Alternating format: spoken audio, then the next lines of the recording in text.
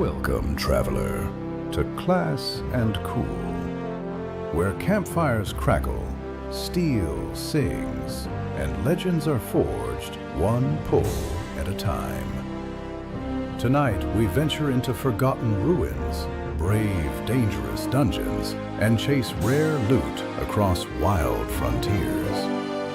Allies may rise, enemies may awaken, and the next epic story could begin with our very first step. Ready your spells, sharpen your blade.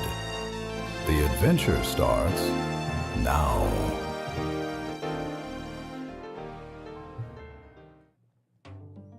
All right, welcome back to Class&Cool. Hope you guys are doing well. Yesterday we had a pretty crazy late night adventure, or misadventure, whatever you want to call it. We were hanging out with the boys playing Monsters and Memories. So this is day 10 of the Monsters and Memories playtest.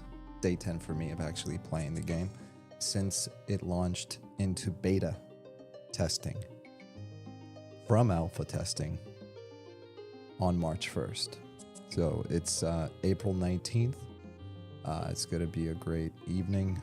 We're just going to chill. We're going to run around, do some trade skills. I'm an archer. Mr. Elessar, that's right, King Elessar himself. No longer Aragorn, but Aragorn Elessar. Jokes aside, if you're first time here, my name is Class&Cool. I check out classically inspired MMORPGs that are either in development or maybe emulated versions like Project 1999, Project Quorum, soon to be formally Turtle WoW, but we're not going to get into that. And yeah, I just like to hang out and record my footage, and it just so happened to upload it, or it automatically gets uploaded as a VOD, so you guys get to see it too. So if you're new, welcome aboard, and if this is something you enjoy, feel free to hang out, just chat and chill, but there's no need to like, no need to subscribe, no need to build the channel. I'm really not trying to do that. If anything, that's kind of gets in the way of the experience. No offense, but the smaller the channel is, the better. Just don't want a lot of attention, if you know what I mean. Now, with that being said, Monsters and Memories, if this is your first time, is a MMO inspired by classic genre MMORPGs such as EverQuest.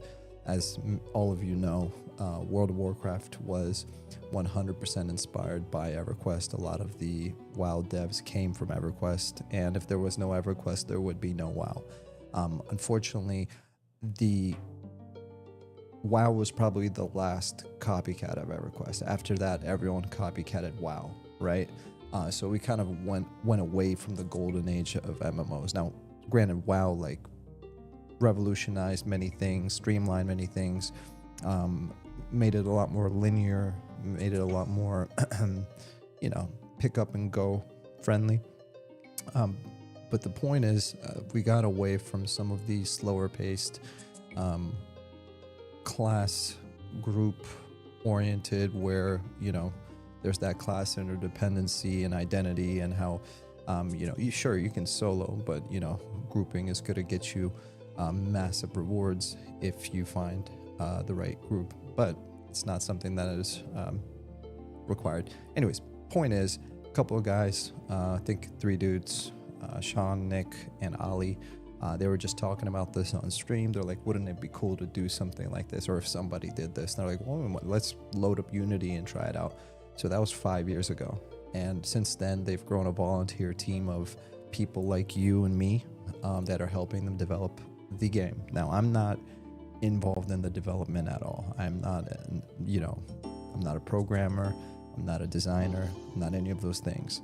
I'm just an onlooking fan. But what's cool about this is it's not a Kickstarter, it's not a GoFundMe, it's not, hey, this game is fully funded until release, all we need is $500 for you to join the alpha. Like, none of that. This is 100% $0 collected from the viewer, from the fan, from the player, right? They've refused money on multiple occasions because they're like, we're not going to take your money until we have a product worth delivering, at least a proof of concept, which leads me to the next step. So we were in alpha testing. That was a part of that. We're in beta testing. Again, this is just testing. And then in June, they're planning on going into early access. What early access is going to be is a $15 a month sub fee, no microtransactions, no in-game things you can purchase. It's just pay a sub, play when you want to play. If you're no longer satisfied with the development stage that the game is in, just back out and come back when it's closer to 1.0. That's pretty much the way they're gonna really ramp up development from there. So again, that was long-winded, but I'm just providing context so that when inevitably somebody asks me in the chat, I can just be like, just watch the intro. Not gonna repeat myself.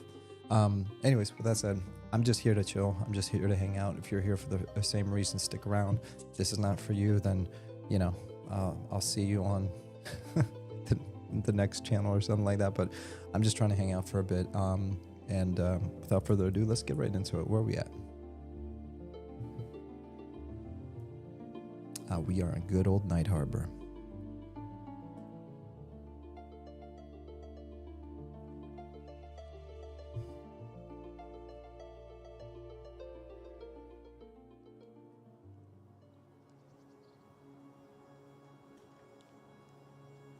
Beautiful sunny day. And this is Elessar, level 12 human archer. I'm actually super stoked that we made it to... I'm super stoked that we made it to the level we made it to yesterday. It was actually pretty unexpected and pretty cool. We got into a croc group, crocodiles. So randomly we were just chilling with the boys, random people.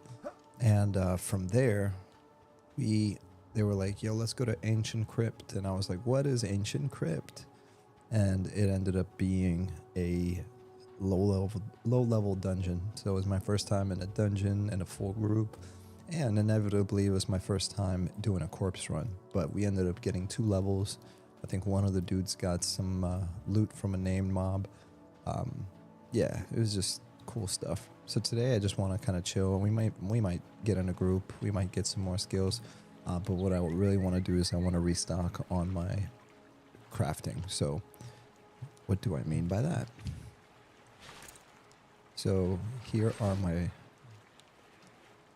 bows. Oh, sorry, my arrows. So I'm kind of running low on arrows, but not really. I mean, I think I still have plenty. But it's one of those things, if you're going to be an archer, you're constantly going to be crafting.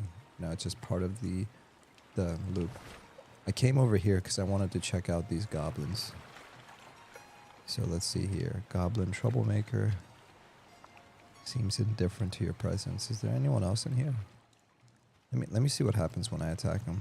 Hold up.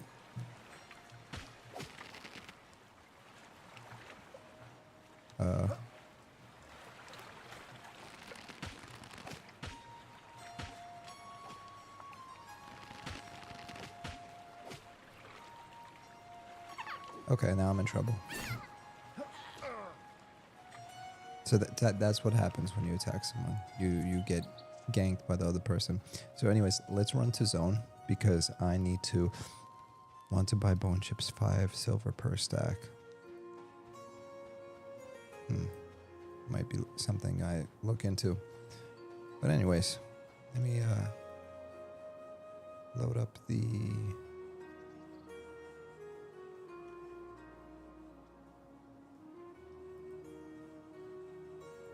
There it is. Classic EverQuest joined. Let's get it, boy. Let's get it, boy. Let's go. Happy to see you, man. I'm glad you got to join the stream.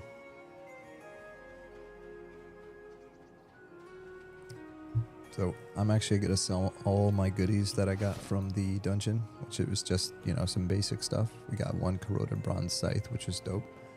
But, what is this? 2-handed, 10 damage, 46 delay. Why is this so far up? Let's move that over here. Okay. Let's go to the...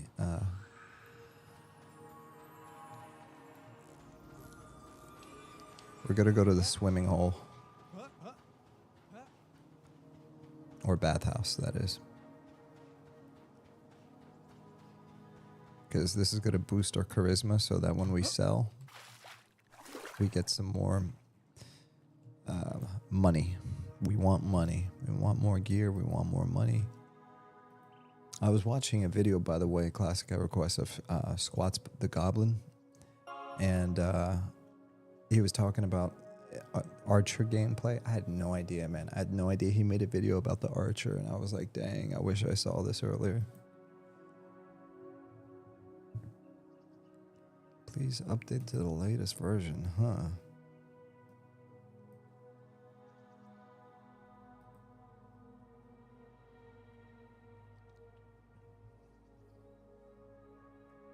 And anyways, what I was gonna say is he was showing off some of the gear he got.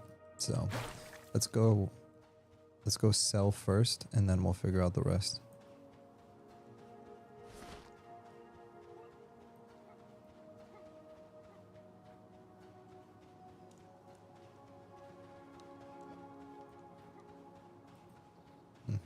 Wait, what is this?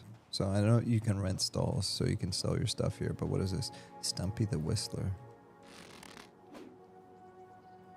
Oh, Stumpy the Whistler squints. What? What just happened? Wait, what? Hold on. I know the goblins were chasing me, but why did he just punch me? Maybe I was attacking. Hold on. Let me see what I did. Your target is too far. You cannot see your target. You tried to slash Stumpy the Whistler, but miss. Stumpy the Whistler hits you for 223 damage. You have been slain by Stumpy the Whistler. Okay. Okay, now that makes sense. And here are the little goblins I was attacking. Sorry about that, Stumpy. Okay, so our first corpse run of the night. Hope that's the last.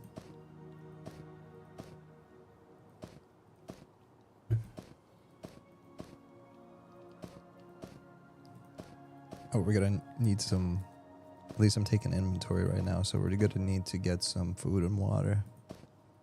I really wish I knew where to sell the lightstone, the greater lightstone. They should make that sell for like 5 silver. That would be like a sweet deal right there. 5, 10 silver, something like that. What's this? This is a bandage? Is it a heavy cloth bandage? Summoned heavy cloth bandage. It is, but it's summoned, so.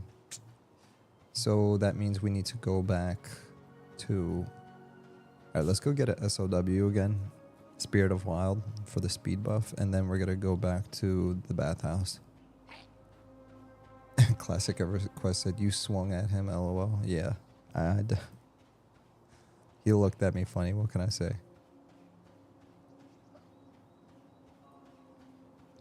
Want to sell steel greatsword, two-handed. Is that a sell?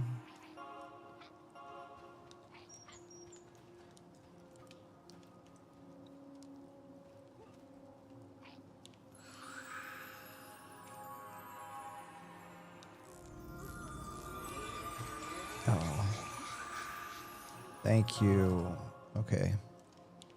Look at this dude, man. He looks so tight. For real. That helmet looks really cool. I want that helmet. Thank you. Thank.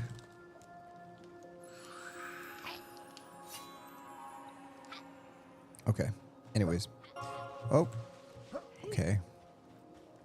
Wow. Thank you again. I wonder if alchemy vendors take lightstones. Alchemy vendors. Alchemy vendors. You just made me think of something.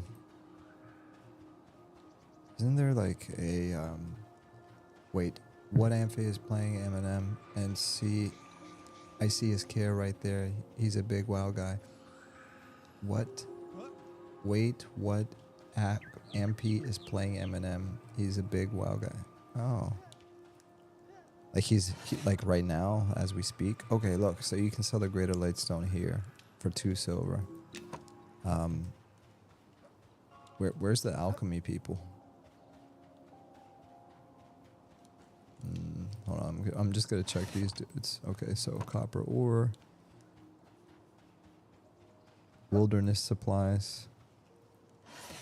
Okay, nothing there. Temple of something. Survival supplies, maybe. Yeah, there you go. Look at that. Look at that, boys. Look at that. Dude, we're about to start farming some will-o-wisps. 6 silver is nice. That's really nice. And I used it too.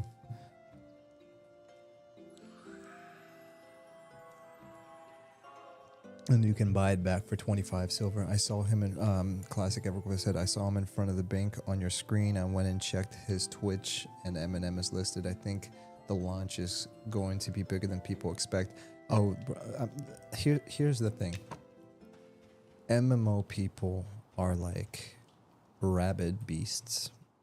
If you tell them that there's a new MMO coming out, it doesn't matter if it's Hello Kitty Adventures or My Little Pony collabing with Hello Kitty Adventures, MMORPG.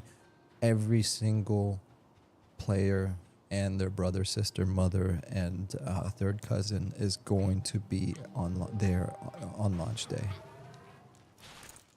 They can say what they want. They be like, I'll never play it. I'll never do this. I hate the gameplay. It's this, it's that. And bro, you know you're gonna show up. So yeah, I'm not for a second am I doubting that there's gonna be a lot more people that come play Monsters and Memories than expected. The question is, do we want that? Like honestly. Do they want that? Do we want that? I mean, oh, and I shouldn't say like selfishly. Do we? Like, who is me? Like, I'm nobody. I do appreciate the community that we currently have. And somebody yesterday came in the chat. He's like, "Hey, I'm originally from ESO, Elder Scrolls Online, and I've tried M&M, and I'm blown away at the community. I've never seen this before." I had another guy that was talking to me, and he was like, oh, he was in my group. So this is a guy that was in the stream. Now this is a different dude in my group. He's like, I came from Dark Age of Camelot. I can't believe how good this is. I'm having so much fun. There's another dude that came from WoW, and he was like, yeah, I'm not used to this kind of gameplay, but there's something different about this. It's really fun. So it's not, you're not like the people that are from coming from EverQuest, the people that are fans of M&M, like we're not hallucinating. Like laymen, normies, everyone else, they're seeing the same thing we're seeing. They're not seeing it on paper. They're not reading about M&M and being like, this is going to be the greatest MMO. It's when they start trying it and giving it a fair shot. Like if they're playing it in good faith, like, hey, this is a different MMO, like Crimson Desert, for example. When the game launched and it had all those control issues, some people just said, oh, this is stupid. This Eastern, MMO single player game that's not an MMO and doesn't know what it is, that has like no story, and it's like it's a sandbox. It's like I want something different, like Kingdom Come or Baldur's Gate, and it needs to be perfectly. No. It's an Eastern single player, formerly MMO that turned into a single player RPG game. It's very sandboxy. The controls are like configured in a way that makes sense to them, but maybe not to a Western audience. And they fixed it by now, but I'm talking about when it first launched. For the people that stuck around and fought through the pain of learning how to play Crimson Desert, they're like, this is game of the year. You know what I mean? It's going to be a similar experience with M&M. There's going to be a lot of people that find out about M&M, have zero context, hop in and hop off. There's going to be people that hear a little bit, hop in, ask questions, and maybe it's still not for them. And then there's going to be people that are hopping in, giving it a fair shot, trying it in good faith, and they're probably going to have a similar experience to what everyone else is having. Tattered cloth. So wait a minute. Hold on. I'm doing all this talking, but I need to do some crafting. So I'm going to save the cloth. I'm going to sell this, though. Used weapons dealer. Okay, here you go. Corroded bronze scythe. Sell that. Sell that. Okay, we got our seam ripper right there. So what do we need? We need Lumberjack, satchel. We gotta go to the bank is what we need. Hide scraps, raw hide scraps. This is just taking up inventory space for no reason. Oh, there's my tailoring kit. I'm tripping. Right there. And my fletching kit. So everything I need is right here. Give me a second, guys. Okay. Training survival pouch. Tailoring kit. Okay. Tattered cloth shirt. And wait. There you go. Sorry, wrong bad. I'm just trying to get my tailoring. So yeah, like the launch is going to be pretty huge. But and what I say is like, my question is, do we want that? Is sometimes having too much attention is not the best thing in the world, at least when the game is unfinished. Like if you come to me and like, let's say I'm taking an exam and you're like, hey, Class&Cool, I've seen you do this exam before, right? I've heard great things from other people about you. You're so amazing at what you do. I want to bring the entire university and show off how amazing you are at finishing this exam. And I'm like, yeah, sure, that's cool. Just, make sure that, you come at a time when it's appropriate, whatever. And let's say they show up when I've only completed like 20% of the exam and I'm stuck on a question. And I have 80% of the exam left to go. And the entire university just comes and smothers me. And some of them are cheering for me. Some of them are hating on me. Some of them are yelling answers and they turn out to be the wrong answers. And you have all this noise and commotion, and you're supposedly this great exam taker, but now you have the pressure and the eyeballs of the entire university either telling you how to do it or giving you the wrong answers unintentionally, or intentionally just, being bad in bad faith, right? That's what I'm worried about with these MMOs, especially the indie ones, the passion projects, is that when you get so many people, so many voices, so many opinions, trolling or, everything, the good, the bad, the ugly, everything in between. It's a lot of pressure. I'm just giving you basic common sense human analogy using that exam. And it's the same thing for these guys, like they still have a game to build. Like once June 1st comes and they still go into early access, they're going to have more work than they even have now, because then they're going to start to be taking funding in the form of, paid subs. And then they're really going to have to work on delivering, right? No pressure, right? But that's a lot of pressure. So if in a perfect world, I'd say if there was a healthy sub count, the people that kind of heard about it or have already given it a shot, maybe they were in beta and alpha, maybe they told their friends and colleagues about it and they're already interested in, and they're there to support the development of the game and they're enjoying it. 15,000, 20,000, that's like a reasonable number. That would get them to where they need to go so that when they get to 1.0, maybe they want to, right, it's going to be on their launcher, but when it goes into 1.0, like now we're Steam ready. We're ready for all the eyeballs, right? At 1.0 launch, when the exam is finished, when every T is crossed and every I is dotted, sure, bring the university, the exam is done, put it on the projector, share it with the world, But a lot of people don't understand what early access means. They don't know what beta testing, they don't know what alpha testing means, or they have been tainted by all the other development companies that have misused those terms. Like everything's early access now, This is a dev team from the old days where our definition of beta and alpha and early access was completely different than what it is now. And the community, especially the MMO community, has been brainwashed to believe early access is something else that it's not, right? It's not a finished game. It's barely even a launch. It's basically like, hey, we're giving you early access to an unfinished game so you can contribute to its development and provide feedback. Holy moly.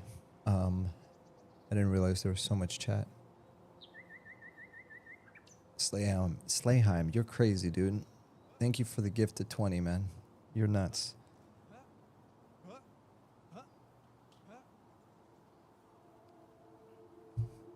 Let me back up. Classic Everco said, I wonder if alchemy vendors take light stones. Okay, we already found that. Yeah, so you saw the WoW player at the bank. Classic Everco said, I saw him in front of the bank on your screen. I went and checked his Twitch and M&M is listed. I think the launch is going to be bigger than people expect. Yeah, that's exactly what we were just talking about. Based on what you said, obviously. Classic Everco said, ooh, survival, nice. Classic EverQuest said no. Run It said, you're talking about me, LOL. What's going on, man? Slayham said, let's get it, baby. Thanks for the stream with the $20 chat. I appreciate that, man. Don't ever do that. Don't ever do that again, man. I'm gonna refund you everything. You know I don't like that. I'm just kidding. It's not. That's rude. But saying you don't like something after somebody does something nice to you is rude. You know what I mean. Like, genuinely, not a dime from anyone is necessary ever. But I appreciate the appreciation. So thank you for that, brother. What were we doing? Oh yeah, we were using our sewing kit so we can get some cloth. So Classic EverQuest said Slayheim is a legend. Absolutely, he is. He is. And by the way, if you guys haven't already, go check out Classic EverQuest's YouTube channel and Slayheim's YouTube channel. They're both legends. They're amazing, and they're actual content creators. Unlike the slop that I put out there, you guys should definitely take them out. Take them out. Take me out to the ball game. Take me out to the ball. Jewel Craft. Legends, mate. Slayham said, hi, Classic. Hi, Run It. Ublonsky. Yo, Slay. Classic EverQuest. Sup. Slayheim. Hi, Ublon. Okay, so. And hi to you guys too, by the way. Ublonsky. Hi, Run It. What am I doing? Oh yeah, we're going in the right place.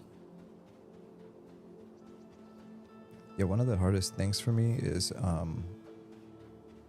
trying to balance chat and stream and whatever the heck I'm trying to do here at the same time.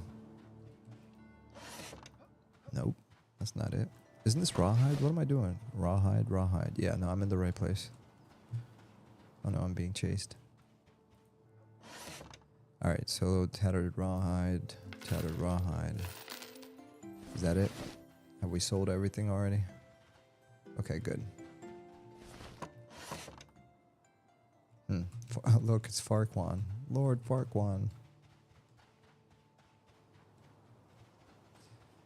Alright. Ublonsky said, I watched some of your stuff also, Slayheim.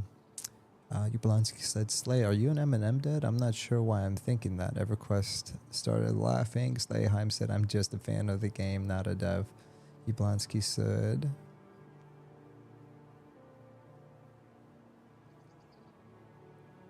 holy crap, that's a lot of chat.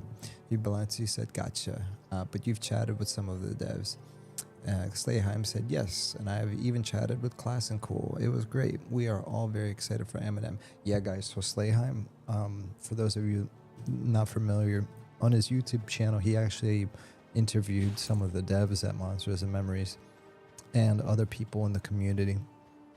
He's, it's like really cool, actually. You should definitely check it out. All right, what do we got? We got mining. I get my torch out. It's getting a little dark.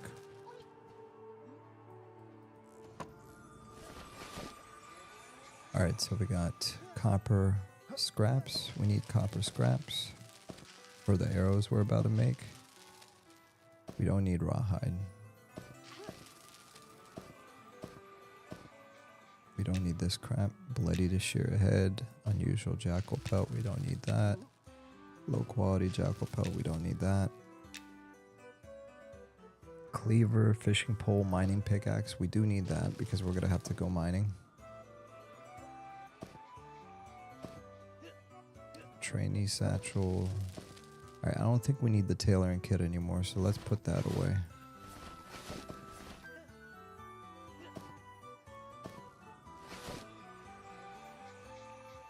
Oh crap, we have a lot of money, dude. We got 32 silver. That's crazy. Yeah, I know why. That person we were grouping with yesterday gave me 20 silver out of nowhere. That was insane.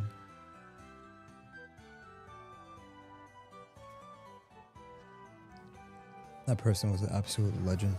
All right, let me see here. Where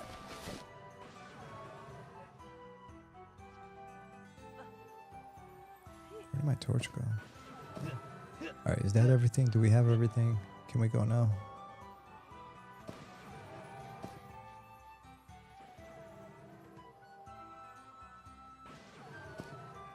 Okay, I think we can go now. Oh, look. It's Charlotte. I wonder where Charlotte's web is.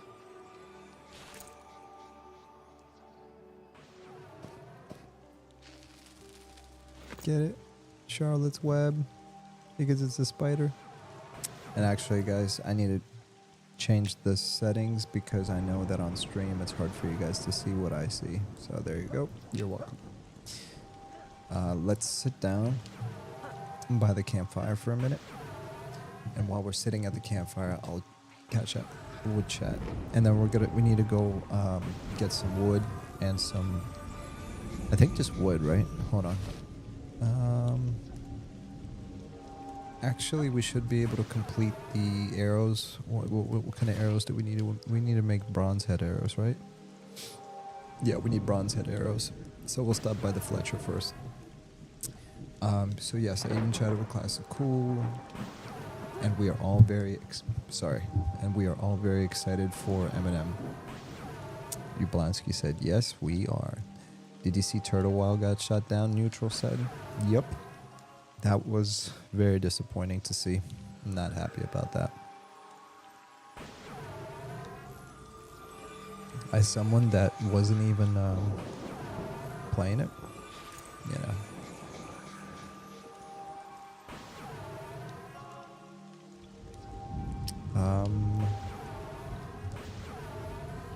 6, 8. Thornstar wants to sell. Trainee survival. Thornstar. Yeah, let's buy 2. Tell Thornstar. Can I please buy ×2 rawhide satchels?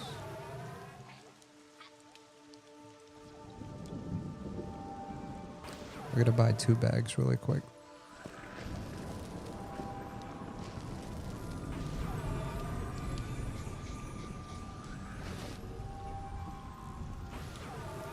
I'm gonna turn this down really quick because there's a lot going on.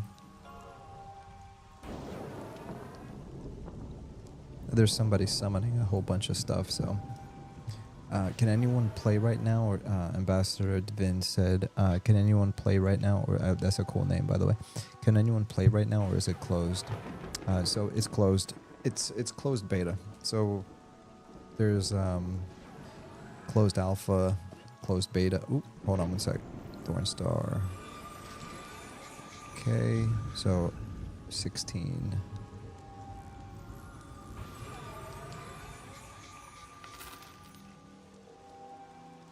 Crap.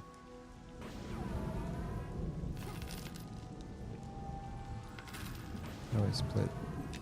So, how much do I owe him? 16? Yep. Oh, hide satchel. Trade. Okay, where is he? Val. Thank you. Let me go inside where it's not raining. Too much going on over there. Alright, rawhide satchel.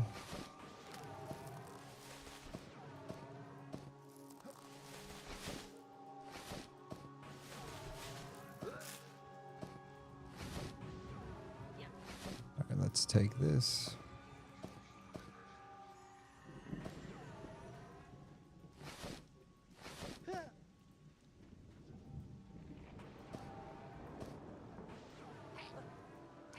cool. We got some new bags. All right, cool. My inventory space just increased by a decent amount. Put our cloth scraps over here. Let's put our tailoring kit and our fletching kit over here. And let's go ahead and go make some arrows. Now that we're all organized.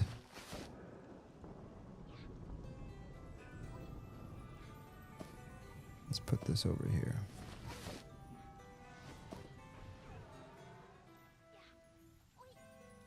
Can I put this here? In the shared slot? Probably not. Okay, let's keep going. So Ambassador Devin, it's a closed beta testing phase right now, but they're letting people in all the time. So, for example, they let in 500 people this week on Monday, I think, or what was it? I'm tripping. On Friday. Oh, crap. Yeah, so as you can see, this is what a beta looks like.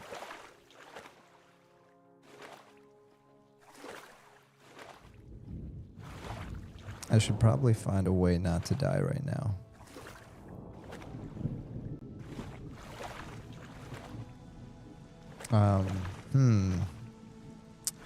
So reload maybe?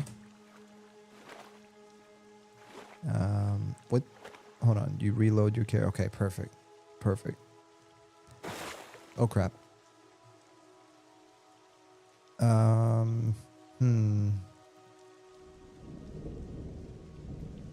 Alright, I guess this is my sign to get caught up on chat. But you can sign, yeah, so Classic Cover said, but you can sign up. Neutral said it's close beta, but lots of invites go out every Friday. Slayam said, I appreciate it, man. It's all good, but you've been showing me some love and support on this pod as well. So it's all good, no worries, man. You deserve it. I appreciate that, brother. Thank you for the love. Classic Cover said, I put the slop. Take that back. Neither one of you, Classic or Slayheim, do slop. You guys do amazing quality stuff. How do I get myself out of this mess, man? Let's do petition was leaving the bank and running towards the west gate, and while on the path, just running, not jumping, I fell through the floor. I'm now in water underneath the city, and I can see all the buildings. I'll stick around till someone TPs me out of here. Thanks. So category character stuck. And stuck in terrain geometry, falling through world. There you go. Submit. Alright, so I submitted a petition. They should respond pretty quickly. Man, I hope they add M&M as a category on YouTube. Yeah, you know what? I was doing research about that. I'm kind of hoping they do that sooner rather than later.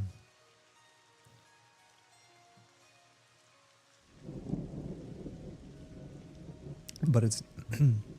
excuse me, it's not up to Monsters and Memories. They don't get to decide on that. It's a YouTube thing, and there's no like rhyme or reason sometimes of when they add it or how they add it. At least that's what my limited research told me. Maybe somebody else can tell me otherwise.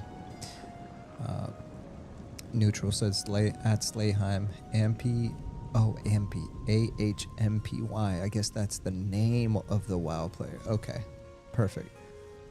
At Slayham, MP, the top classic raid leaders going to play and stream M&M. Dude, that's nice, man. I'm happy to see that, man.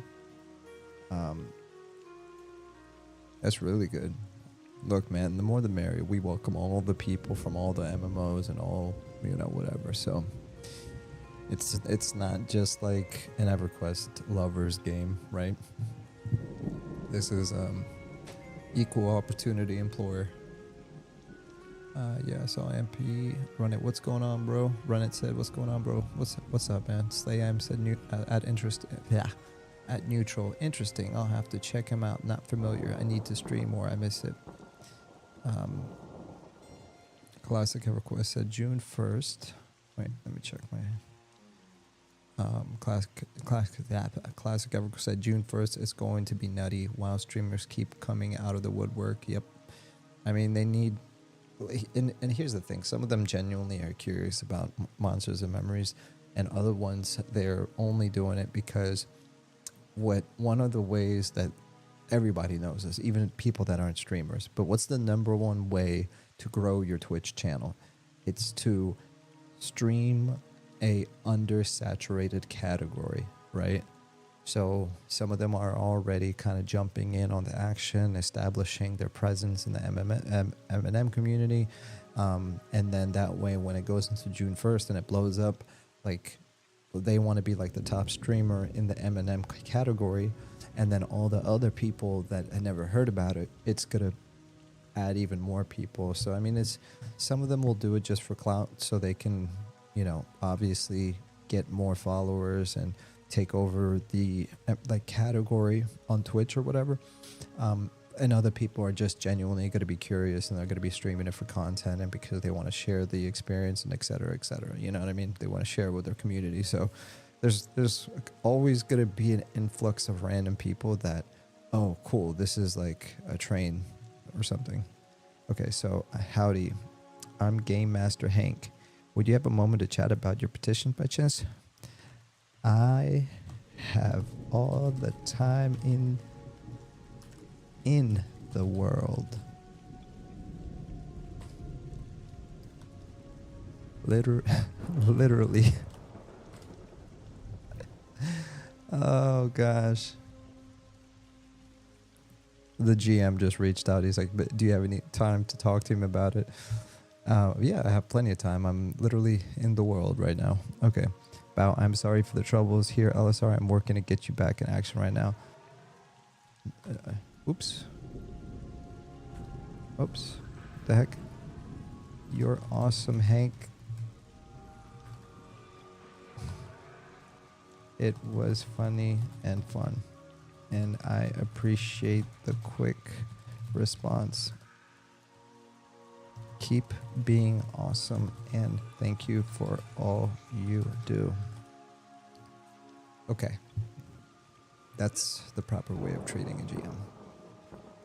Now, Slayam said it's going to be crazy. I hope the serverless world can handle it. Even in beta, it's hard to find a spot unless you go to fail and draw. Even in beta, it's hard to find a spot. I guess. Let me see. What do you mean by spot? Because I think yesterday I got in a group super quick. Hank said, entirely my pleasure. Always happy to help. You take care and best of luck on your adventures, Elessar/Wave. Oh, that's so nice. Okay. How do I move the GM chat? Okay, he's already ended it in chat. What the? Whoops. Mistel. Alright, let's go back to... So what were we doing? Oh yeah, we were going to the Fletcher. I want to see what kind of arrows I can make. Atari said, hi chat. Hi Mr. Cool. Hope everyone is doing well. Hello Atari. Good to see you, brother. Good to see you, brother. Classic EverQuest said, in EQ you could die and summon corpse because Z access doesn't matter, but I learned it does matter on this game. Oh, okay. Atari said, hello Classic EQ and Stayham. You're both. Hope you're doing well. Classic EverQuest said, hi Atari DC. I'm well. Hopefully you are too. Alright, let's see where we're at. Level 12, you're cruising. Want to group up tonight? Heck yes. Pandaran just hit me up. He said he wants to group. Let me, crafting. Accept. We are officially in a group with Pandaran. Pandaran's the man. If he can't do it, no one can. Okay. Let me first buy my level 12 skills. So no, level 13. So level 12 is caltrops. We got that yesterday. That's I think my first trap I've ever had. And then level 13 is anticipate. Anticipate an ability scroll. Scribe this in the innates tab. Blah blah blah. Anticipate enemy aggression, granting you a 100% chance to parry incoming melee attacks for 15 seconds. That's interesting. Ooh, but I want oil trap. Oil trap. Place an oil trap at your feet, reducing the movement speed of the first target that triggers it by 50% for 20 seconds. Additionally, illuminating shot can consume this effect to activate flash fire, which is the damage over time, by the way. And flash fire burn your target with a flash fire, dealing 4 damage at level 1 to 64 damage at level 60. Fire damage every 6 seconds for 1 minute, so damage over time. That's really cool. I want that, but we're not going to get that. We're going to get anticipate, because once we're level 13, I don't want to run back to the city just to buy that. Okay, next. This is our fletching table. Oh.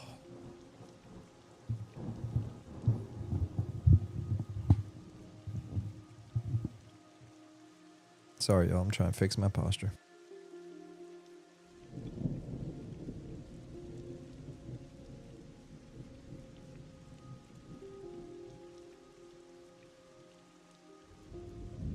There we go. All right, so what do we need? We need bronze head arrow. Oh no, we can't make that yet. Bronze scraps, copper head arrow. You think we can make 1,000, or we need wood? We need wood. We need wood. Let's go get some wood. Do I not have enough wood? Hold on, I do have enough wood. What am I saying? All right, let's try it. Craft. You craft copperhead arrow. Boom, just like that. Copperhead arrow. Let's craft another one. You craft another 1,000, just like that. Stonehead. These are all stonehead arrows. Copperhead. Copperhead. So I really need more arrows. Copperhead, copperhead, bronze head, copperhead. Okay. So let's try to make some more. How much more? I just need more wood, right? Oh, I need everything. I need copper. I need... Okay. All right. Here's what we're going to do. We need to go on the grind for a bit. Just me now, but Buddy Orkin is joining soon. Anywhere you want to head out to? Right now, I'm just catching up on some crafting. Gonna grab some wood and ore to finish my arrows to prepare for tonight. Yeah, so we're gonna do that first.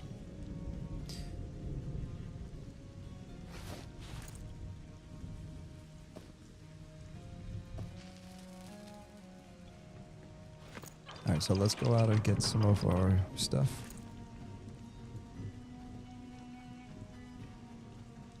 Should we chop some trees first, or, well, I guess we'll just do a little bit of everything.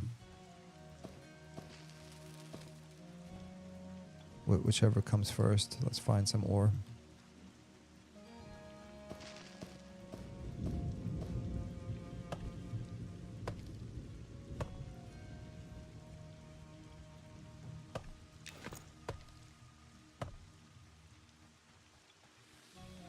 And while we're at it, we should also kill every single...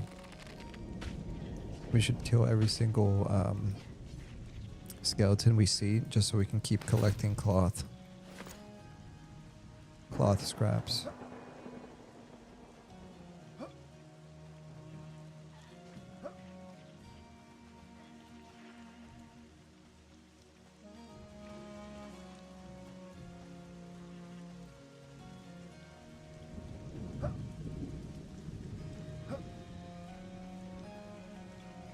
Oh, these little goblins. They're always up to no good. Alright, well, I'm gonna go over here to chop some trees.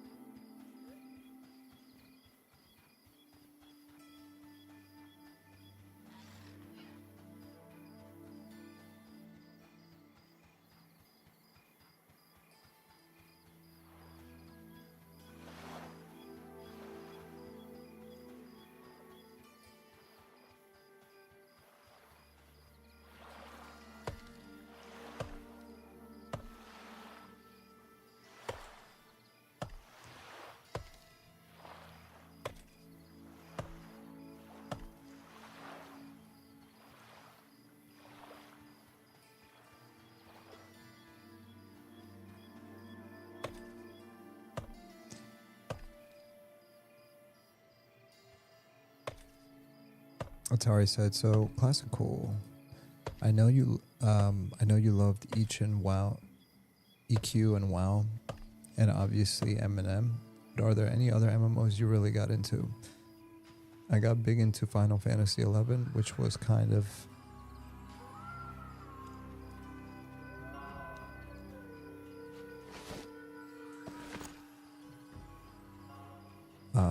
I got really into Final Fantasy XI, which was kind of a Wii BQ, Asheron's Call, Warhammer. I did every single one of those, Atari, except for Final Fantasy XI.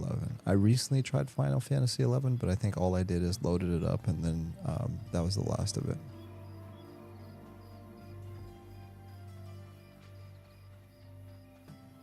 Sorry, I didn't realize all that was off. So I played Asheron's Call. You know what I really liked? I liked Arcade when it first launched. I liked the crafting in Arcade. I thought it was really fun. I also liked Warhammer. The PvP in Warhammer was good, but nothing compares to the experience I had when I played Dark Age of Camelot. Dark Age of Camelot PvP was top tier. I really enjoyed that. It was a blast.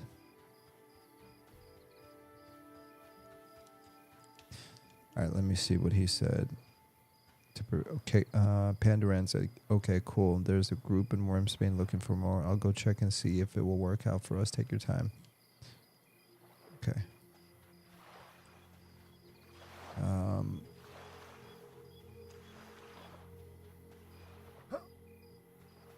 Okay, so now we need some ore. I think we got enough wood, right? We can go for a little bit more wood. I feel like if we want more wood and ore, we should go to the north gate. So that's what we're gonna do. We're gonna get our mining pickaxe, and we're gonna focus on getting some ore. EQ, not each. LOL. Yeah, I figured you meant EQ, Atari. So. Yeah, but I mean, honestly, I guess your question is specifically that I really enjoyed, but I mean, I've tried every single MMO, right? Kind of like when I was joking about how MMO players will literally try any MMO that comes out, you know? Yeah, I kind of realized though, we treat MMOs similar to how we treat regular games, where we expect it to come, like a new game to come out every year, every few years, you know. But they're just so complex and hard to make. I feel like setting the expectation that like a new MMO doesn't come once every 5 years. It's like once every 10 years maybe. And I think maybe that's part of the reason why so many of them have failed, is they've given themselves unrealistic expectations on like completion dates, you know.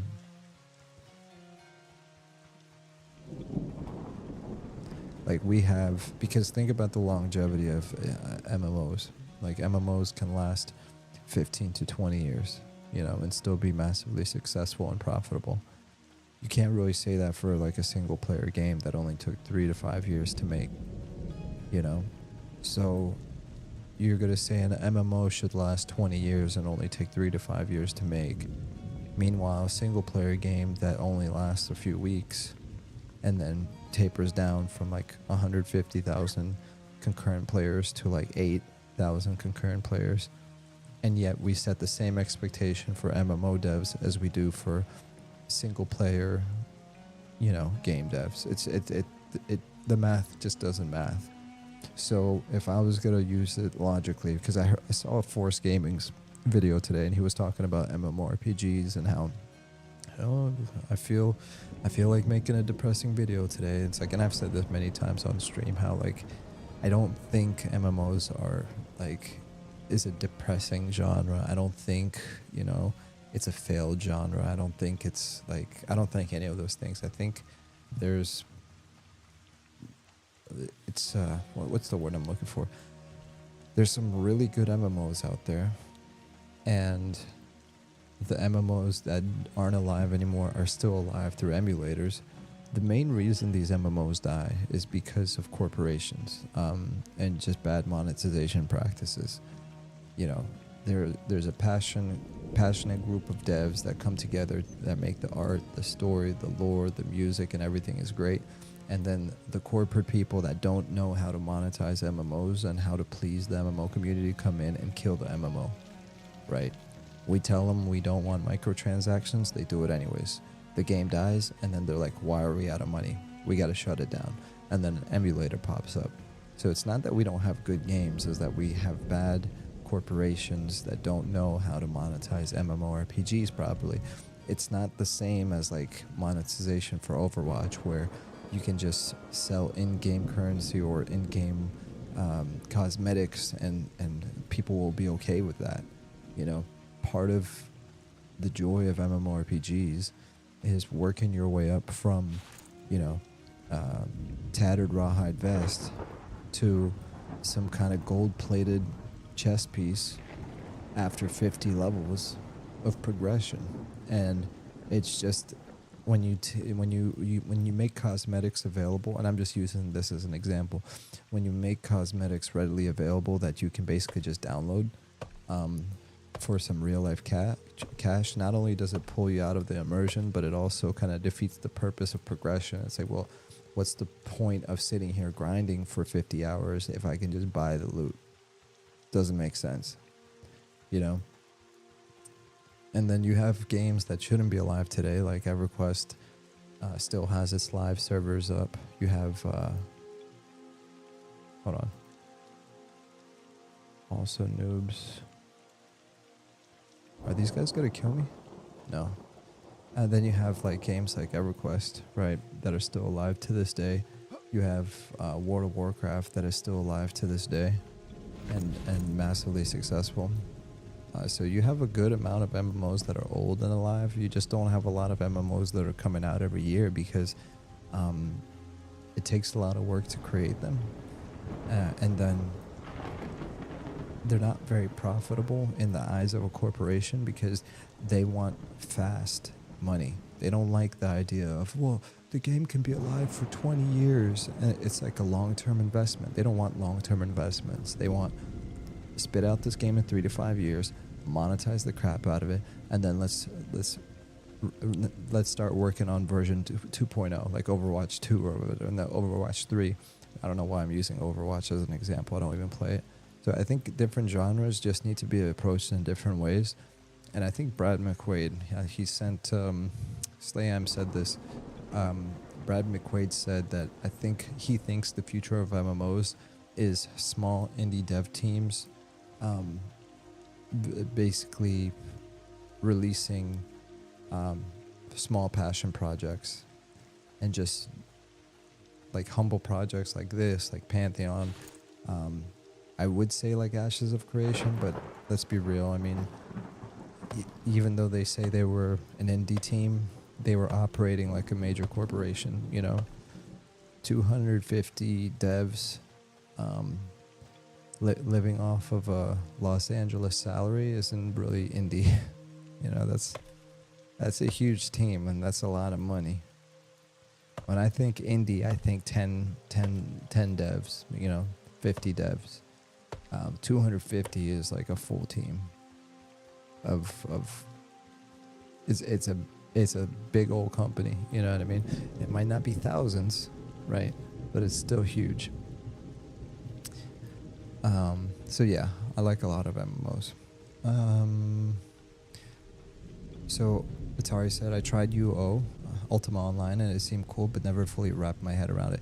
So I never tried on Ultima Online. I never got a chance to, or I never set the time to. I actually played Ultima 7. I think it's Pagan or something like that. Ultima 7 or Ultima 8. So before Ultima Online, there was all the Ultima games, like 1, 2, 3, 4, 5, and 6, and 7. And I played, I think it was Ultima 8, yeah. Let me kill this guy real quick. Oh, he's already dead.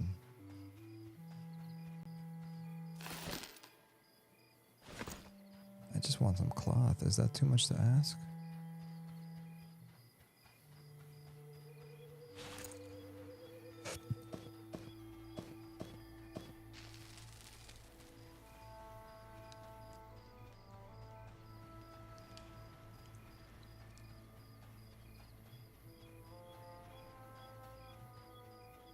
Alright, so right now we're just looking for some ore. Oh, there's some ore.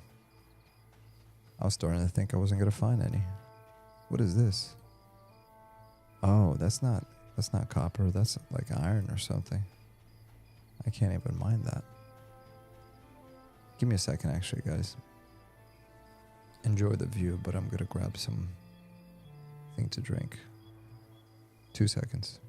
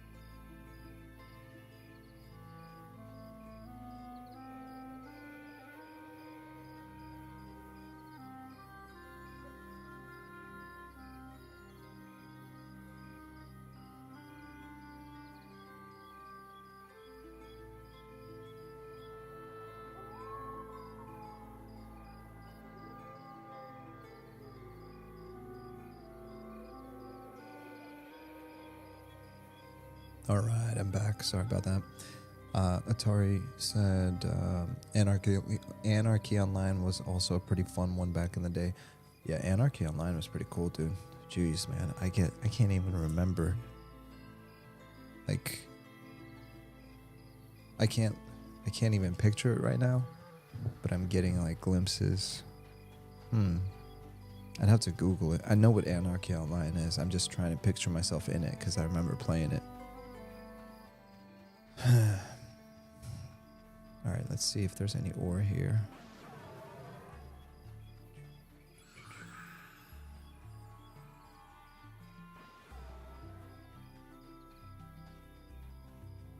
There we go. No way. Normally I find ore here all the time. I don't know why I can't find it. Slayheim said, well said, preach. Yeah, I mean, and I didn't mean to sound preachy, you know, as far as like the whole MMO thing, but you know, it's you know, it's not as bad as it is, as people make it out to be. I think we're just not comparing it properly, you know. just can't apply the same kind of logic for you know, a massive world with like 10 different races and 10 different starting cities and 10 different skill sets and 10 different, you know,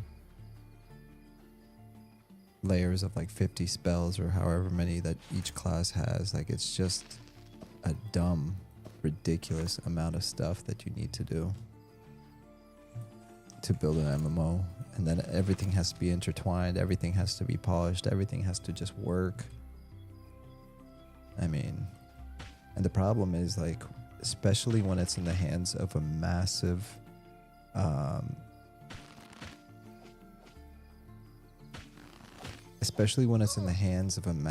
dev team, that's when it's really a mess, because you just have too many hands in the pot, man.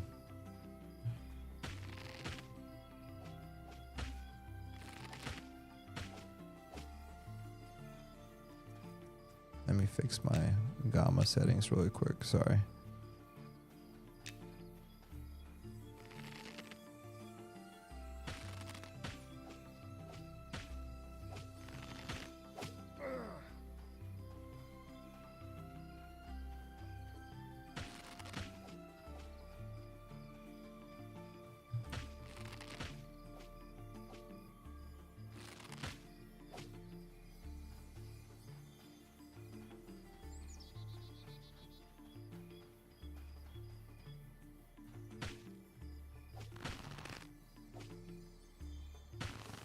Nice. Ooh, burnt out Lightstone. Sucks to suck.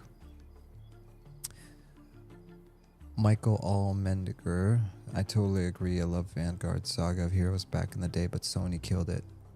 Yeah, like Vanguard Saga of Heroes, man. I didn't even get a chance to play it. I was too busy doing other stuff when it launched. I barely even knew it existed.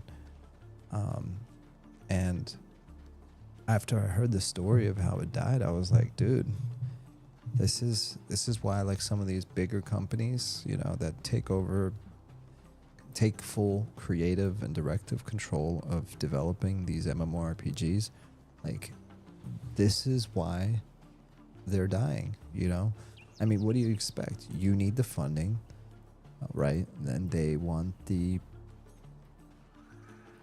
want to sell the product, you know, so they can make money. Like, duh, you know, it's business 101. But so at least now I know where to get I think they updated something. Yeah, I can't harvest any of this. I need to leave this zone. There's nothing for me to farm in this zone.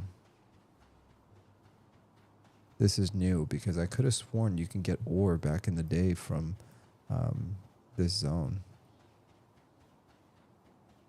Maybe I'm wrong. Dune's Madman, ready to strike. I'm not going to fight that dude. That's just not worth it. So, yeah. But, you know, also with these dev teams, I mean, a lot of them are in the indie dev teams, though. I mean, some of them are just too inexperienced, you know. It's just not easy to do something like this. Like, even the Monsters and Memories team, like, that's why I said when they do go into early access, when they do get closer to launch, I just hope that, yes, they get the funding they need, but also they don't get overwhelmed by all the attention. You know, it's one of the reasons why, like, a lot of times I start the stream saying, please don't like or subscribe the video or the channel, because I don't want this channel to get big, you know. I don't want there to be thousands of people here. I don't want there to be... It's just... sometimes having too much attention is not a good thing, you know? Maybe if I was like 16, I would want attention, right? Like, I would want to be surrounded by people. I'd want to be the most popular kid in the room. You know, I want to make, like, whatever. But I don't want that, you know? Because there's a price to pay with that kind of attention, and it could lead to massive success for Monsters and Memories, but if they get all that attention at the wrong time and too early, it could also have counterintuitive effects, and that's kind of what I'm worried about. So a lot of these dev teams, you know, I've seen them, you know, I've seen dev teams just as passionate as Monsters Memories, you know, and they start with funding too. They have GoFundMes, they collect money, they made $100,000, and then because they don't know how to manage or build an MMO, they end up mismanaging the funds or just running out of money genuinely, and it's not their fault, but they fail, you know, the MMO dies. So there's those two spectrums. You have the hyper mega MMORPGs that are just huge and like just too big for their own good, the corporations or whatever. And then you have the really, really, really small teams that are just inexperienced, you know, and inexperienced to the degree that they don't know what to do with the crowdfunded money that they do get, right? That's why I like the way, like, keep saying, like, what's his name? A Loving Robot is approaching this whole situation where he's like, I'm not gonna take any, I'm not even gonna ask for any money or funding until I have something that I would call a proof of concept that's actually worth sharing with somebody, like something that they're comfortable, that they are actually enjoying or playing, you know. Then we can start talking about funding, right? So they've already got into the proof of concept stage of saying, hey, look at what we made. It's fun, according to you guys. So now, if we're going to take this development more seriously, then yeah, it's time for some funding. But we're going to do it in the form of like a sub fee, you know? It's like, you want to play? Well, here's the amount you have to pay, right? And then we're going to use all those funds to finish the game. And that works great because they used the past 5 years to basically get experience and stick to their guns on like what they're going to, how they're going to develop the game, etc., etc., etc. And I just hope that they continue to stick to their guns after. Bro, I'm so okay. I give up. We're not doing any more of this. Yeah, man, it's just hard as heck, man. It's hard to develop a game. That's the net of it. Doesn't matter what kind of game it is.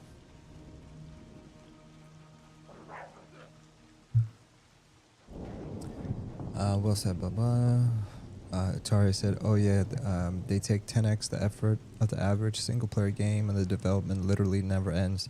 Yeah, so it's like if you have an MMO that takes 10x, if an MMORPG takes 10x the effort of an average single player game to develop, and let's say the MMORPG releases, in what universe should the MMO community say, awesome, okay, the game released, I'm playing it right now. Okay, now when's the next one coming out? It's like, whoa. Hey, play this one for 20 years and then we can talk about the next one.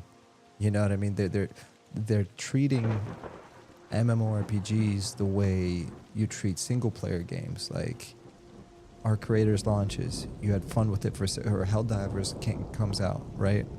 It's massively successful for like 6 months and then it kind of like tapers down to, you know, an average player count. And then you're asking for the next one. It's like, oh, okay, what's next? And then a year later, Arc Raiders comes out. It's like, oh, okay, this is great. Game of the year. Okay, what's next? Right? And I feel like those games only last 6 months. But you expect an MMORPG to last 20 years, and it needs to come out every single year, like a new MMO every single year. You know what I mean? Like it just the expectations are skewed, and I think because those expectations are set by the players and that pressure is applied by the players onto the devs, we inadvertently help kill these MMORPGs because of the pressure we apply on the devs. And I'm not talking about the big ones either. It's like we take the pressure that we should be applying to these major companies and we're applying it to indie devs and giving them unnecessary expectations and then telling them to do it again and again, like every year. Yeah, it's just, you just apply a little bit of basic common sense, and then like immediately you're like, oh crap, yeah, maybe we're the problem. Anyways, so yeah. Atari, yeah, Yablonsky, yeah, Vanguard is seriously a sad story. The game had it and just needed to be dialed in, but now it's gone. Yablonsky, and it's gone in the truest sense of the word gone. Like, they don't even have the code for some of the quests. Like, they have, Zukin was talking about this in the Slayheim interview, and he was talking about how he loved Vanguard, and you can actually play Vanguard right now, but from what I understand, and maybe this has changed, is that they don't even have access to all of the quest code to be able to really make it a full game or finish it or something like that.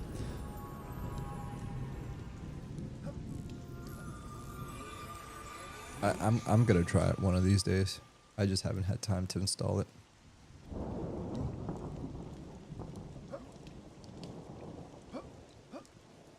Look at these savages. We're over here begging for Sal. Michael said, Yablonsky, try the emulator. It has Discord and usually 10 people online at any given time. Yablonsky said that code is somewhere. That's crazy, though. That's a crazy thought. Wonder if someone could buy Vanguard code. Yeah, that would be awesome. Hi there. Mind if I get a Sal? It still feels like all these years later that MMOs have so much untapped potential. They do. They do, because we still haven't even seen... Every single MMO since WoW has been a team that says, look at WoW's success, let's imitate it, right? There hasn't been a lot of attempts of just being like, hey, how about we make an MMO but just like make it fun? Like, let's not make it like WoW. Let's not copy the formula like for like. And that, that's kind of like what Monsters and Memories is doing, but they're saying, hey, we will do some copycatting, but let's copycat the other game. Not this one, not WoW, but remember that other game, EverQuest? The one that WoW got its inspiration from? Yeah, let's copy that one, And, I mean, that already in and by itself is trying something different, because it's already different than what 99% of the other dev teams are doing. Everyone just wants to make a WoW killer.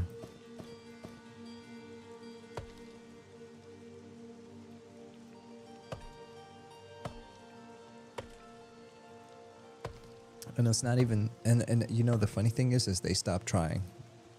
Like, you don't ever hear about like WoW killer this, WoW killer that. Like, it's over. The last game that attempted to be a WoW killer was Ashes of Creation. And that was like maybe 4 years ago. 4 years ago was the last time I heard content creators talking about like Ashes of Creation. It's the real WoW killer.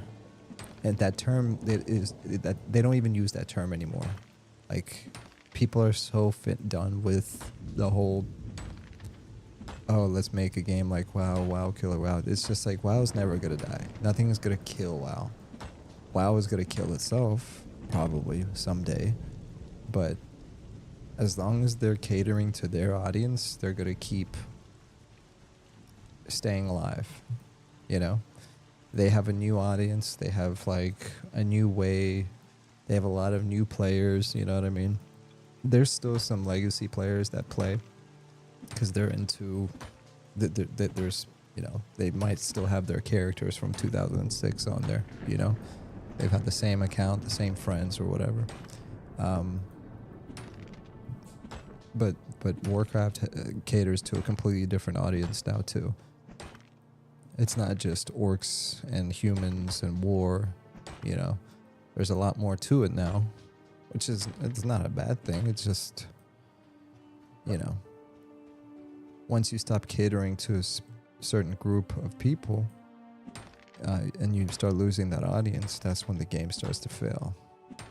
And that's what I like about M&M too, is it knows who its target audience is, and as long as they stick to that, I think they're going to be in pretty good shape. You know, what's that saying? A game for everyone is a game for no one. You just need to target a specific audience. Call it a niche, call it whatever you want, and focus on that.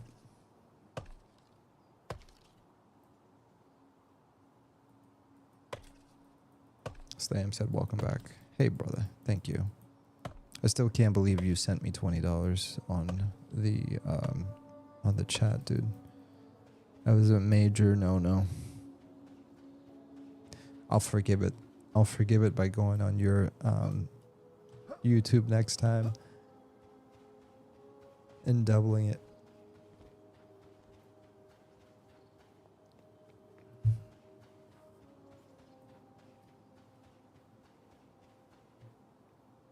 Are you cutting the tree, or I don't know what you're doing?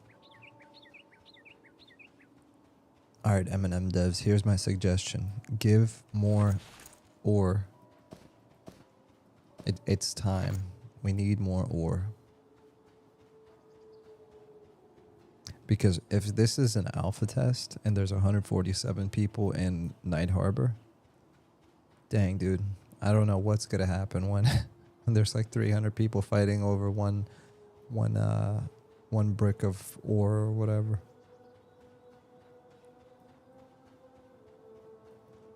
But I think it's my fault, because here's the thing.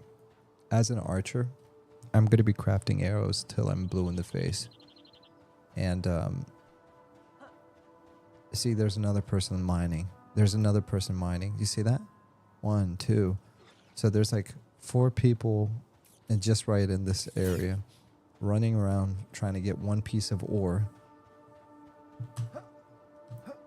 Oh, I got lucky. Or they should just make it randomly generated. They should make it more random, because right now they're all spawning in the same place, and people just run in circles around that, and then that's it. It's basically like somebody taking a camp. Once one person takes the camp is taken. And if they want, they can be there for 8 hours.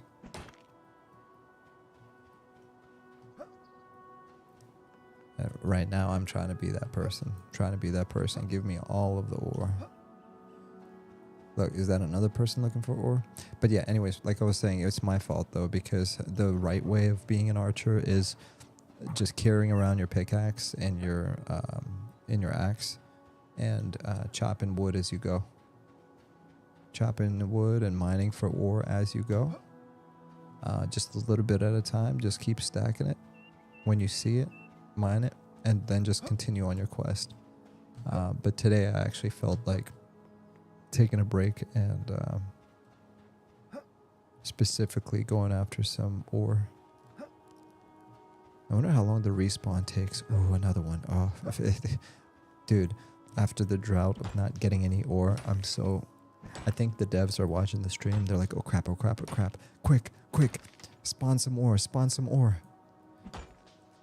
He's complaining. We can't let Class&Cool complains. He's the #1 glazer of M&M. All he ever does is say nice things. Now he's saying bad things. No, we're losing him. Ooh. Yeah, they're definitely, the devs are watching. They're spawning it in. That'd be funny if they just spawned in like a whole bunch of ore and it just landed on my head like an Acme anvil and just crushed me. You know, like, there, how you like them apples?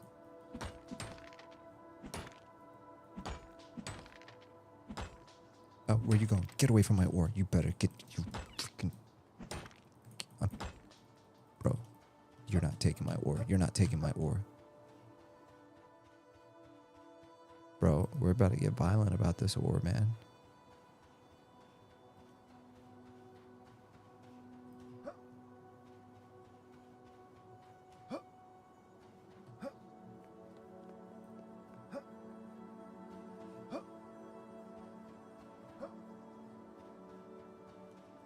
All right.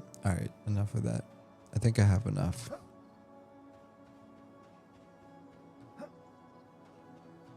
You guys see any more ore? No. Hey, look at this. Maybe there's some in here. That's weird.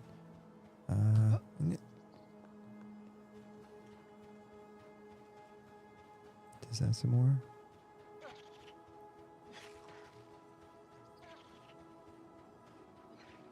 Trying to see. I'm trying to use my eyeballs. I know that there's a specific place where they are, but I'm trying to use my eyeballs. Maybe I'll get lucky.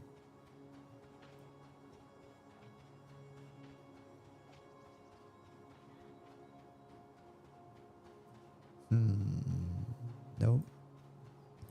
There's usually some right here somewhere. Maybe it respawned. What? Alright, if we get lucky, we might be able to make it. Nope. Nope.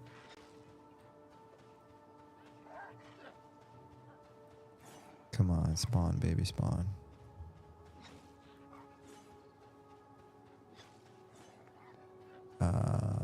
Saying Ultima said, saying wide, oh, saying you.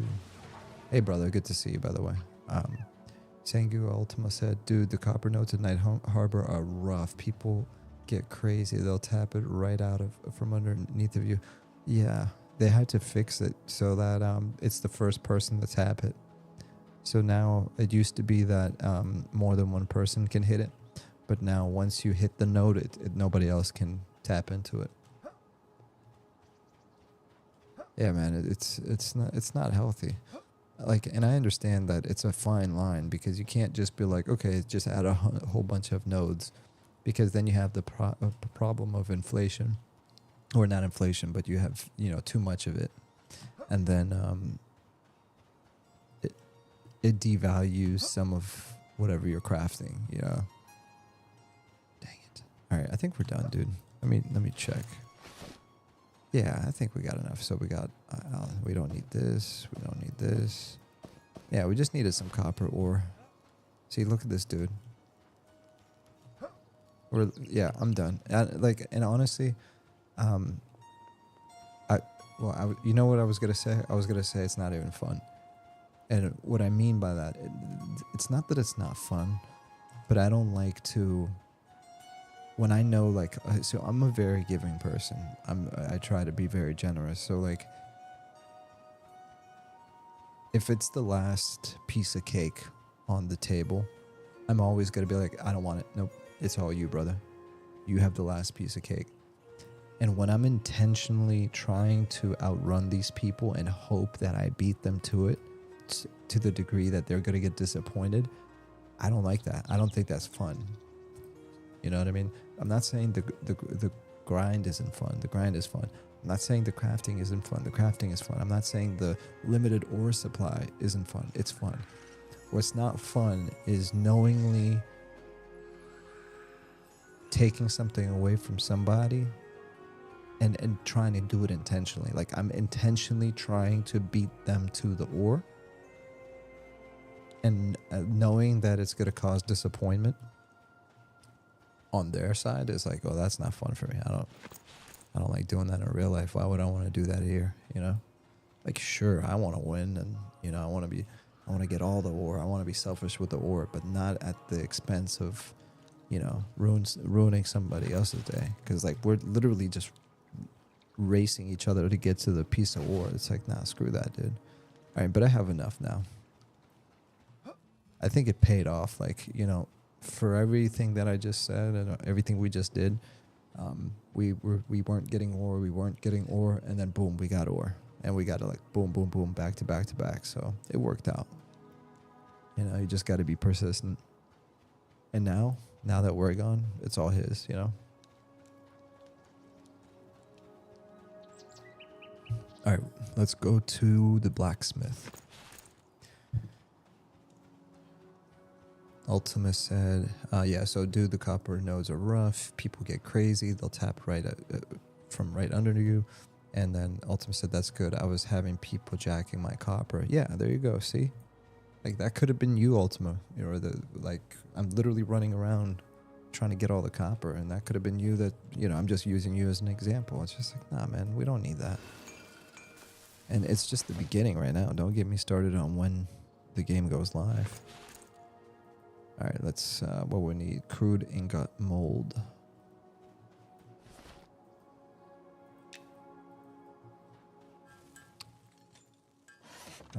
Crude ingot mold.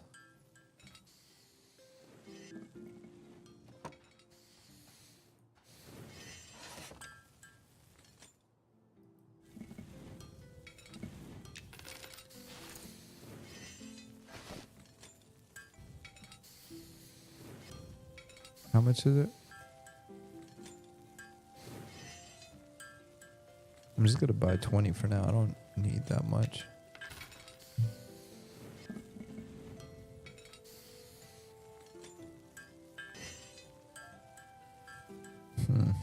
Yeah. Everyone in my Discord is, well, not everyone, but now everyone in my Discord is starting to talk about the Turtle WoW death. Yeah, it's not fun. I mean, I posted something about it a few days ago thinking that, you know, no way. I mean, not no way. Like, it was like, honestly, it was surreal. I was like, woof, you guys seen this?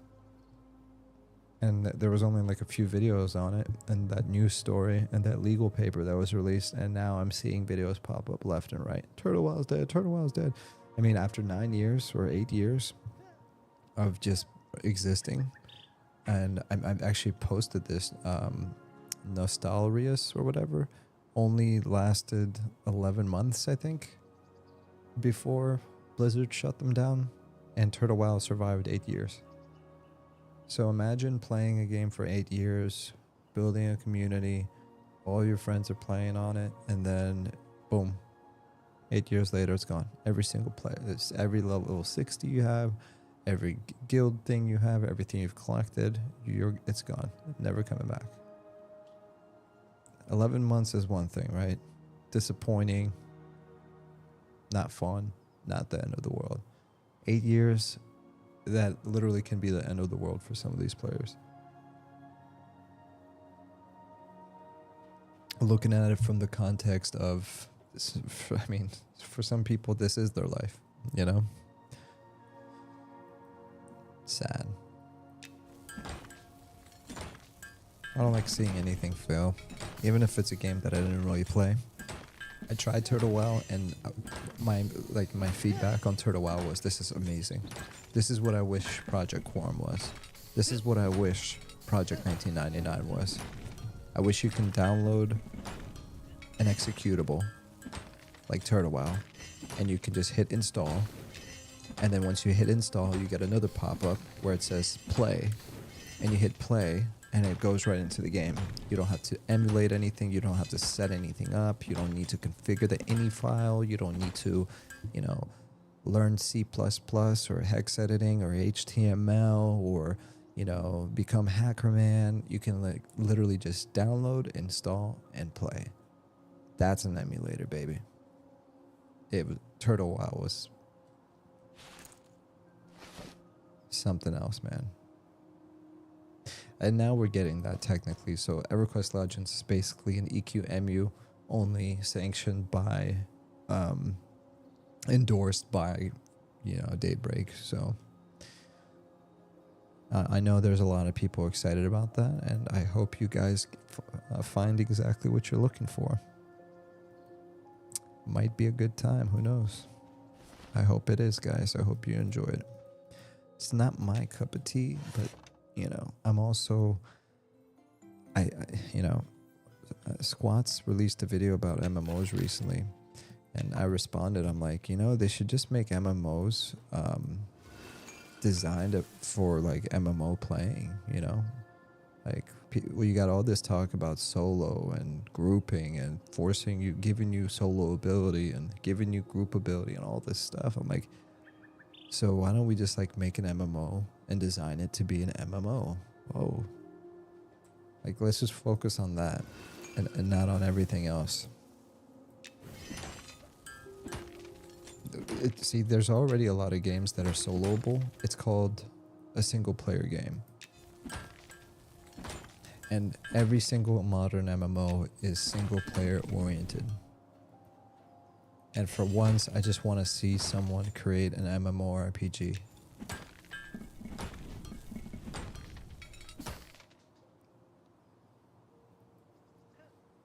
And not a single player game with MMO roots. Because that's pretty much what most MMORPGs are nowadays. Single player games with MMO roots or inspirations. Solo EQ game is the antithesis of EQ. It is. And it's not a bad thing. By all means, have your single player EQ. There's nothing wrong with that. But I read comments like this. This is the truth. This is what EQ is all about. This is what makes EQ great. You know, this captures the magic of EverQuest. No, it doesn't. Not even in the slightest bit. It's not EverQuest. EverQuest wasn't the story. It wasn't the gods. It wasn't the orcs. It wasn't the wood elves. It wasn't the dark elves. It wasn't Freeport. It wasn't Kelethin. It wasn't any of that. It was the literal world that felt alive, and the contributing factor to that world feeling alive was the players. Hence why most people left after Plane of Knowledge. Because the world was dead. Kelethin was dead. Butcher Block was dead. EC Tunnel was dead. You know, you wanted to play, you just grab that POK book, go to Plane of Knowledge, zone into the guild finder, the group finder zone. All your crafting is there, all your spells are there. You don't need to go anywhere else. You know, you get an NPC, you get an NPC, you all get an NPC, any NPC you want, right here for free. You want to teleport to the other side of the continent? Just click on this book. You want to group with your favorite friend? Just meet in this hub zone. And all of a sudden you're playing it and you're just like, why am I not having fun? Why is this not fun? You know, because you're not organically meeting people at the tree, you know, I was going to say something clever, like at the treetops of Kelethin, like whatever. You're not meeting people. You're not organically running into people at Crushbone, the orc camps, the orc hill, and then grouping with them and then not seeing them for 10 levels and running into them again in an Oasis of Mar, and then, you know, saving up your hard-earned money and going to EC Tunnel. Like, you see literally freaking haggling gypsies everywhere trying to sell stuff, and it's like, yo, this is tight. And then you go to the front of the EC Tunnel and you get buffed, and then some dude decides to give you a damage shield, and all of a sudden you're literally killing reds and the damage shield is doing most of the damage, and he's power leveling you, and then he gives you some sick gear, and then before that your boy hits you up, you're like, yo, we're gonna be doing freaking fill in the blank dungeon. And then you get into that group, and then it's 6 hours later, and you're like, wow, that was an amazing time. And then you head back to Kelethin where it all started so you can sell and help somebody else. That's what made EverQuest great. The killing the gods at the very end, the end game dungeons and raids, that was the cherry on the top. You earned that. You earned that because you went through the fire in the beginning. But that wasn't EverQuest. That wasn't the game. Every single game, every MMO has raiding. Nothing is uniquely special about EverQuest raids versus every other game that's ever existed. And while raids aren't special, and, you know, fill in the blank MMO raids aren't special, it's all the same. It's like boss mechanics. It's like saying Elden Ring, you know, or some other thing. Like all those games are the same too, just a different coat of paint. You know, maybe some different mechanics or newer graphics. You know, but what really makes the experience unique is when it has like some kind of soul to it. And for EverQuest, it was the people that brought the soul to it. So I don't know how I got off on this stupid tangent. Oh, EQ Legends. No, no. EQ Legends is great, man. I'm like, I said this earlier and I'll say it again. It's great. I'm glad they're making it. This is perfect for the right person. Is it for me? Absolutely not. I have zero interest in doing it. Maybe if I get bored one day, I'll log in. I'll kill some, Uber God from Tunair or something like that. And it's like, okay, this is great. And then I'll like mix and match the loot and stuff. Like, why not? Maybe 15 minutes and then I'll be done.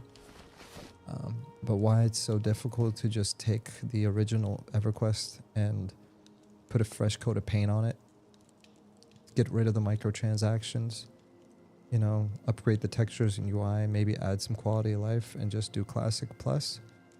Why that's so difficult? I don't know. How we're getting EQ Legends before Classic Plus is beyond me.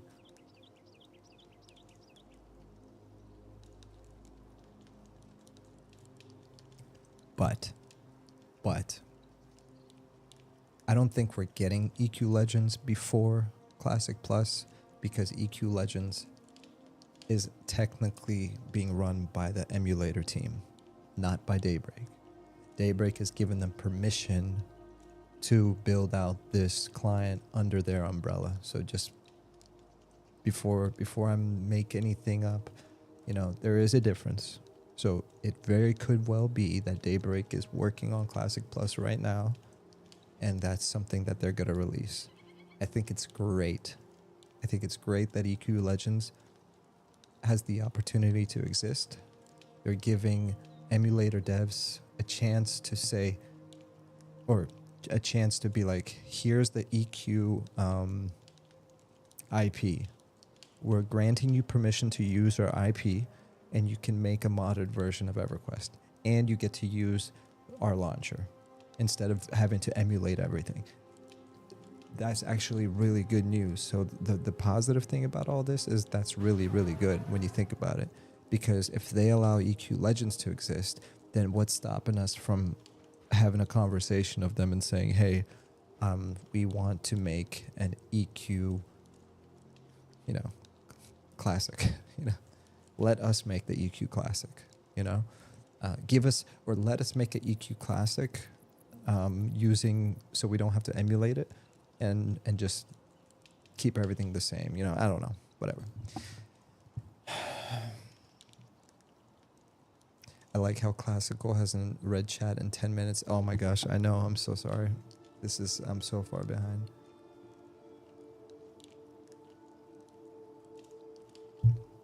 Jeez. Oh my gosh. Okay, I'm catching up. Actually, before I catch up,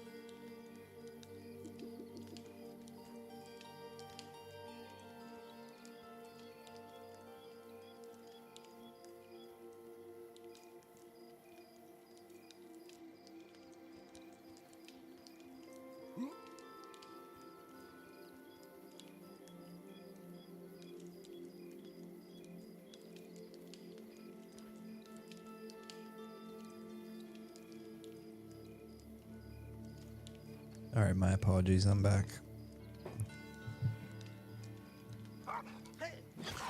And neutral is right, by the way. Sorry for not reading chat for like 10 minutes. I went off on a tangent.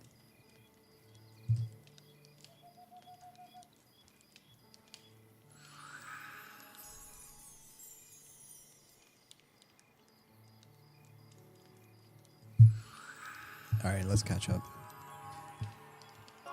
Yeah, Atari said I hadn't heard that. Didn't play it myself.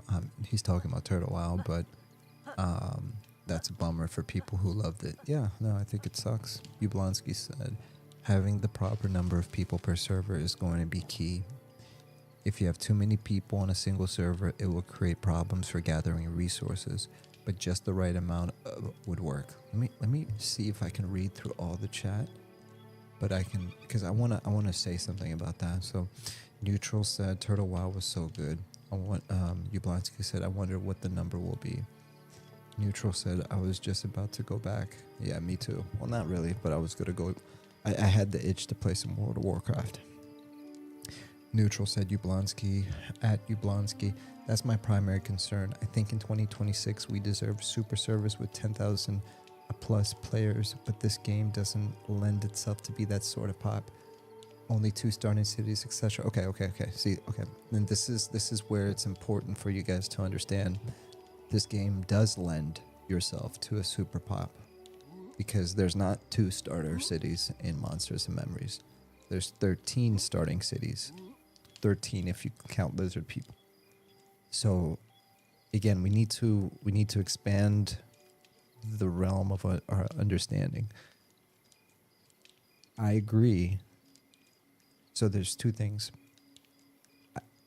Yes, if you're launching this into early access with 2 starter cities, which is what's going to happen because they need to start getting funding somehow, you probably want to split up the servers, right? Because having 500 people in Night Harbor is going to be unmanageable.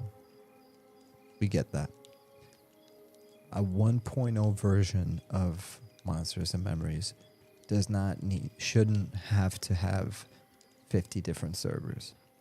Reason being, if there's 13 races and 13 starter cities in a massive completed world, a full continent from sea to shining sea, if you take 15,000 people and spread it across 13 races and you have 3 servers, then if you math a little bit, and you'll see like, okay, well, not everyone's going to be in Night Harbor. Night Harbor is going to be catering to a specific human race, maybe a, whatever other race. Then you're going to, if you want to make a high elf, then, you'd be in the high elf city. If you want to make a wood elf, you'll be in the wood elf city. If you want to make a halfling, you have to start in the halfling city. You want to be an ogre, you have to start in the ogre city, and so on and so on and so on.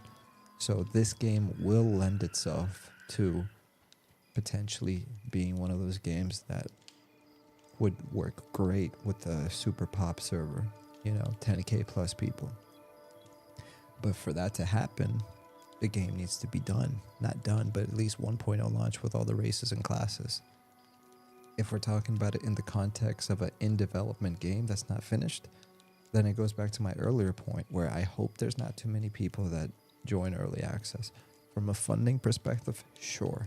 I hope all the people in the world, tens of millions subs, tens of millions of subscribers. I hope everyone in the world becomes a subscriber of M&M from a monetary perspective, because I want them to get the funding they need to finish the game. But from a logistical perspective of, too many voices, too many opinions, too much feedback, and too many players filling up Night Harbor and, jamming up the servers, from that context, I don't want there to be so many people, you know what I mean? Until 1.0 launch. That makes sense. I think if they have a healthy amount of people that sub during early access and genuinely support them, play through the different modules, when they do the Deep Elf City, that's going to be like module number 1. And then they'll have a module number 2, module number 3, and gradually releasing these starter cities and starter races and the classes and etc., then I think it would be manageable to develop the game through completion. But yeah, I agree with you. You can't shove 10,000 players on one server and expect them to be fighting over ore in Night Harbor. It's never going to work from that perspective. So, Neutral said only 2 starting cities, etc. Yablonsky said solo EQ game is the antithesis of EQ. I do understand protecting intellectual property, but it's just so sad to see all the work and passion get flushed, Atari said. Yes, I agree. Neutral said Ashes of Gracious was saying, and see, I don't care so much. I care less about the devs from the perspective of you're using somebody else's IP. I think anytime you use somebody else's IP, you have to go into it knowing that all of your hard work can get wiped at any point in time. I'm mainly concerned about the player because they're the neutral party. They're the ones that, hey, everyone else is doing it. This seems like it's acceptable. It's not getting shut down. It's been around for 3 years. You know, maybe I'll get into it. And they play for 7 years or 4 years, and then all of a sudden it goes down. Yeah, I think that hurts. Neutral said Ashes of Creation was saying they will have 100k population servers. Oh yeah, I remember that. The server meshing. That really piqued my interest. I look, man, there's a lot of things about Ashes of Creation that piqued my interest as well. And honestly, all great concepts, you know. The Blizzard dev, I forgot his name, Jeff something. He was talking about how your MMO will never be as good as your initial inspiration about what that MMO should be. Because as you start developing it, you move further and further and further away from the original concept that inspired you to make the game. Because reality sets in. All those great ideas that you thought you could accomplish, once you start actually putting them into production, you're like, oh crap, we have to cut this thing out. Oh crap, maybe we didn't think this through. We need to cut this thing out. And he made a really good point. I was like, that makes sense. You know, everybody wants to make the greatest and best thing. But when you start actually making it and you start hitting these roadblocks, you're like, okay, it's not as simple as just, hey, we thought it, so let's just manifest it, right? You actually have to create it from scratch, and it's tough, especially when you have a very, very, very big team. You know, you got to remember how these old games were made back in the 90s and 2000s. These guys would literally be caffeinated and something else out. Caffeinated out the wazoo and probably something else too. Like sitting there till 5 a.m. at their PC, completely zooted out of their minds programming. You know what I mean? It's not the same environment when you have a corporate America game dev team where people are spending 6 hours in their sauna therapy room talking about their childhood trauma while they're at work, when they're supposed to be working, when they're supposed to be coding, and meanwhile they're drinking matcha and talking about, hey, let's go play racquetball after this. It's completely different cultures. The people that made the old school games were pioneers, and they were to some degree psychopaths. You know, they would dedicate so much time to these games because it was their lives, basically. Not only was it their livelihood, but it was their lives, you know. That's why for MMOs, it probably is true what Brad said, that passion projects and small indie dev teams are probably the future of MMORPGs. Instead of big corporations, it's going to be smaller teams, but that gives the ability to have more than one project going on. And for a while that was true. We had Pantheon, we had Monsters and Memories, and then we had Ashes of Creation. So one of those 3 is gone. Now you only have Ashes of Creation. Now you only have Monsters and Memories, World of Warcraft. Oh my god. Now you only have Monsters and Memories. You have Pantheon, Rise of the Fallen. And then what's that Bulgarian dev team? MMORPG. Scars of Honor. So I guess Ashes of Creation got replaced by Scars of Honor. So we have that. So yeah. So Neutral said, yeah, that really piqued my interest. Yablonsky said, were EQ servers around 2,000 back in the day? I thought it was like 5,000. Maybe I'm wrong.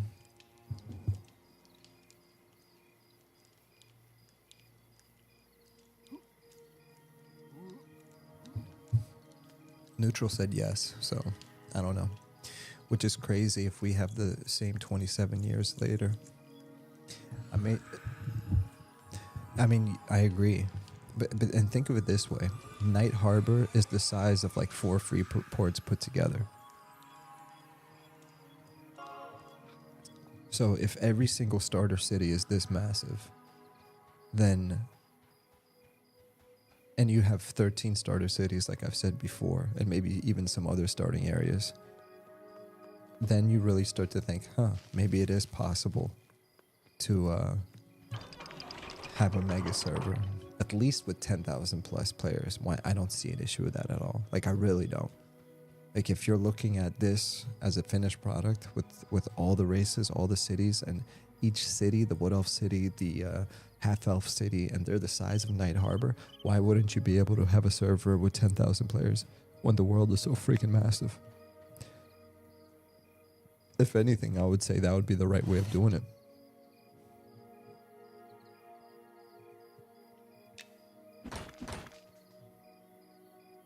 Okay, so far so good. Let's craft this. Okay, perfect.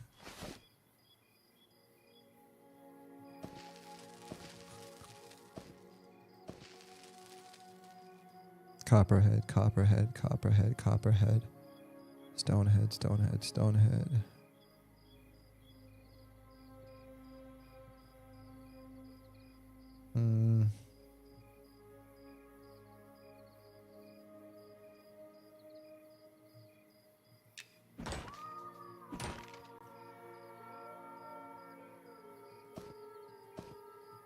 Alright, I think we're almost done, guys.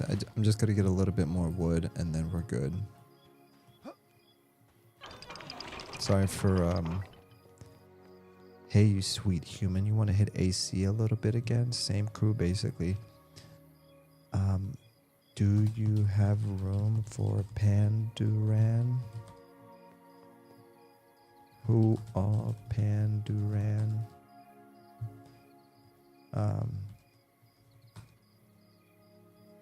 I'm down.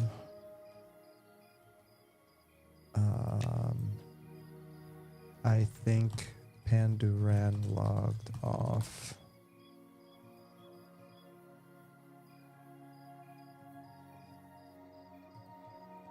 He's my ruler friend, so no worries. No idea. Finishing up my arrows and coming. Where you at? See, and this is another thing. These are the people I met last night. He's sending me a tell out of nowhere, and he's like, yo, bro, you want to meet up and do the same dungeon we did last night with basically the same people we ran into yesterday?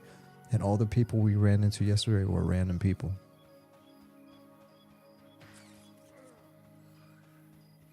I can't remember the last time I had an experience like that in any MMORPG.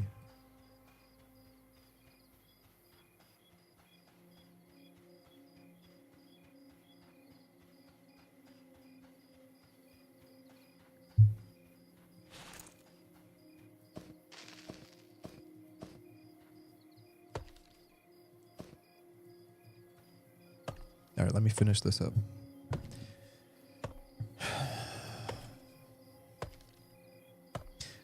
Atari said, I may try it just because I've always been interested in the EQ world and lore, but I 100% get what you're saying and agree. No, I mean, Atari, I agree too. I agree too. Like, look, and I hope when people hear me talk about these things, they listen to the whole thought. That's why I rant, because it's not just, oh, EQ, one player solo EQ bad, classic EQ MMORPG good. Like, that would be an oversimplification, right? That's why everything I say is long-winded, because there's context and there's different viewpoints, and sometimes my opinions, they clash with one another, and I mean, I might even change my mind mid-sentence if I convince myself to believe otherwise, you know. But when it comes to something like a solo EQ, there's certainly something intriguing about that, especially when you have 25 years of established lore. But if you released EverQuest in 1999 as a solo only experience, it would not succeed in the way that you think it would. Not you, but people would think it would. There should definitely be a way of experiencing EQ from a solo perspective. If you're 47 years old and you've got a full-time job and you're worrying about getting your kids through college and some other stuff and you're super busy, I get it. You only have 30 minutes to play and you just want to experience Nagafen's lair, you know, that one more time, the last hurrah. I get it.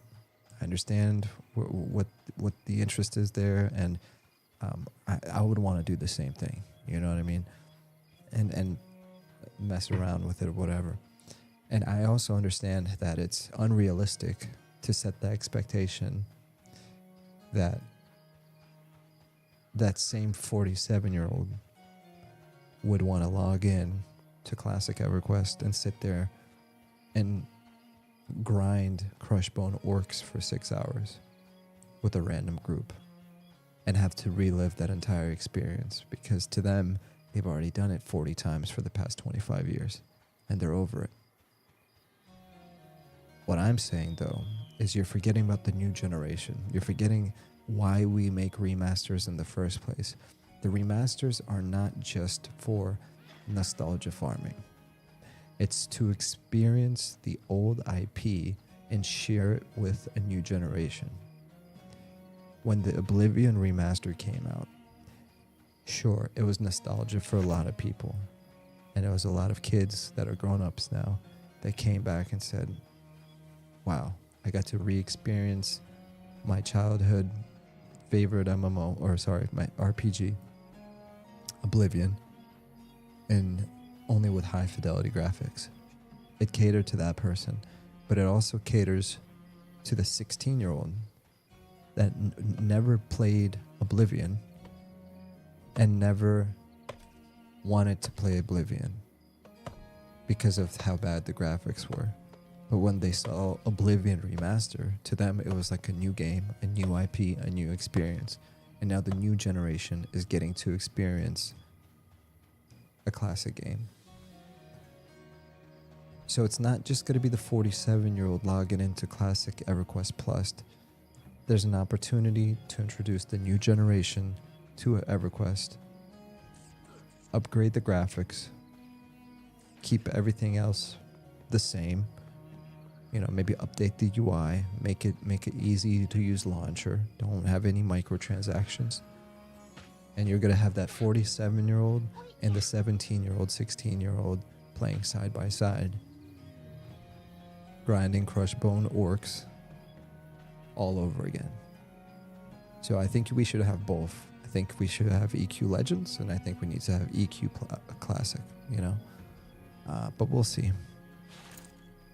Common sense ain't so common nowadays.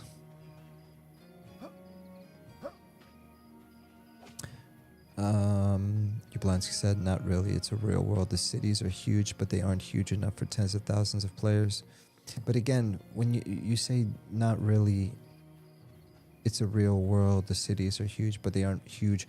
We're not talking about 10,000 people in the city. We're talking about 10,000 people in the server.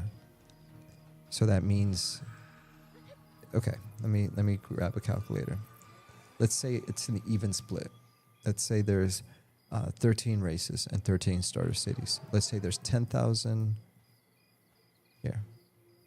10,000 players on your server, divided by 13 starter cities. So that's 769, nice, 769 players per starting city, right? Is that a big number? Absolutely. But it's not 10,000 people per city. It's around 700. And that's also assuming that all these players are online at the very same time.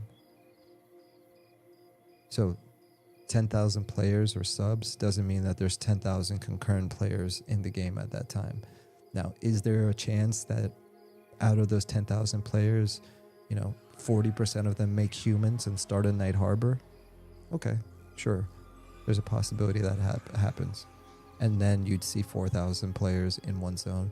But I just don't see that happening realistically. I think when the world is fully developed, having a server with that handles up to 10,000 players, I think is doable, but I could be completely wrong. Who knows? But again, I'm not saying 10,000 players in one city. And I'm not saying Night Harbor can handle that either. It would be crazy for me to think that, right? So I just want to clarify that. And you might just be responding to something else, by the way. So I'm just want to make sure I'm clarifying that.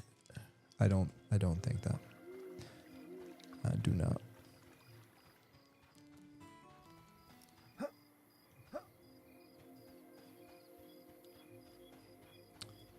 Oh.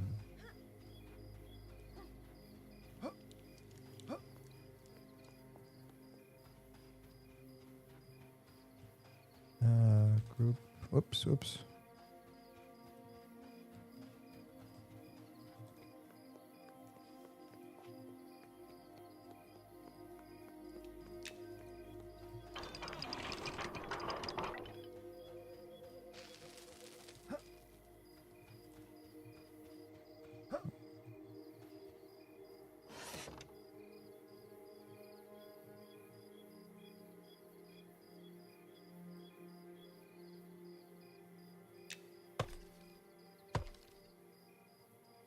Oh, crap.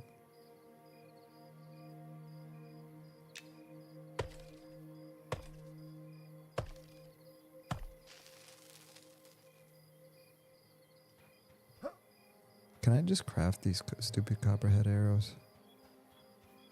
Craft copperhead.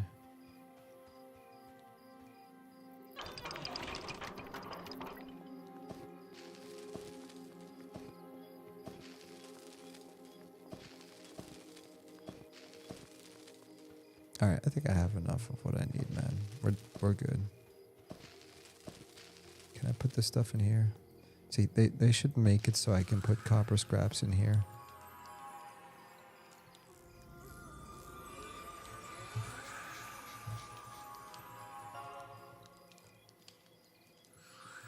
Oh.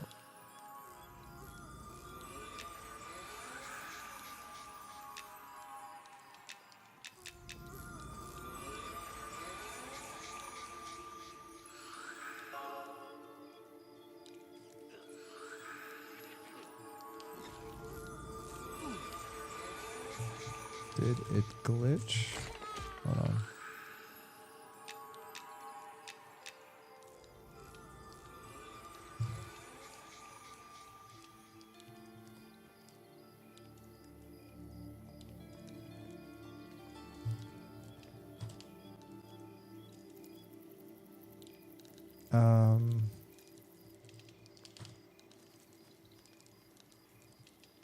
Can you re-invite? Hold on. Something glitched. I'm gonna relog. You guys go. I'll catch up. Beef, bro. Alright, sorry guys. A lot going on. What's crazy is I can see their chat.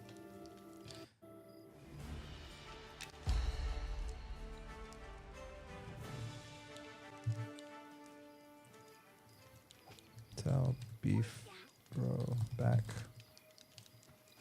Okay.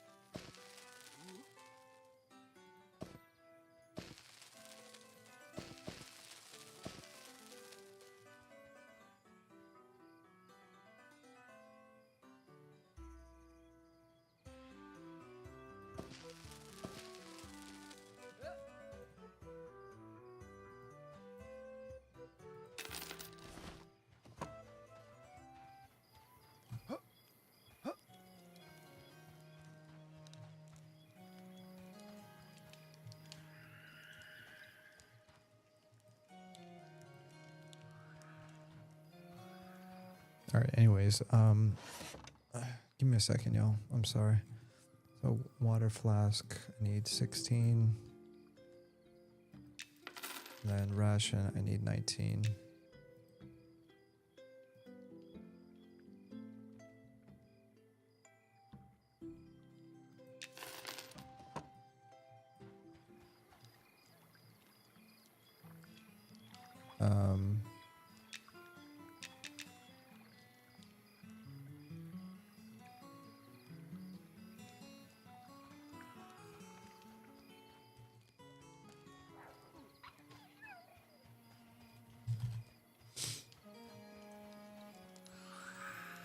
No worries. I probably have to zone or something. Yep.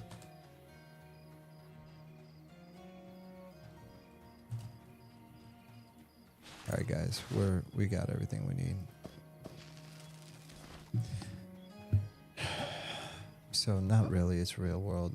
So Yablonsky said the server pop should simulate max pop for a given resource availability, but you want the game to feel like a cultural phenomenon.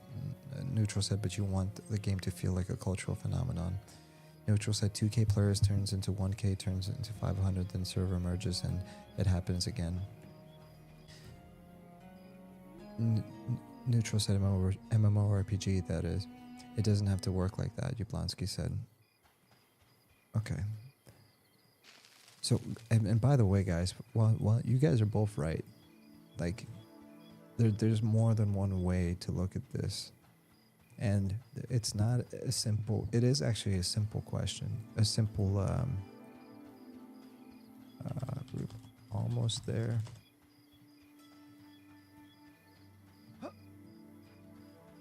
Almost at you guys.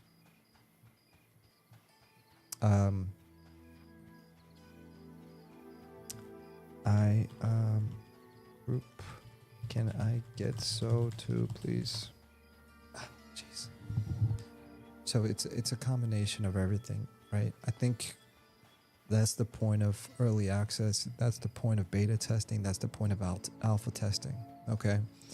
The closer we get to 1.0 launch, the clearer it will be what to do. Whether or not to have 4 mega servers, or whether it's better to have 10 smaller servers.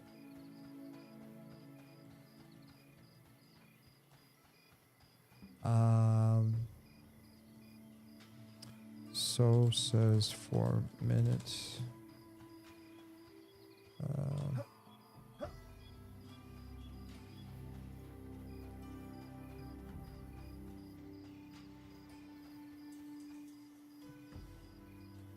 But you hit me with all other buffs. Yes.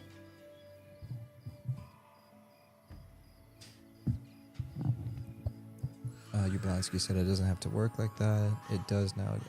Neutral said it does nowadays with every game. Yablonsky said we are hopeful that this game will be different for many of us. Michael said it's annoying because it feels like the game designers don't understand their players. Yeah. Game designers don't understand their players, or maybe the designers understand the players, but the people that are supplying the money to develop the game don't care what the designers have to say. You know, that's more likely what the problem is.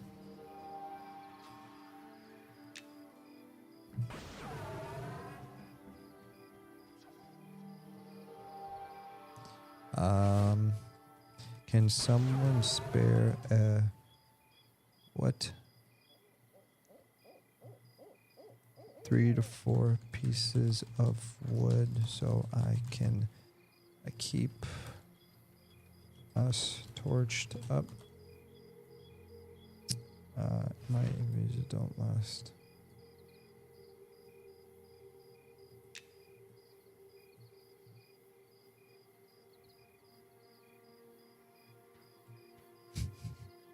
Mick J said Ven killed all my friends.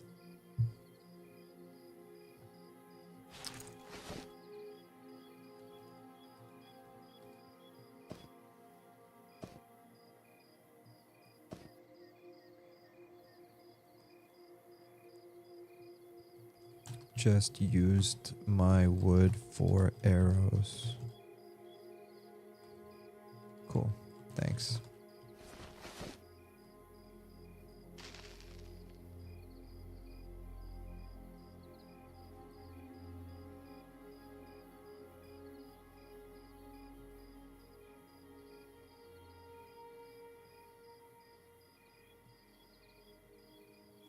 Anyways, it's annoying because, yeah, you guys are all right, man. Where everyone is saying the same thing, and I agree with.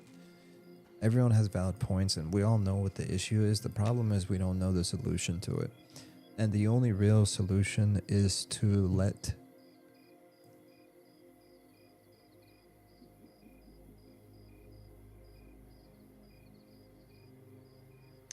Sorry. The only real solution is to let the M&M devs cook. Like, we finally got something good. We, the players, let's not mess this up. Like, for real. Like, honestly. It's like, that's the one thing. It's like, let's let them cook. Let's have fun. Let's enjoy the beta test, the alpha test, the early access. And let's stay out of their way. You know, I think that's the secret to having a successful MMORPG, is when you finally have a good dev team, when you finally have gotten rid of the bureaucracy and the corporate investors and all the other stupid crap that plagues the MMO industry, when you finally have something nice, you, us, the players, don't screw it up.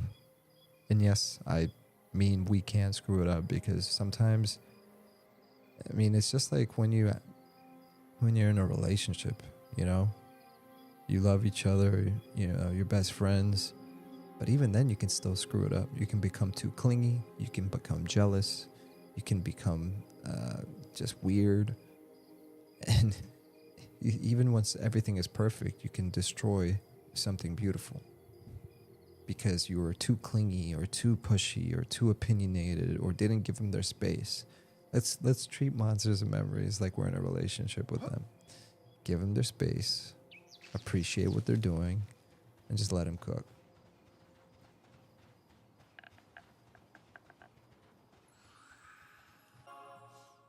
Anyways, I like how Classical hasn't read chat in 10 minutes. Wait a minute. Am I still back? Dude, that's like from 40 minutes ago. Jeez, I'm done. I'm done reading chat.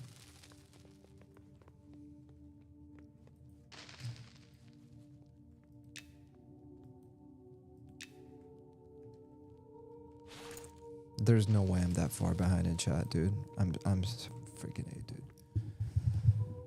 We talking to ourselves, lol. I like how Class&Cool. It's annoying because it feels like game designers. He's on a roll. Just let him rant. Oh my gosh. No, I'm glad you guys are talking amongst each other. That's honestly what I prefer you guys to be doing. You know, like I'm here to talk, but I like that you guys are having these conversations too, because it's not about me. It's like we're all part of a cool community, and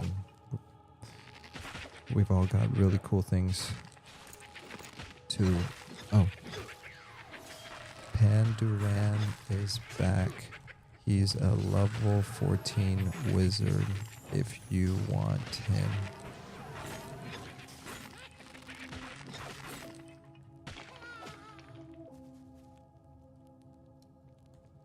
I haven't asked him if he's free yet. Just wanted to let you know. Should I ask?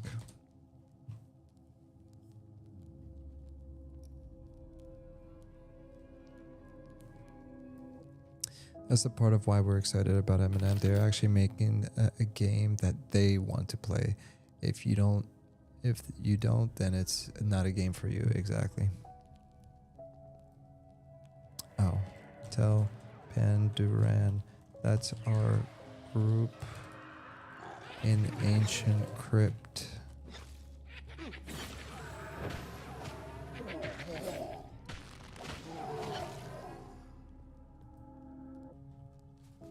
If you want to join us, oops, tell Panduran if you want to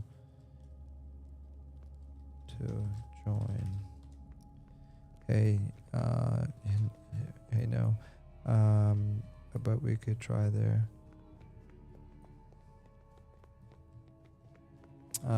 Hey, no, if you want to. So I'm in a group with the same people from last night, and I asked them to send you invite.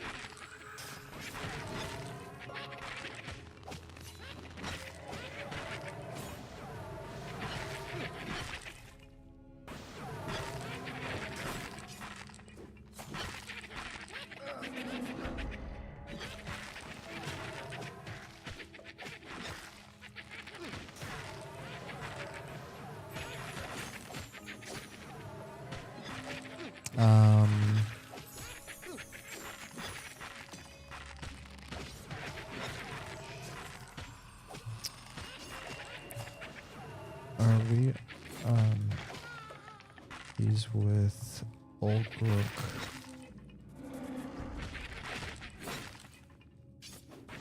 So we may not have room for two of them, right?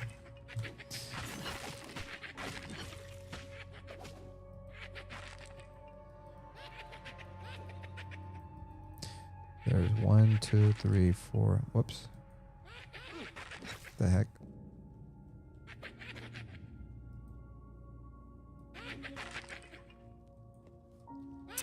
I don't think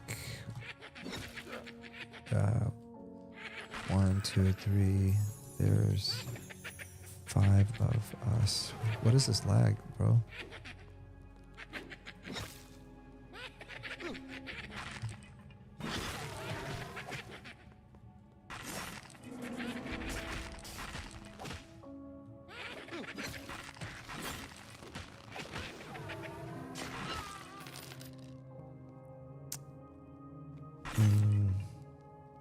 Dang.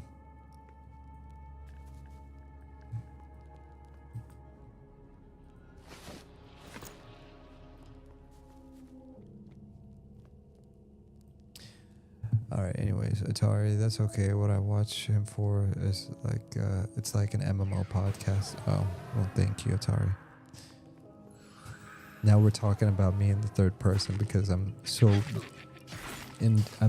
deep in my rant. In my rant mode. Atari said, if Eminem succeeds, it will be the blueprint for future indie. That would be the blueprint for future indie MMOs for sure.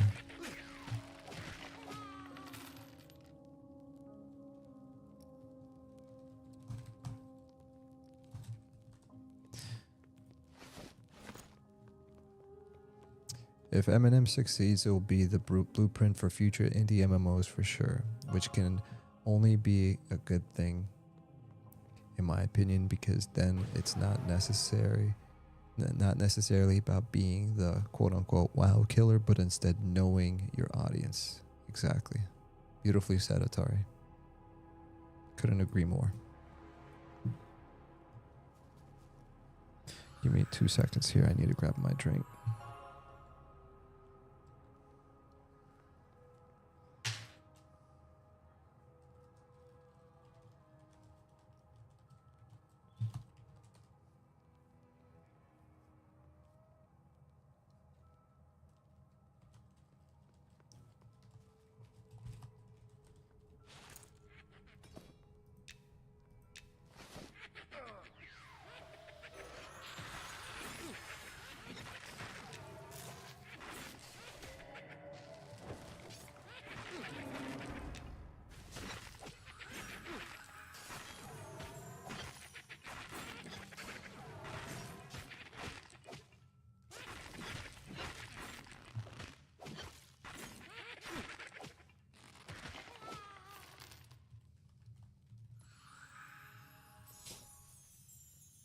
All right, be right back. 1 sec.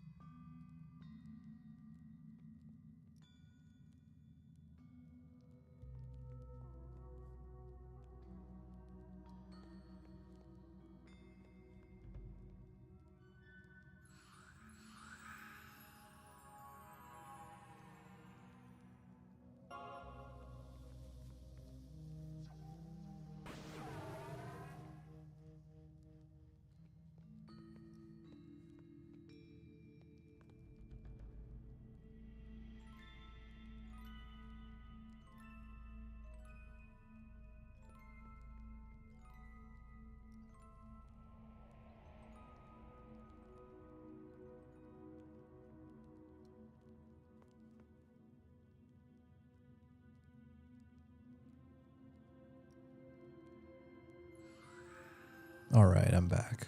All right, sorry about that. That's okay. That's what I watch him for. It's like an MMO podcast. If Eminem succeeds, then it's gonna be yes. I agree.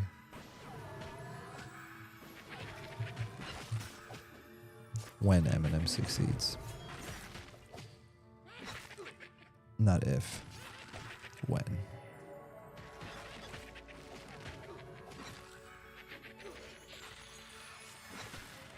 Let me try something different really quick.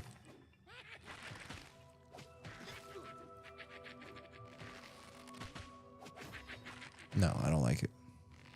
I tried it.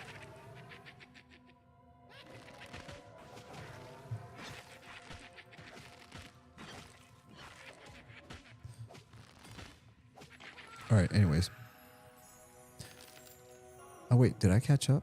If Eminem succeeds, it will be a blue... Oh, I caught up. J. Michael said, "LL, this is so true about work culture. Game dev was a passion, not a job." Yeah, it was a passion, not a job, 100%. But am I fully caught up now? I think so. Okay. So I think it's just been quiet for 30 minutes. Okay. Well, it's getting late. That makes sense. Refresh. Yes. Okay. 150. Yep. Okay, cool. Thanks for chatting, guys. I know I'm a little late to the chat sometimes, but you know, I'm trying to keep things interesting. Not just in the chat, but also like in the carrying the conversation forward, you know? And you guys do a great job of giving your insight. And it's a little different because I know it's hard when you're at a keyboard or on your phone.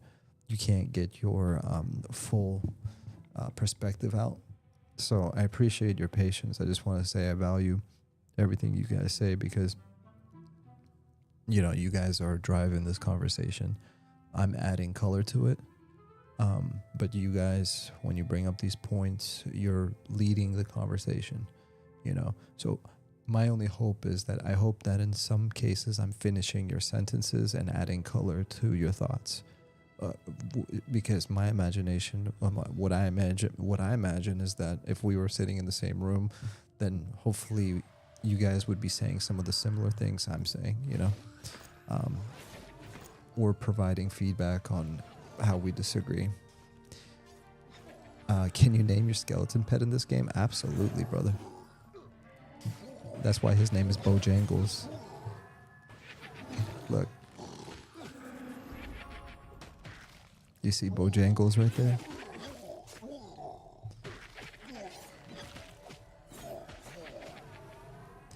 J. Michael said, "No, you're like super on top of your chat. For most streamers, really appreciate the attention you give." I mean, let's be honest, guys. The only reason yeah, you remember how I always tell you guys the reason I do this is because I'm trying to capture my experience. Like I'm trying to capture these memories, record them, and the easiest way for me to do that is to do live streams. I'm still mezzed. That's me right there. You might be asking how I got myself in this situation.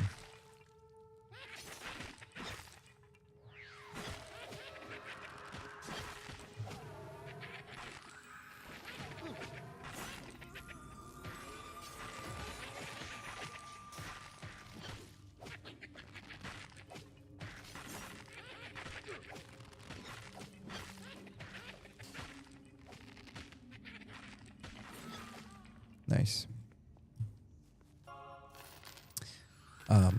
No, but anyways, like I've said before, like I'm trying to record my, you know, streams, like gameplay footage, right?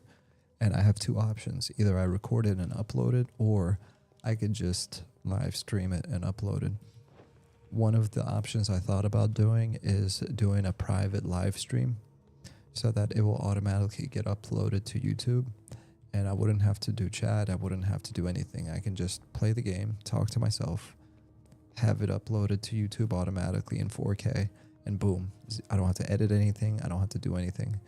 But then when people like you Michael and Atari and Vontae and a Dodger and I mean Slayheim, Classic EverQuest, Run It, Sanguine, like everyone, Ambassador, Swadank, Neutral, Yablonsky. When all these people started showing up, when I started doing this first, I'm like, can I grab Gorga beef? I realized that we're better off just sticking together. You know, I'll do the live stream. You guys join if you want. You want to chat. And then we just end up having dope conversations. So trust me when I say it's a lot more fun than I thought it was going to be. Because like I said, I was just going to live stream, set it to private, and then that way I can keep all my gameplay footage recordings in one place in the cloud. So I can rewatch them later or make them public, but at least like not deal with chat or anything like that. But no, I prefer it this way. Now that I've experienced, actually chilling with you dudes, it makes this 10 times more fun.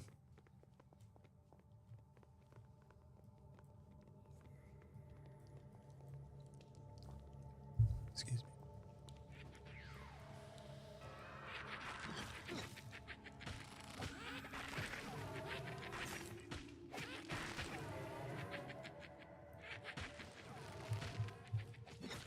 The heck?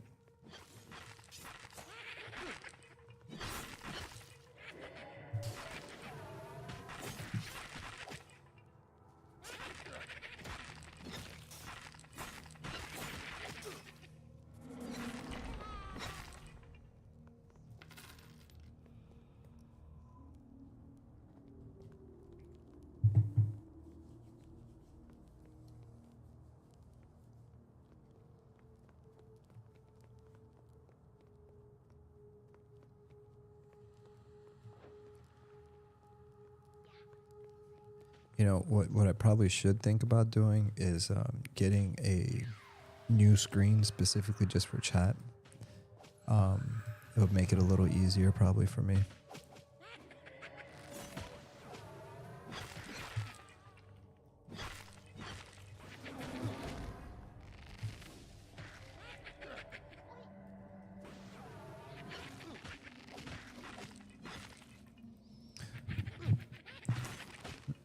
Not easier, but you know, just like if there was maybe something like right here instead of looking all the way over here. It's probably make it easier for me to respond. Sudank said, "You always do a great job responding to chat, and I've noticed that it feels really interactive. Keep it up, man. Much appreciated." Yeah, no, for sure. You know, and honestly,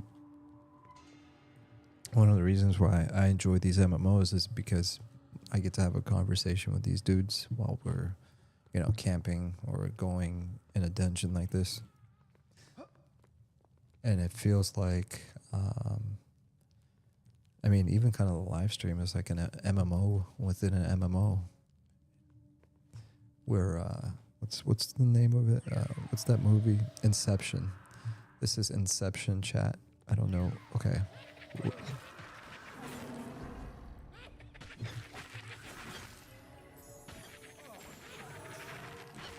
Okay, let's hope we don't die.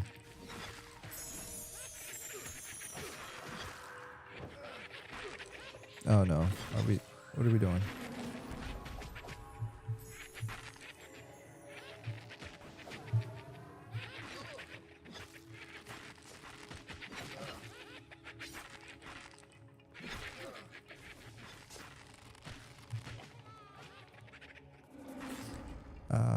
Beef bro, which one are you attacking? Adept?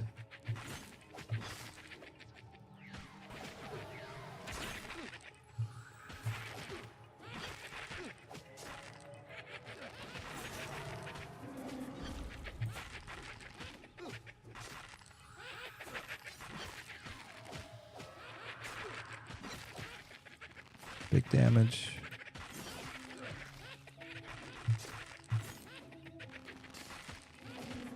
Nice.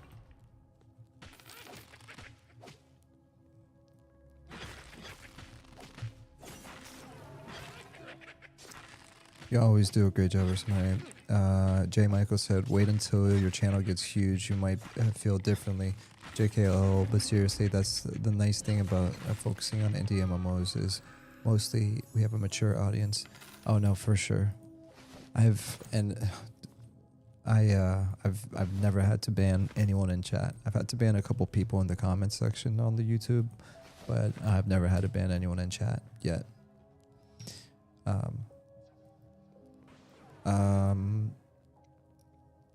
Mikola Выходь. Is it Mikola? Mikola Выходь. I know it's something Cyrillic, but that's a cool looking name. It's a cool looking name, very nice. Mikol Выходь.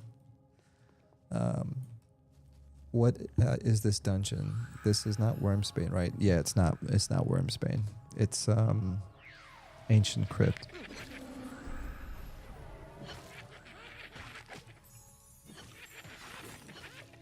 Oh, crap. I guess we're killing this dude instead. Crap, I lost one of my spells.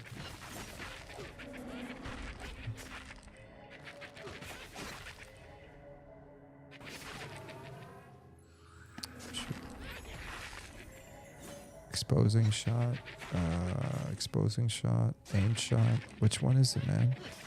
Purging shot.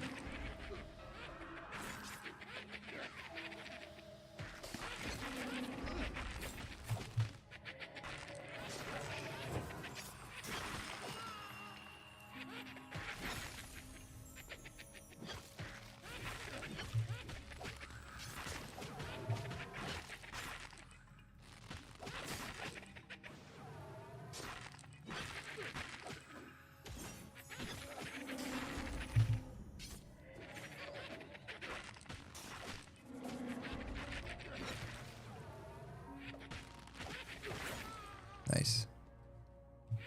Which one? This one? Okay. Sudang said, I just spent 15 minutes looking up the name Bojangles, even though I've eaten at that fast food place. Turns out it was from a 1968 song, Mr. Bojangles, about a pet dog who was hit by a car. Oh my gosh. That's actually crazy.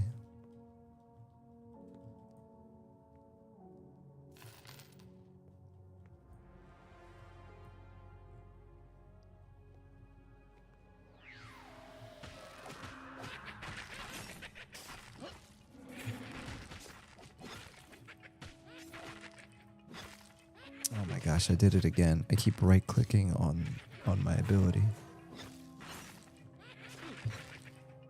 Sudang said very appropriate for a skeleton pet. Yes. Oh yeah, it is very appropriate because it could be his run over dog.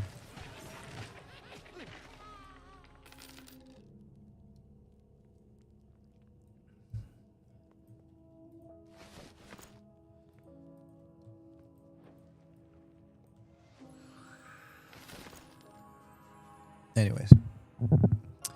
Bone chips. Just been 50-minute, very appropriate for a skeleton pet. Ancient Crypt connects to Wormsbane. Oh, J. Will, thank you. I didn't know that. That's really cool. What is your rotation like? That's that rotation. Rotation. That's a big word. That's a big word. You must mistake me for somebody that knows what he's doing. If I'm being honest, I usually do snare, quick shot, then I do exposing shot, then I do aimed shot, then I do purging shot, and then if it's by a corner like this, I'll do pinning shot to stun him. And then as soon as I use eliminating shot just for the heck of it, because why not light him up? And then by that time, quick shot should be back. And then by that time, aim shot should be back. And then I kind of repeat. And then jump between quick shot and aim shot. Because the aim shot does a massive amount of damage. But it takes like 30 seconds for it to come back.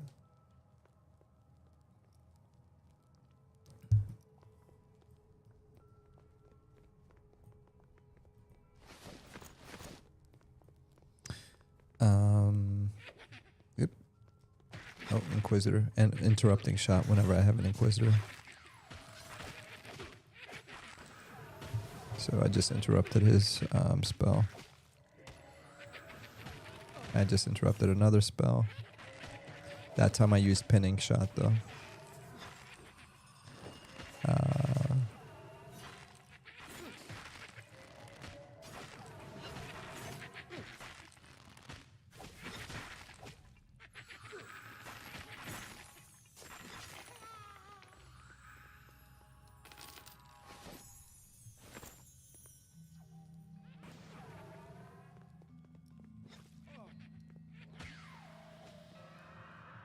That sounds like a proper rotation. Likely you really know what you're doing. I don't know about that. I mean, I do know that. I do know that if I do purging shot, it purges shot damage. Oh, I guess it just whatever. I thought purging shot did something else, but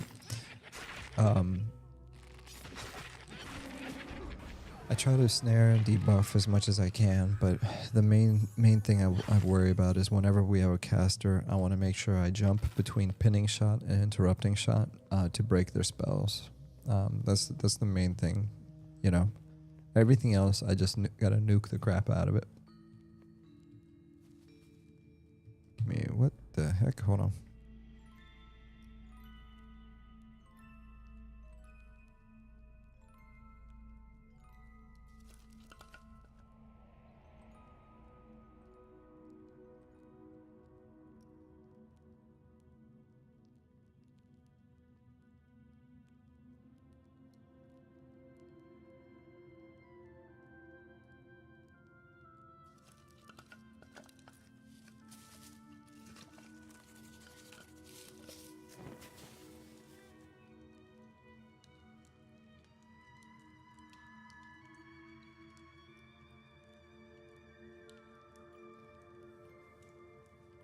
I didn't know ogres can drop instead of dropping a deuce, he dropped the flame.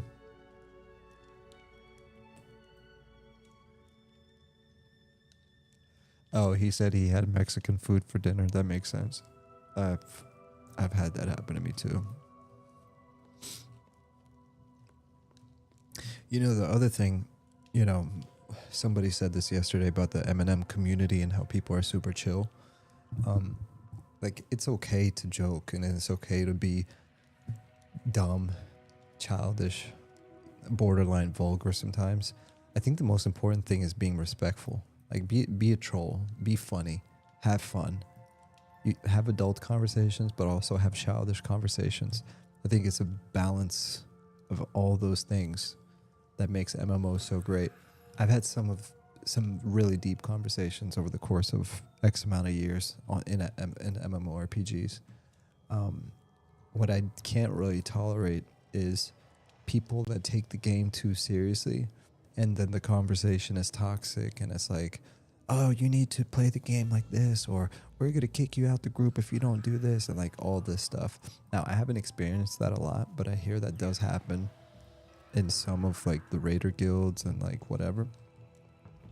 Maybe that's one of the reasons I've never been on a raid in my life. But this is the kind of experience that I expect from an MMORPG that makes me really enjoy it. It's like you're just chilling with the boys. This is the equivalent of... This is the equivalent of the boys getting together in your mother's basement, playing on the Xbox, PlayStation, and Nintendo 64. Pick whatever era you want to call it. But the important thing, it's not about the games that we're playing, it's the fact that the boys are together. The boys are in the basement. We're talking mess. We're having fun. Sometimes we're making fun of each other. Sometimes we're making fun of like stuff in the world. Sometimes we're just having a deep conversation. You know, it doesn't matter what it is. The point is that we're doing it together, and it's funny and it's fun. You know, and that's the kind of like the vibe I've been getting from chilling with these dudes. And the fact is, like, after you hang out with them, they remember you the next day. It's like, oh snap, Elessar is online. Or as they call me, L. I'm just L. Yo, L. What level are you, Class&Cool? I am level 12.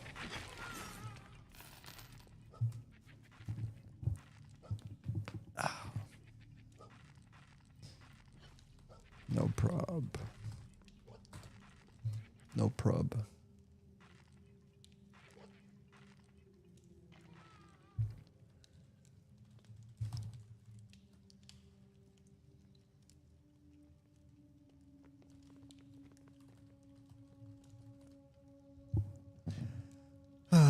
That sounds like a proper. For a second, I thought there was an X-ray on Beef Bro, because I see this big ogre and then I just see the skeleton form right there. I'm like, oh my gosh, I can see through him.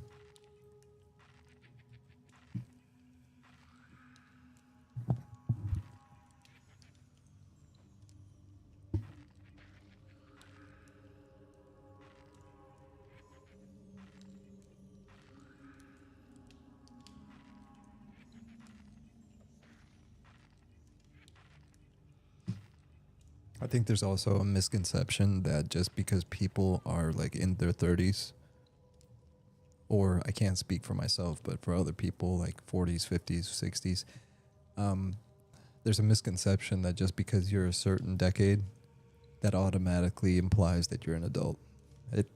And I'm not saying that in a bad way. I mean, like, you can be, I know 70-year-olds that act childish, but not like childish like a fool, like childish like youthful. And honestly, that's something I don't want to lose. I don't want to be like 80 and so full of wisdom that I don't want to be 80 and so full of wisdom that I run out of character.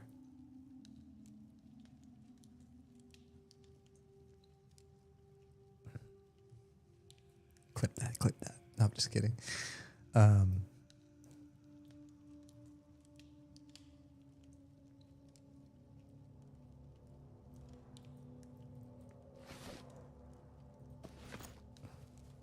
Any decent Dex loot drop here?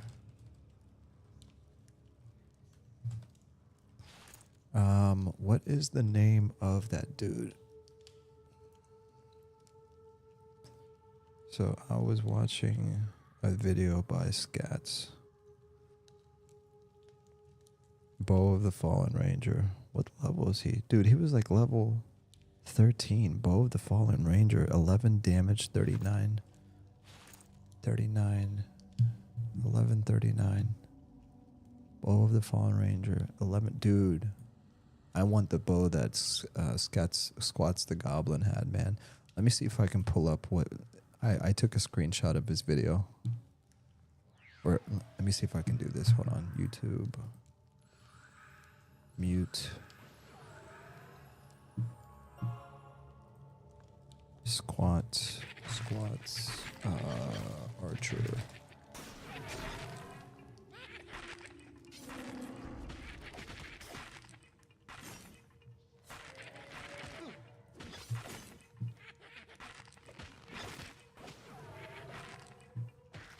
Squats.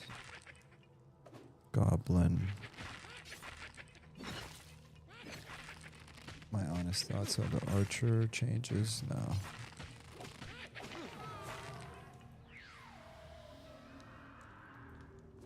By the way, if you guys haven't already, you should definitely subscribe to Squats.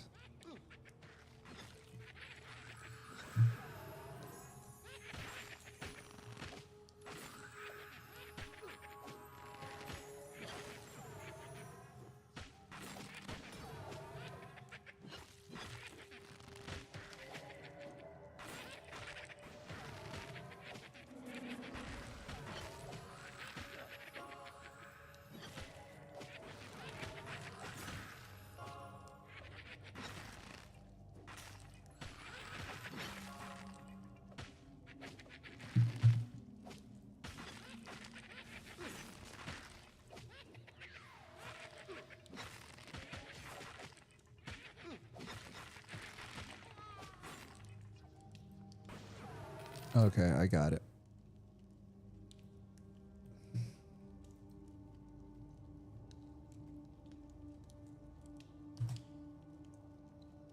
full screen this.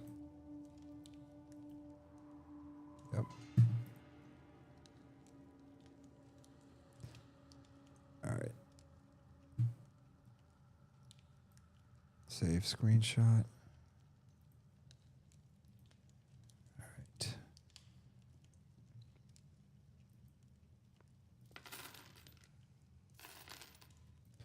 Pictures, screenshots. Where is it? Screenshots. And where is it? Where is it? Where is it? There it is. Okay. Exit.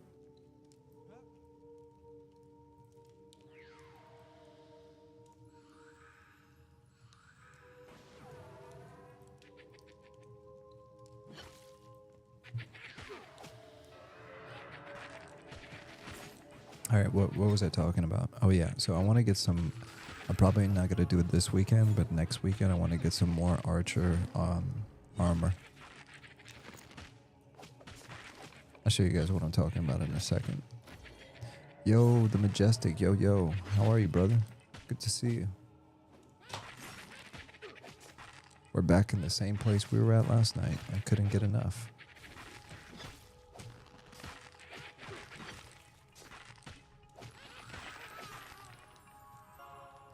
So let me show you guys this. All right, is my screen clear?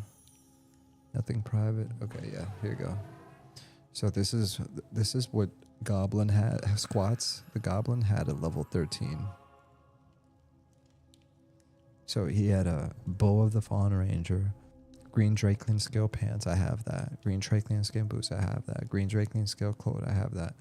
Steel Talons Bowman tunic. I think I swapped that for something else. Butcher's cap. This is what I want. I want a butcher's cap. +2 dexterity, -1 charisma. But this bow of the Fallen Ranger, that's what I want. +1 agility, +1 dexterity, +5 HP, +5 mana. Oh crap. What the? Where'd you go?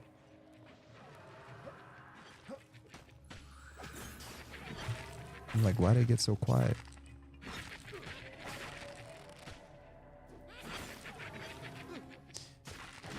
Majestic said I watched you live last night and rewatched it, falling asleep. Hey man, I don't blame you, dude. I do the same thing. And like I think I finished at like 5 in the morning, and then I think I got up at 9 and I was rewatching the stream and I fell asleep. We're gonna ruin the kill. Everybody follow, please. We are moving and killing. Okay, so I guess we're moving up. We're moving up.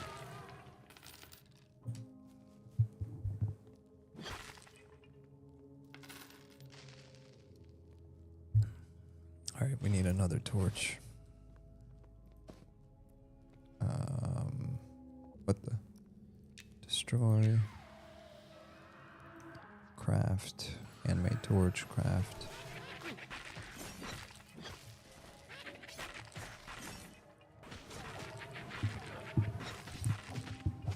Yeah, I'm starting to understand what everyone else is talking about. They're like, yeah, man, I watch your stream and then like I fall asleep.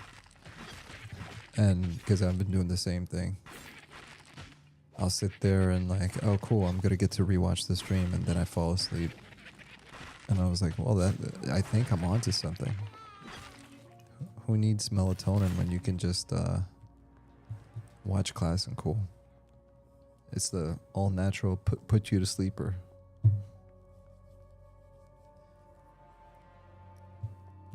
Ooh, what's this? What's this? That's a Rusty Warlands. J. Michael said, I wonder if this type of game attracts people that have a more youthful spirit. A lot of the coming of age experiences that make MMOs such as this so captivating might resonate with a certain type. Let me ask you a question. Actually, don't answer it. I'll give you my way of looking at it. Actually, let me say hi first to Robert, and then I'll say this. Robert Engstrand said, "Hey, caught you live. How's it going? It's going great, brother. We're just enjoying Ancient Crypt." And to those of you that don't know, Robert is the music composer and sound composer for Monsters and Memories. So all the wonderful skeletons you're hearing and the music and from the other zones, it's the beautiful, majestic art of Robert. Majestic said it's just peaceful and chill. I'm glad that it's peaceful and chill. Hopefully we can keep it that way. Michael, so you just said something really important. I wonder if this type of game attracts people that have a more youthful spirit. A lot of the coming of age experiences that make MMOs such as this so captivating might resonate with a certain type. So when I was in 1999, I was 11 years old. That's when I started playing EverQuest. So by the time I was 13, I was like 2000, 2001.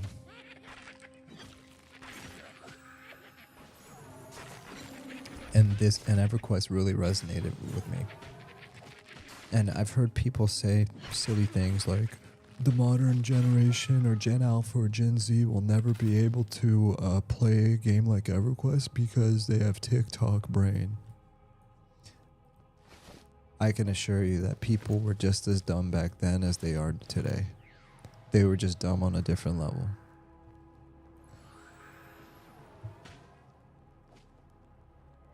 And this game will absolutely resonate with the modern generation. There will be 11-year-old, 12-year-old, 13-year-old, 14-year-old, 15-year-old, 16-year-old, 17-year-old, 18-year-old people that are going to play this and enjoy it. Allegedly, right? Because I'm sure this game is going to be rated M for mature. But you know what I'm saying. Or probably like teen, right? Because there's no violence in this game. So I think it would be rated teen, T for teen, whatever.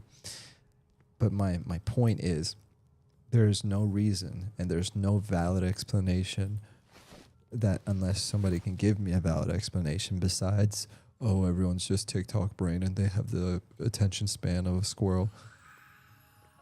Besides that, because that's just objectively not true. It in the context of why you would enjoy a game like this, it doesn't apply. Because this is something that is literally releasing dopamine and requires attention, and especially for people that you know they claim have short attention spans. Well, there's plenty of things to divert your attention to. You know what I mean? So, etc., etc., etc. There's no reason why a game like this wouldn't resonate with a younger generation. And that's the thing that a lot of people overlook. They assume that every kid is just some 13-year-old playing World of Warcraft where they're just looking for the next transmog, and all day they're doing nothing but, you know, playing slots and gambling and like sitting in chat saying 6-7 and then saying racial slurs and mogging on people or something like that. You know what I mean? That's such a naive way of looking at things, because that might be like 1%, 2%, 3%, even 20%, but there's 80% that we're not accounting for. We can't just assume that all kids are the same, or all teens are the same, or all adults are the same for that matter. I'm very different than most EverQuest fans that you know. A lot of the EverQuest people, you know, they've been playing EverQuest for 25 years. They know everything about it. They've been raiding. You know what I mean? They're very passionate about it, to the degree that if you say something that they don't like about their favorite game, that they'll get really mad or whatever. I personally love EverQuest. It's my favorite game of all time. I'm very passionate about it. But in the same token, I'm not trying to die right now. I'm not the most I'm not the smartest person when it comes to EverQuest. I'm not the know-it-all of EverQuest. I'm a very casual EverQuest player. I'm the type of dude that will log in And after 4 hours, I'll barely accomplish anything because I spend my time just talking to people or crafting or running around looking at trees for 25-year-old pixels of graphics that look like complete caca, and yet somehow I'm finding appreciation for it. So I'm not like every other EverQuest player, and I'm not going to be like every Monsters and Memories player. And that's what's really interesting, because when Monsters and Memories finally comes out, there's going to be a lot of people that you would never imagine that would ever like this game, and they're going to be some of the biggest fans. It's going to be people of all ages, so you're going to be pleasantly surprised, you know. Robert said, nice to see Ancient Crypt action. I know, right? Normally I'm just running around looking at the sunset. For once, I'm actually in the dungeon killing stuff. It's amazing. Yeah. Majestic said, you're a young pup, lol. Sudanek said, I was 16 in 1999 and EQ blew my mind. I had been gaming for years before that. Yeah, me too. I mean, all of it. I used to play Command and Conquer. I used to play Warcraft 1, 2, and there was 1 and 2 back then. I used to play all the real-time strategy games, all the RPGs, Neverwinter Nights, Baldur's Gate, Dark Sun, Shattered Lands, Ultima 7, Ultima 8, all of the point-and-click adventure games, Legend of Carandia, Quest for Glory, Space Quest,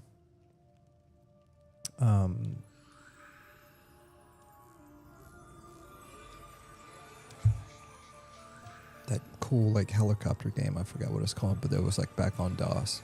The hot rod game on DOS. That game was tight. It's when you would make like a little hot rod and then you'd race. It was a DOS game, and then you could like add mods to it. That dinosaur simulator game, that game was dope. It's when you would make a dinosaur park. I think it was called like Dino Park or something like that. And you're right, when EverQuest came out, it literally blew my mind, because compared to, even though I had been gaming since I was 4 years old, it was completely out of this world. And I'm telling you, the main thing that blew my mind wasn't the fact that when I logged in, my first impression wasn't like, oh, these are the best graphics I've ever seen. I mean, by that time I was already playing Quake, Unreal Tournament. Like, there was other games with 3D graphics that were impressive. Oh, what really blew my mind was when Raj, my friend at the time, when he pointed at a wood elf standing in front of me and said, that's a real person. I said, what the heck does that even mean? What do you mean he's real? It's a freaking video game. He's like, no, like that's an actual person. Like you're playing this character and that's another person. You're playing with him online right now. That was the part that blew my mind. So it's not even like revolutionary 3D graphics that really sold it to me. It was the fact that you were playing in first-person view of a fantasy character like from Tolkien or D&D if you were into D&D, and you got to experience it with other people. And the difference between that and something like World of Warcraft, I also think it's like perspective, because like when you zoom in and face to face, like everything is kind of like grounded, I guess you can say. Like the proportions are right, you know, you feel like you're kind of in here. It actually reminds me of those like RPGs from the 90s. You know how it was just like you were dungeon crawling and all you would see is this? Forgot what those games are called, but I used to play a lot of those as well. And you'd have like your full group on the right and you'd have like their faces only.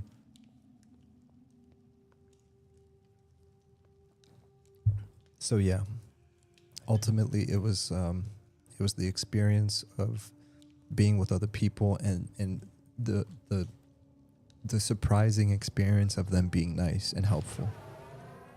That was the biggest thing. That was like, holy crap, man, these people are chill, they're nice. Like I felt like, you know, especially when you're in high school or middle school and like people are mean, they're cruel, they're bullies, you know what I mean? Some people are nice.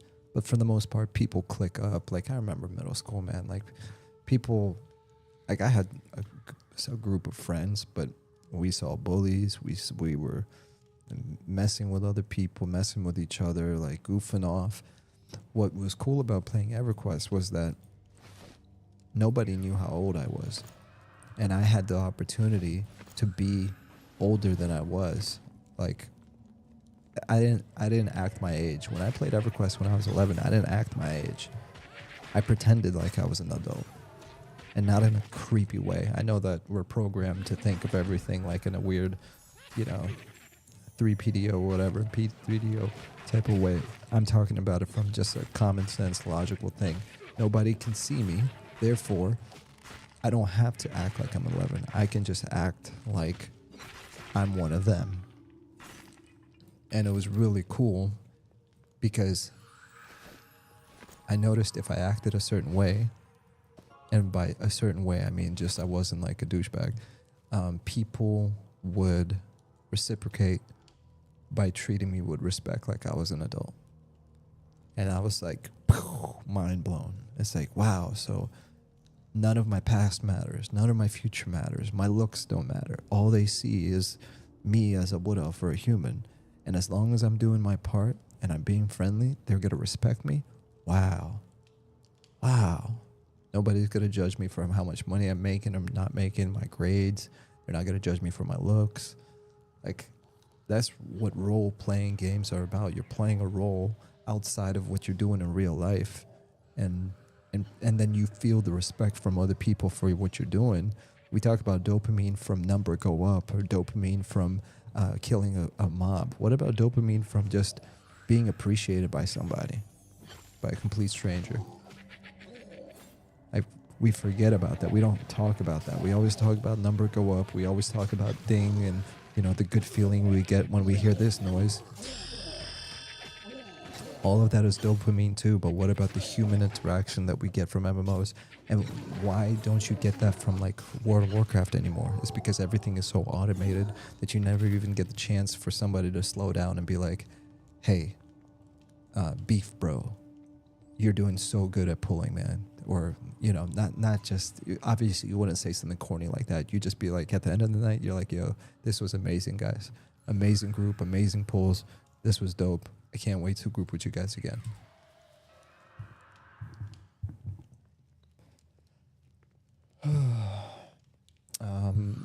Not attacking anyone. The TikTok brain people. Thanks. Oh, crap.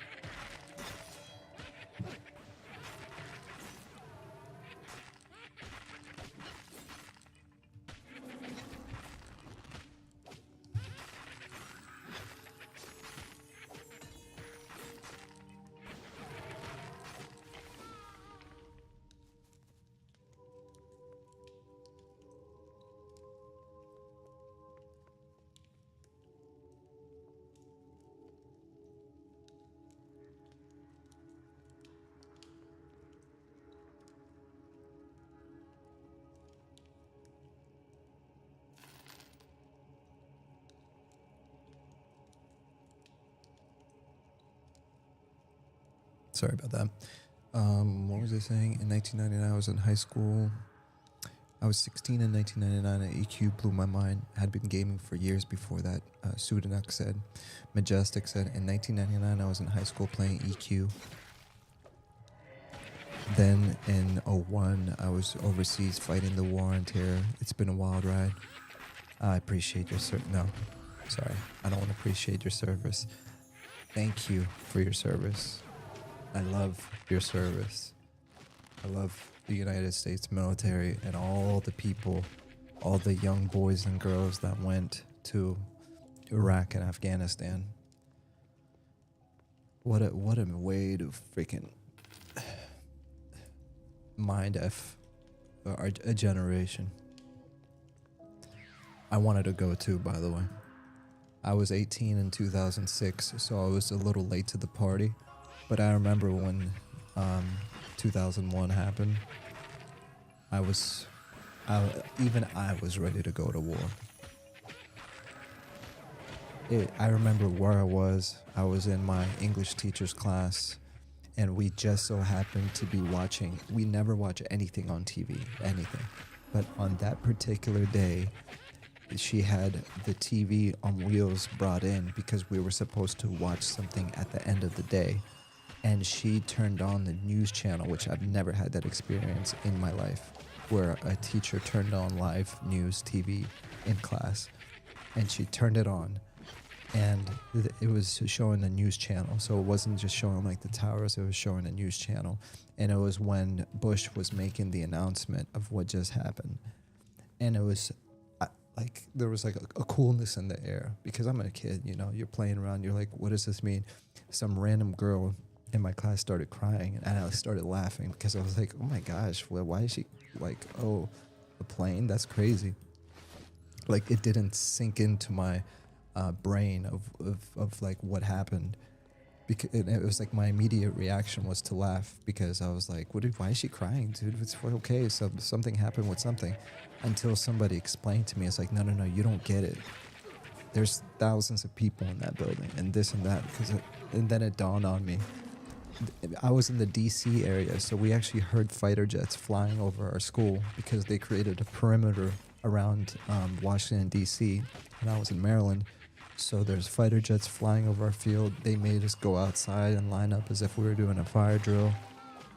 Like, our parents were calling us, because in the same time, that's when the other thing hit the Pentagon.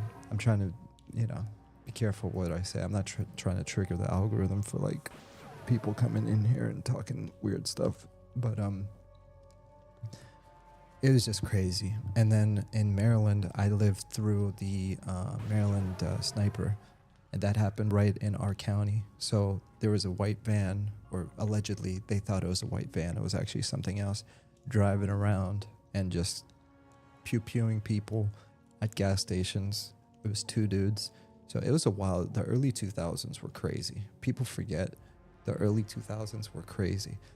Before 2001, it was like we were living in heaven in paradise. The 90s were like, just, we had our own problems, but like it felt like we were free to be whatever we want. Like we were, our problems was you know, being artificially depressed and singing songs like crawling in my skin, these wounds they will not heal, or wake up, no, break up, break up, something, he wanted to. Like, you know what I mean? Like, those were our problems as kids. Like, our problems were like, we you know, we weren't at the 2001 level yet of issues. Back then, it was, life was good, man. It was more of, this girl won't talk to me type of issues. Anyways, sorry. But yeah, after 2001, it was a paradigm shift in the entire world. It was no longer the same world. Everything changed.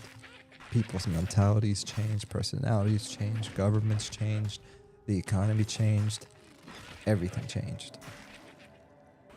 That's crazy. It's the worst thing that probably has ever happened to the country as a whole, the world as a whole. Like, I can't think of one. Oh, sorry, I forgot about World War II.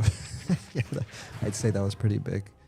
There was a guy that lived in Germany that was up to no good. I kind of forgot about that. Sorry, yeah. I got off on a tangent, but thank you for your service, Majestic. It's I don't think people spend enough time appreciating our boys and girls in the military.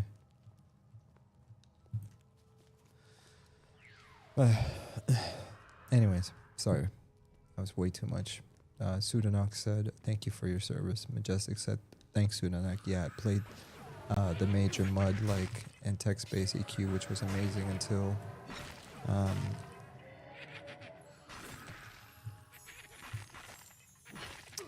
thanks, Sudanak. Yeah, I played the major mud, like a text-based EQ, which was amazing until EQ came out, which just blew my mind.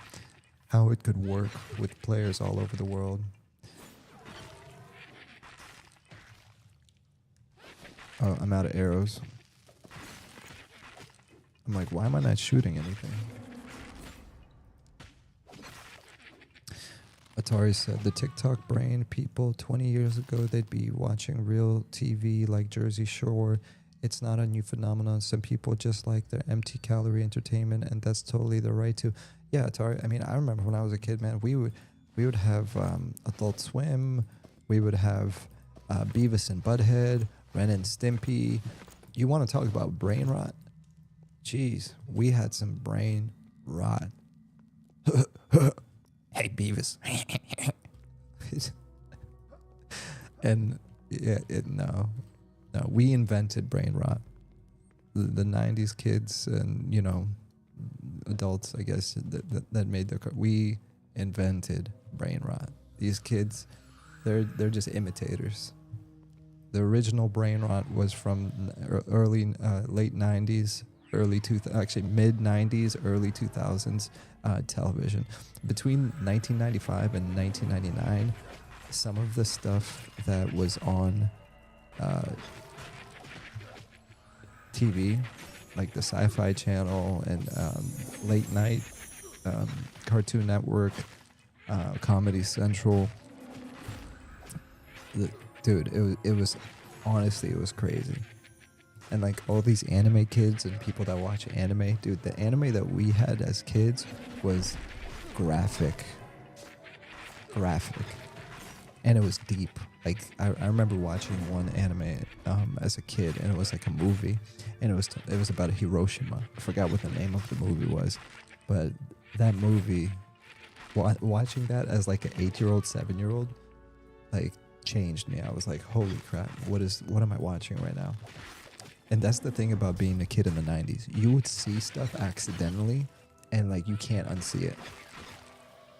There was stuff that I saw, like, it's just so crazy how we grew up. We grew up in the wild, wild west of, like, I know the 70s and 80s kids probably are like, oh, it was like that too. You should have seen what we saw. But I'm speaking to the 90s kids, the ones that were like between the ages of, you know, single digits and early double digits. It was a crazy time to grow up. It's an amazing time to grow up. I had the best, I seriously, I'm so grateful for my childhood.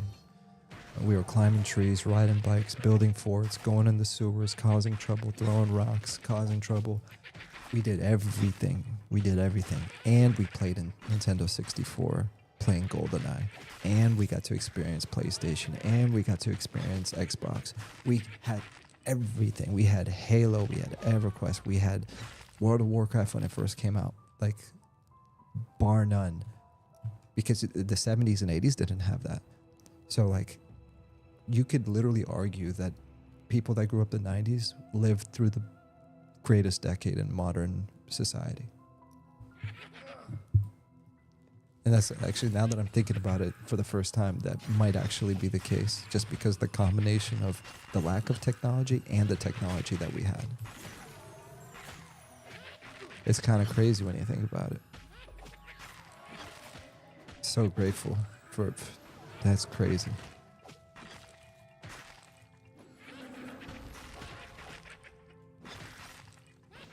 And the thing is, if you experience the 90s, you're not even old. You know? 40 is not old, 50 is not old, 30 is definitely not old. I used to think 30 was old when I was 25, and then I turned 30, I was like, wait, why do I still feel like I'm 25? And then I turned 35, and I was like, wait, why do I still feel like 25? It's like after a certain age, you just feel like you're 25, and you don't really pass that threshold. You just feel 25. Maybe that feeling goes away after, like, 60, 70, 6, 7. But you're just like big kid after 25. That's what he said. He said, I'm out of wood.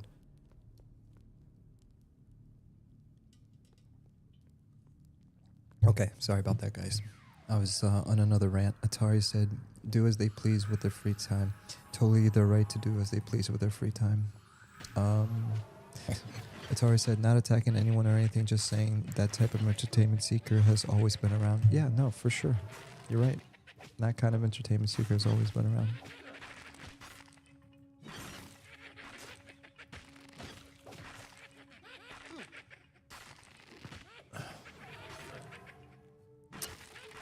Um, ba-ba-ba-ba-bum. Oh my gosh, that's a lot. Oh, Sudanek said blobbers. Oh, are you talking about the game? Yeah, because we were talking about it. Sudanek said interesting point. Oh, that's when we were talking about the EverQuest dopamine from not just number go up, but from actually the experience of being around real life people and getting appreciation. I remember that conversation. I'm a little behind. Atari said, I think we underestimate kids' minds. They want to feel included and equal, and you did get that in games. It could be a total, I could be a total idiot, of course. Haha. No, you're absolutely right. I don't know about you guys. I think, and I hope I'm not the only one at this. I talked more about the meaning of life when I was a single-digit kid than when I became an adult. When I was a kid, I used to question the meaning of life. I used to question, why can we not talk to animals? I used to question, who is God?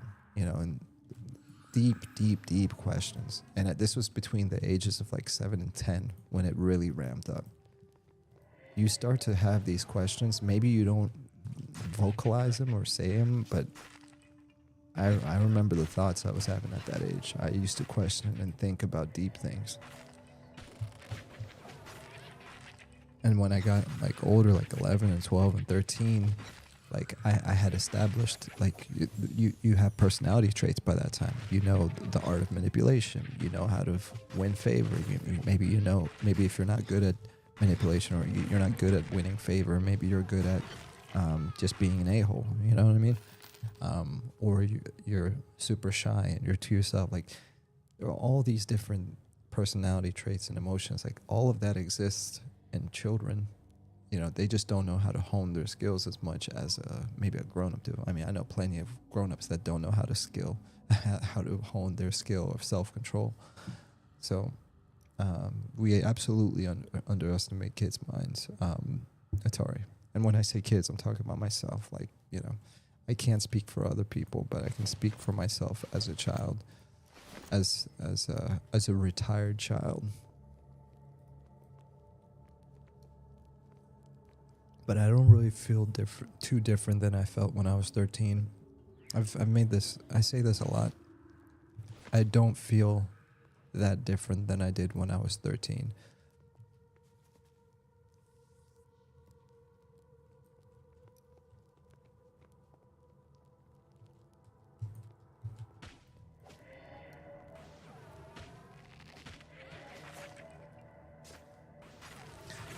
Sudanak said, really good point. Yeah, it was this, Michael said, yeah, it was the same way. We all acted like adults back then on the internet. It's sad that went by the wayside. Adults now act like kids most of the time in mainstream games. Yeah, that's right. Adults now act like kids most of the time in mainstream games. You're right. They never grew up. We acted like adults when we were kids, and then we became adults and started being kids.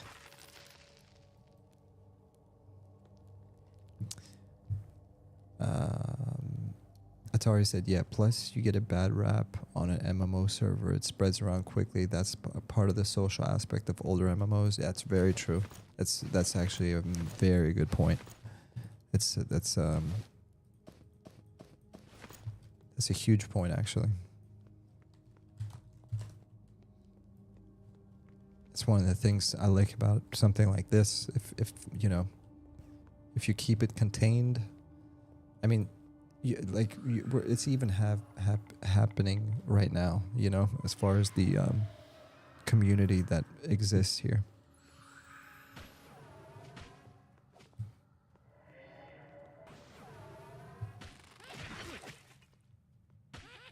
Like Beef Bro and Venom and all this stuff, like. After grouping with them for 2 days, like I'm pretty much memorized their names by now. You know, if I see him in the street, I'm gonna be like, "Oh, it's that dude, Beef Bro."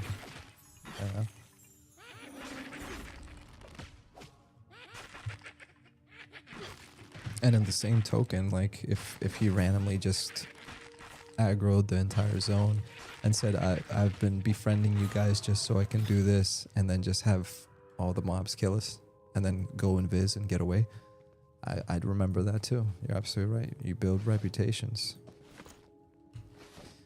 100%. Oh, I have another torch. Sweet. I remember I looted it earlier. Bard C. Robert said, yeah, plus Robert said, thank you for your service, the Majestic X. The Majestic X said also the Unibomber as well. Yeah, that was crazy. Hold on, before I read the rest of this.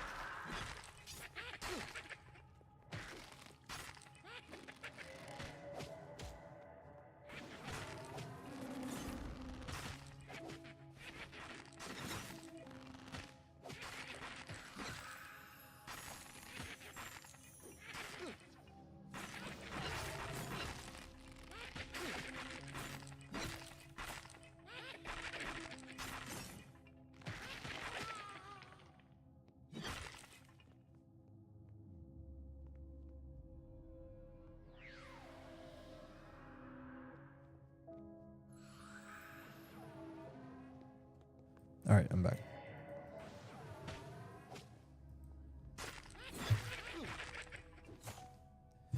So, Atari said, I remember talking to my homie while he was overseas, while he served after 9/11.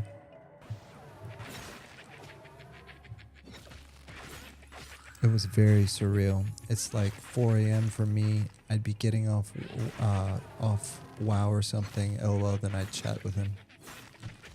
That was surreal.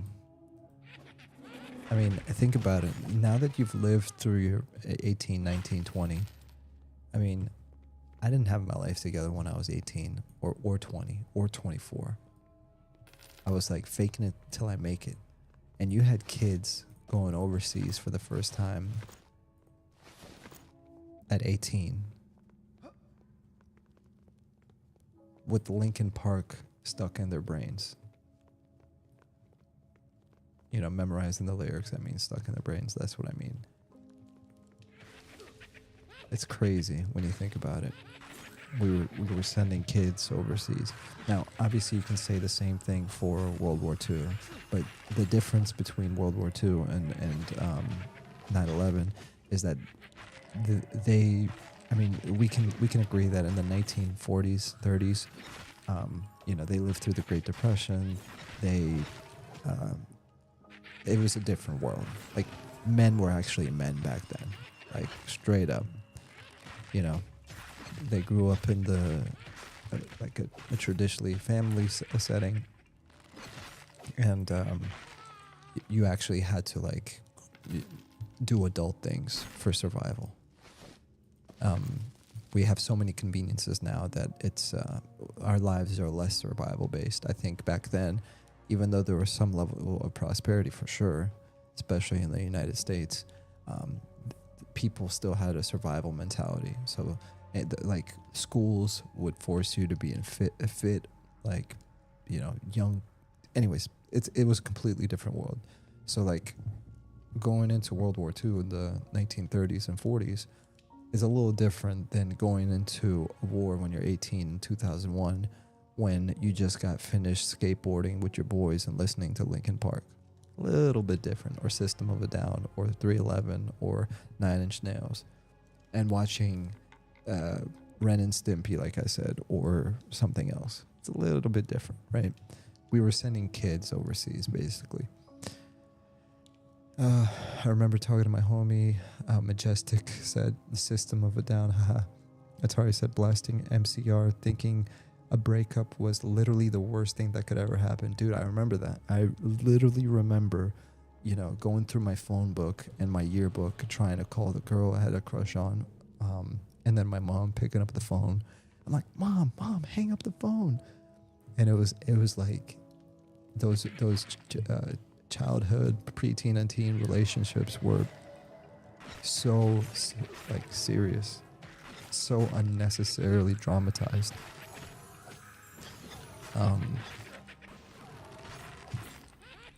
Pseudonux said World War II was before your time. The thing is, it was, but I was raised, my parents, my grandparents, they made sure that I knew all about it as a kid.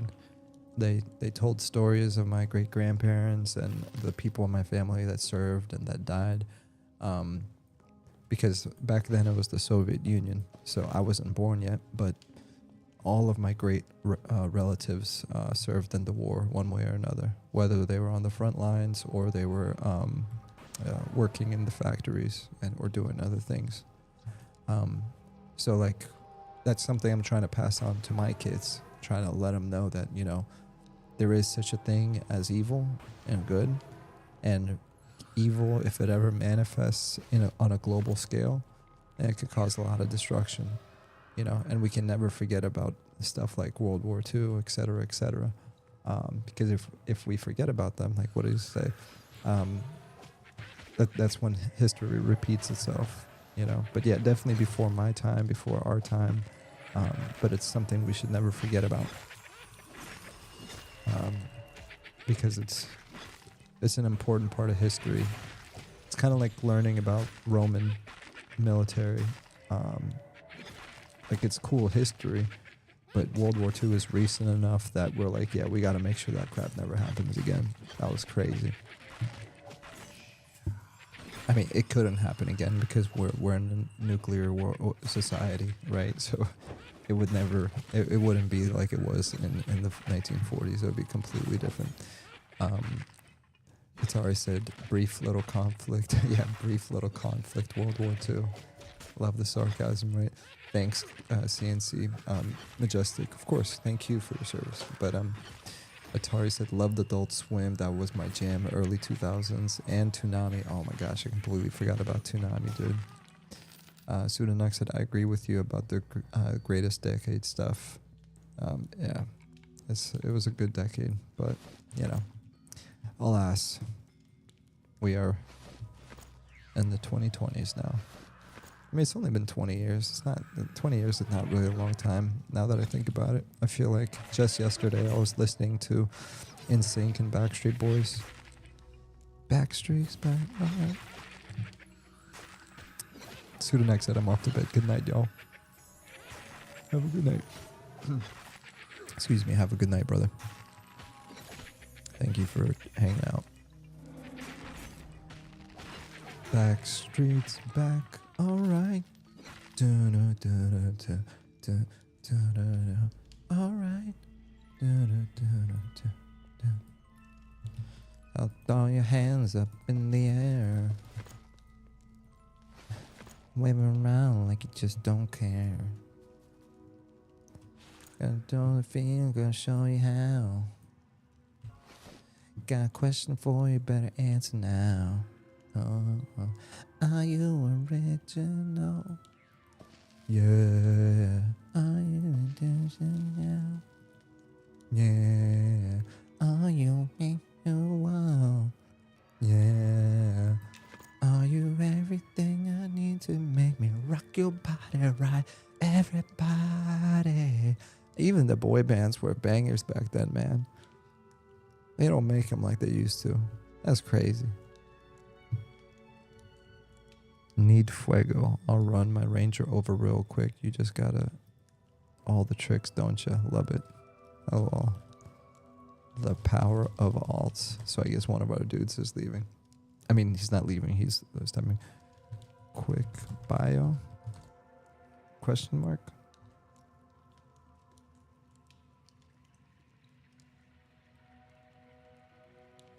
I'll be honest. Backstreet Boys was dope, but NSYNC was OP.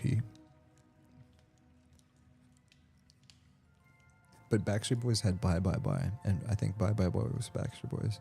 That was a catchy song. I'm really gonna make it tough. I just gotta tell you that I had enough. Might seem crazy. Oh, that was NSYNC. I remember because it was Justin Timberlake. I remember his voice in my head. Baby, bye bye bye bye bye. Gotta make it tough. I just wanna tell you that I had enough. might seem crazy, but it ain't no lie, baby. Bye, bye, bye. Quick bio.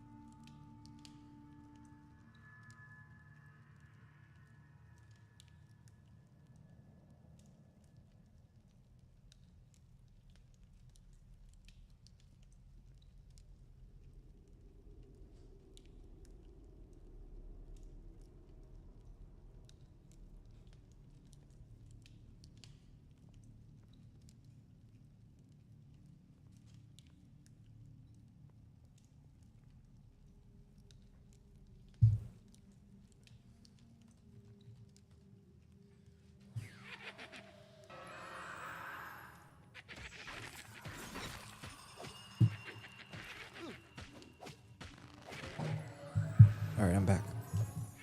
Just in time. Crap.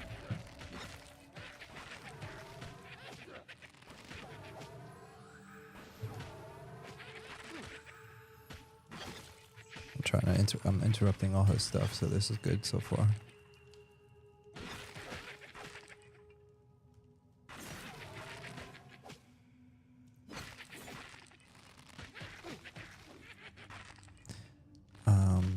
Yeah, but you guys gotta forgive me for the NSYNC and Backstreet Boy stuff, but I have an excuse because this was middle school and I was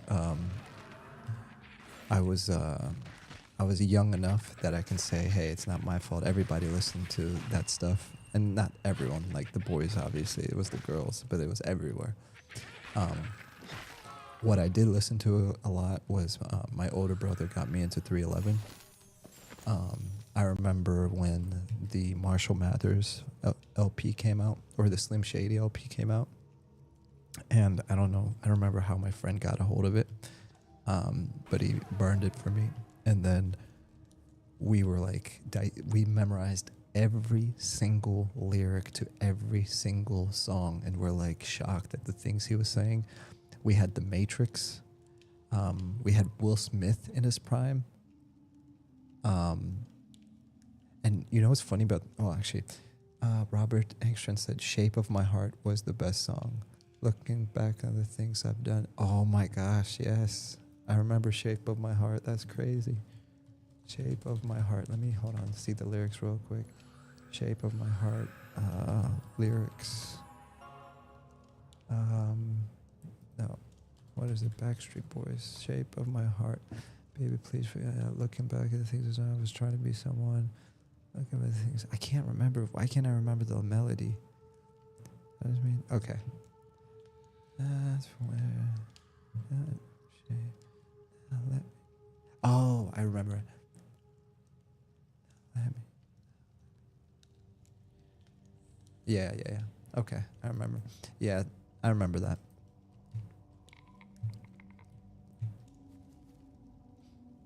And so we had Will Smith, we had Outkast, we had we had 3-6 Mafia. 3-6 Mafia. Oh my gosh. We had Bone Thugs and Harmony. We had Big L. Big L with the rest of the New York squad. Big L was one of my favorites, dude. There was underground rappers I listened to. I listened to Cage, Nonfiction, Benefit, I was really big into underground rap back then because I was chilling with the skateboarding crew. So,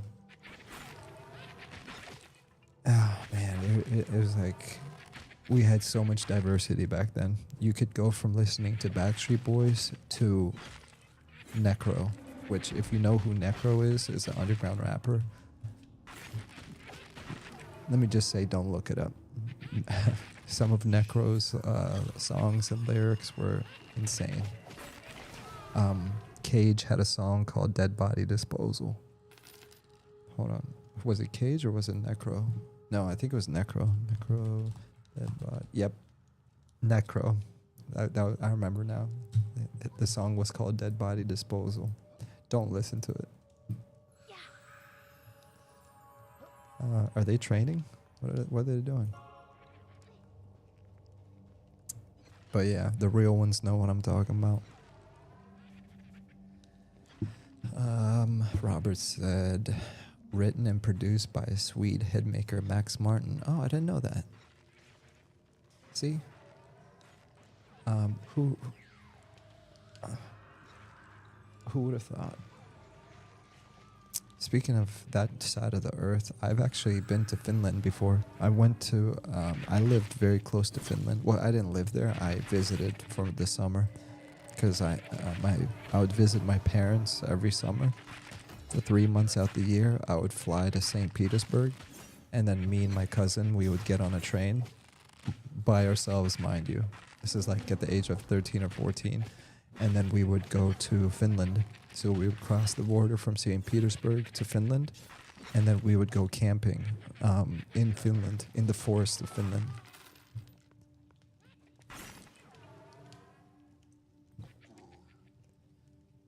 It's freaking crazy. Holy crap. Oh. Who are we attacking?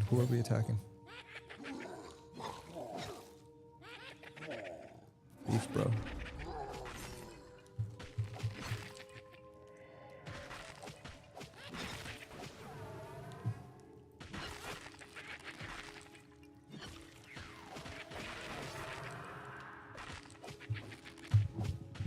I don't know how we got into all these like nostalgia conversations, but this is the kind of stuff that it's fun to talk to you guys about. I usually don't like to go down memory lane. I don't like nostalgia bait. I don't like those videos where it says, Dad, tell me about how you were in the 90s. And it's like, it's trying to like pull at your like heartstrings or like induce some kind of like anxiety or missing of the past. Like, I don't like that, man. I don't feel like it was a long time ago. This was recent. You know, we're not old. We're just living in our current year of 2026, and that's as simple as that. There's no reason to be like super nostalgic or super emotional about it. It as far as we're concerned, it was yesterday.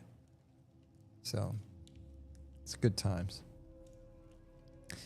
Robert Engström said, cool to hear. I moved to Finland 22 years ago. I was born in Sweden though. Yeah, of course. My nationality is Swedish. Yeah, that's where all the good stuff comes from. But I know that you lived in Finland. That's why I mentioned, I was like, you know, actually, let me think. So if you moved to Finland 22 years ago, yeah, I would have been around 16 years old when I went there during the summer. So I probably saw you in the forest, Robert. How crazy would that be? Because we did run into some local people in the woods, and they were doing the same thing. They were at the campfire, and we were getting hammered. Mind you, I was 16 years old, and it was like, whatever. I'm not gonna go into detail, but this is how Eastern Europeans have fun. They go camping, they play on the guitar, they sing folk songs, and get really, really, really hammered. And dang, man, I can't believe I had such a fun childhood, dude. I'm just thinking about it now, and I'm just like, it was such a diverse childhood because I lived in the United States, obviously, right? I lived in the, mixing bowl place of like the DMV, DC, Maryland, Virginia area. So I knew I had all types of friends, all kind of nationalities, all kind of religions. And then during the summer, I'd fly all the way to Europe. So I'd like live their way, you know, folk and country, and you know, just dang, man, it's freaking awesome, dude. And then I got to experience EverQuest. I got to experience World of Warcraft. I got to experience all the good old real-time strategy games, Command and Conquer, Red Alert.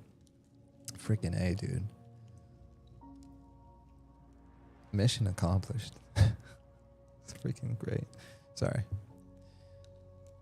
Not even trying to sound braggadocious. I'm just, you know, you guys kind of inspire the whole conversation. Like, wow. Anyways, sorry about that. Robert, have you done the Sungri Strand dance as of late? The dance you used to do when the percussion groove comes in at the end of the song? Yes and no. So I had the opportunity to do it today.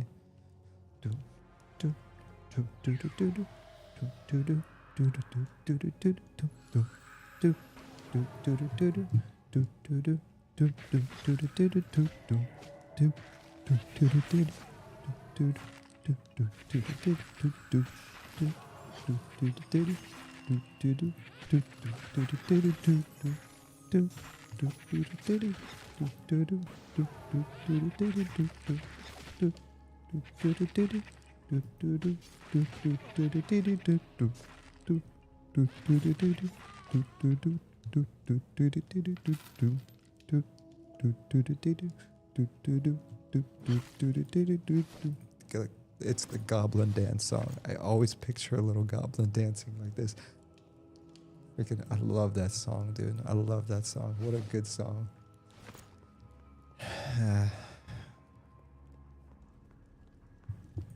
I picture a goblin. Maybe yeah. Well, so it's a goblin, and then you have the ogre trolls would be in the background, kind of being the backup dancers. So the lead dancer would be a little goblin. He'd be like the ringleader, and then he would have like 3 or 4 ogres or trolls with him, and they would be the backup dancers. That's how I'd imagine it. The short guy would always be the ringleader for some reason. Hold on one sec.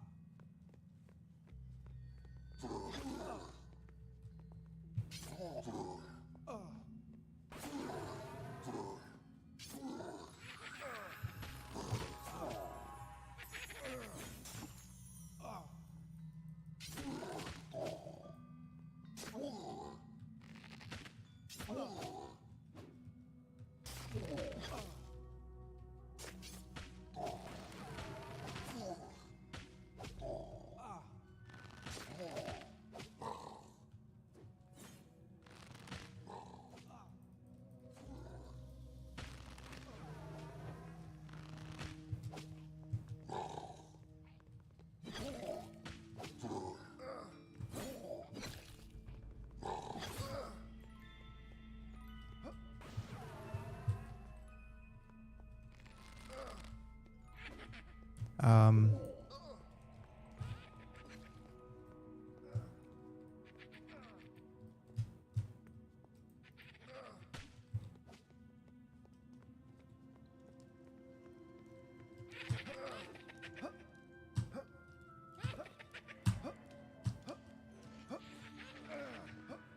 my gosh.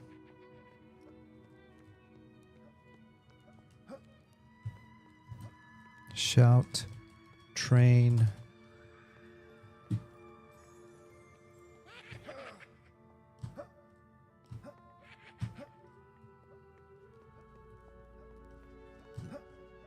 No way I survived.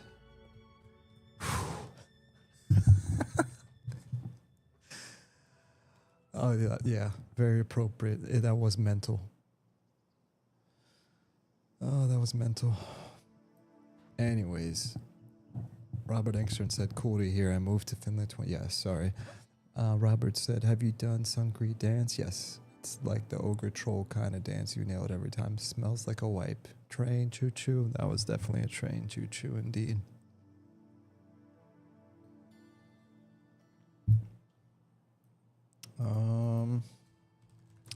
Did we disband?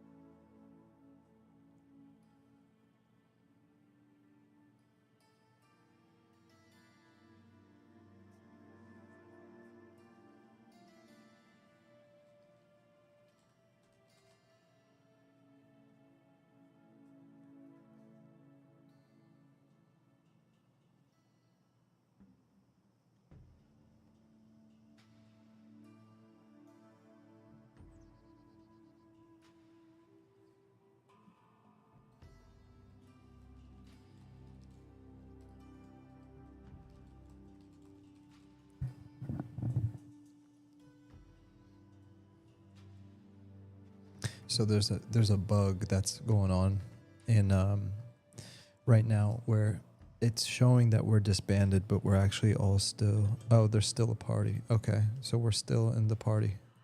Yep. Yeah, it's a it's a new bug.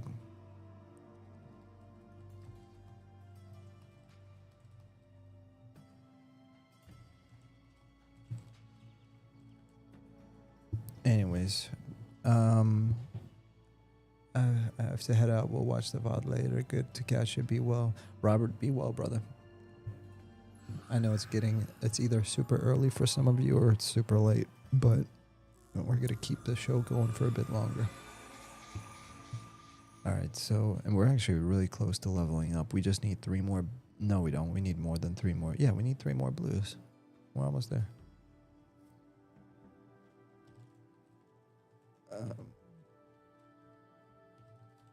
Anyone have a spare so?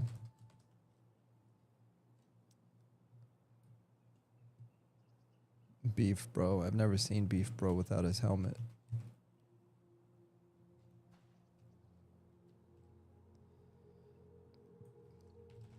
Nice hair.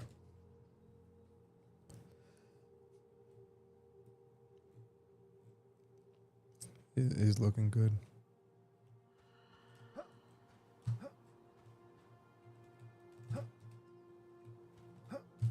Oh man. Parkour. Parkour. Oh jeez, come on man. Gotta get my parkour right. There we go.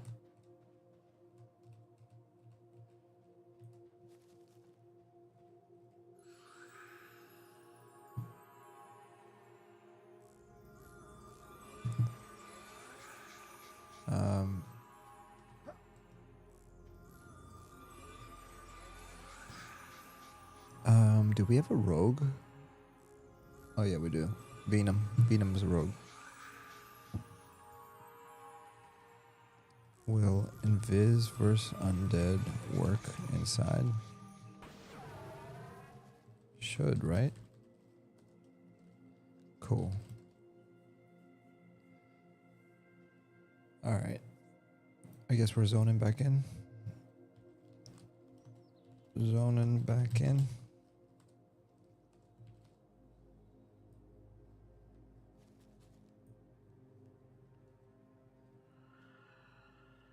Dang, man, there was something I wanted to talk about, and it completely slipped my mind because we just had that train.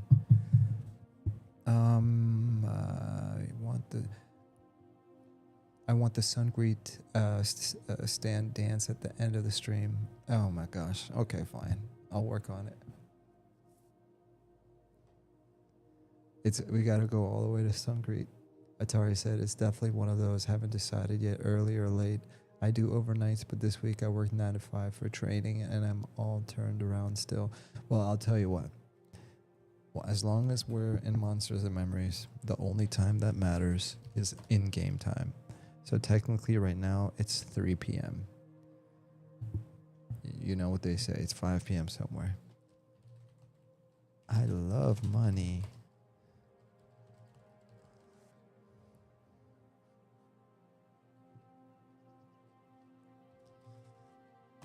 Money equals skills.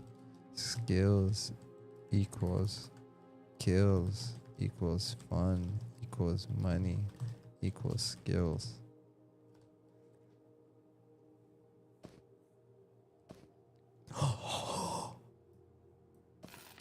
No freaking way. Holy moly.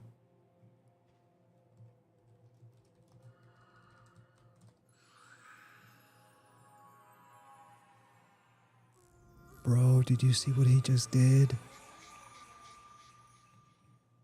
Oh my God. Can I kneel? Can I kneel? No. Kneel. Can I kneel? Kneel.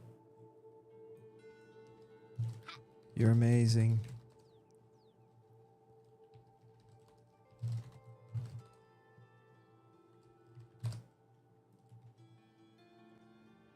Holy moly, guys. You don't understand. You don't understand what just happened. My mind is freaking blown.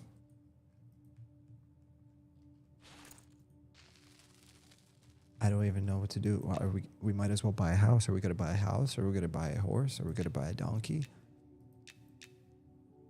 Are we going to save it for retirement? Are we going to say, well, is that his bum? Dude, his underwear is ripped. You can see his bum. Zukin, you are a genius. Look at all these corpses.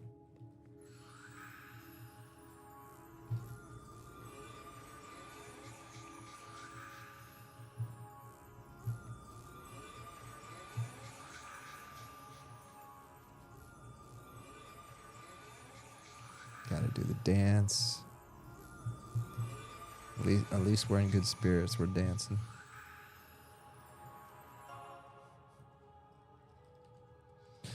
Dude, the boogie.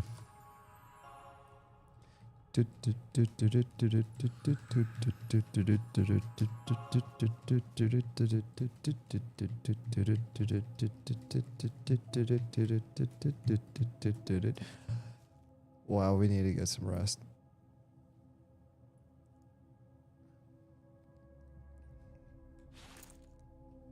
Bro, I don't even know what to say, what to think, what to do.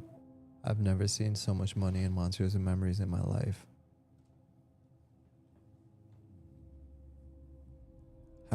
What am I? How? Jeez, man. So, Donkey, Monsters and Memories, Wiki. New player guy, Whiskey, Bittersweet.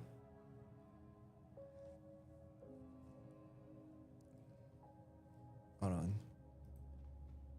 Is there a donkey?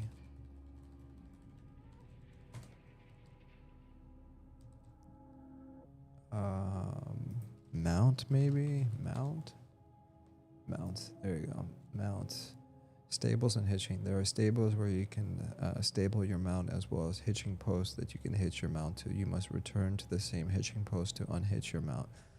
Feeding mounts. If you consent your mount, it will tell you what it eats, fruits or veggies. Riding mounts. To ride your mount, you need to equip a saddle on the mount from the inventory tab on the pet window. Saddles are made with blacksmithing and leatherworking. Bag storage on mounts. To use your mount for storage, you need to equip pack rigging. This is available from the riding supplies merchant, but also may be made with leatherworking. Once the rigging is equipped, you can add a bag for storage. Interesting. Okay, cool. He's getting his corpse.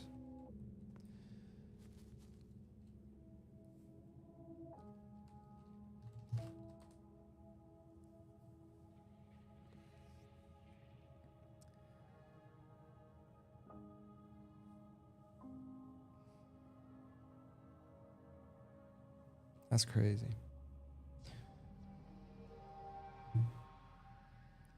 You know what's funny about all these adventures and all the stuff we're doing is on Friday and Thursday, I wasn't even sure if I was going to log in.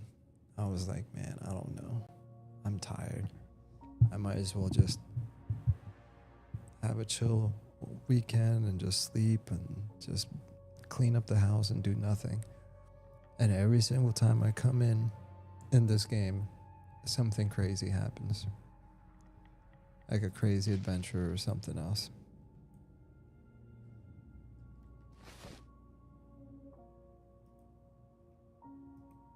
It's kind of crazy. No way I failed. I just failed 2 torches. Oh my gosh. Ugh. Both my torches failed.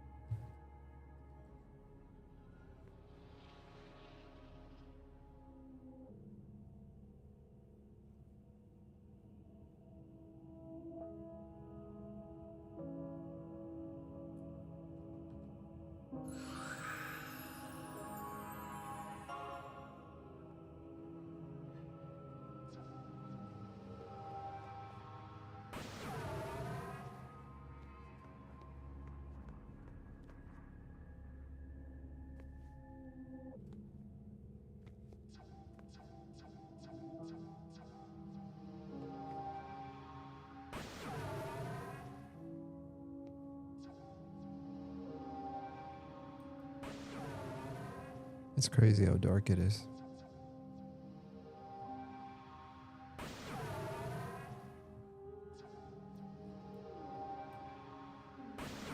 Talk about class identity, you know. You're looking at these dudes, you see your rogue is invisible, your tank, your Shadow Knight or Necro, your bard, you got your archer looking like Aragorn.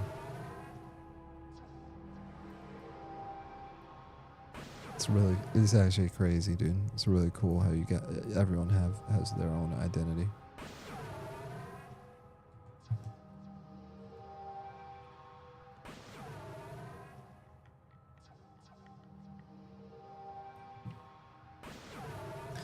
I'll just summon for you. I don't have a ton to spare, but I bet 13 water, 13.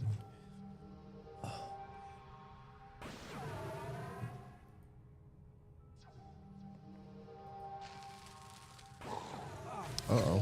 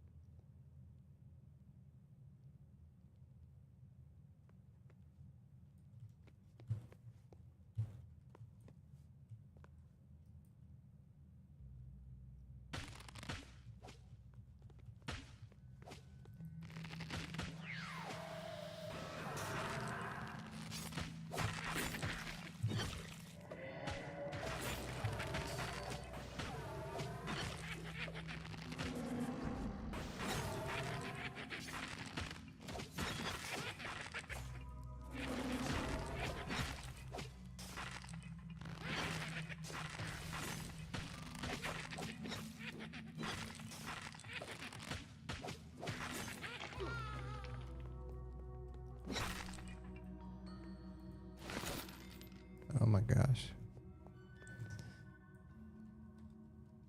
I forgot how dark it is without a torch.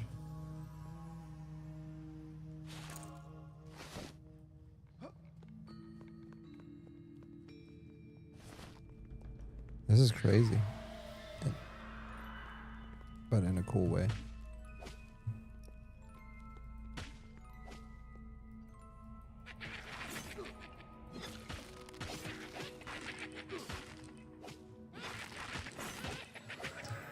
All right.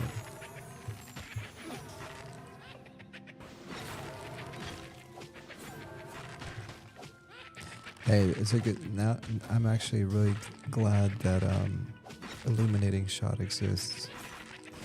So if I hit purging shot, it cancels out the illuminating shot. So I need to make sure I don't do that. So note to self: if I want to light up the room, do not cast purging shot afterwards.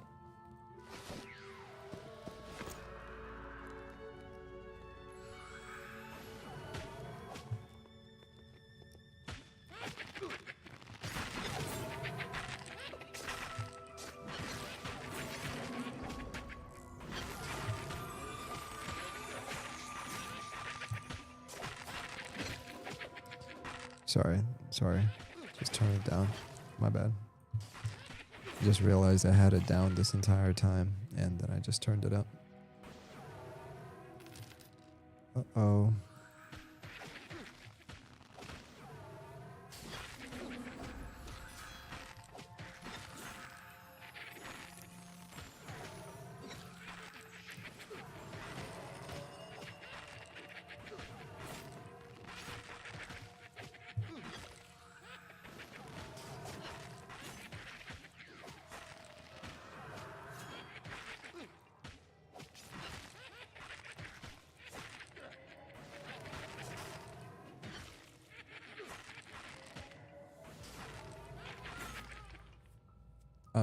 Alright, let's see here.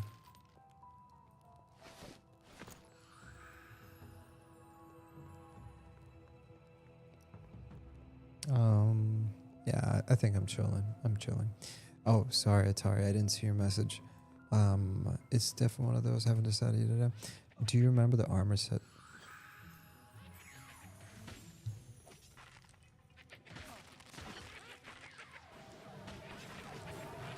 So do you remember the armor sets in Warhammer? The game caused me so much altitis. Everything looked cool. Yeah, actually I do. The art was really, really, really good in Warhammer. I remember looking back at it now. It's pretty impressive. I actually installed it recently, and I have it installed right now. I forgot what it's called. What was it? Warhammer. I don't know. I've got it installed, but I have the emulator.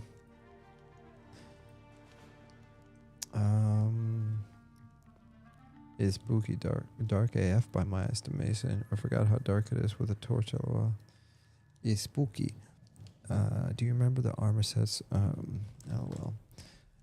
Something that keeps playing sounds like the BioShock 2 soundtrack. Is this in-game music, or are you playing music? This is in-game. No, this is all Robert's music.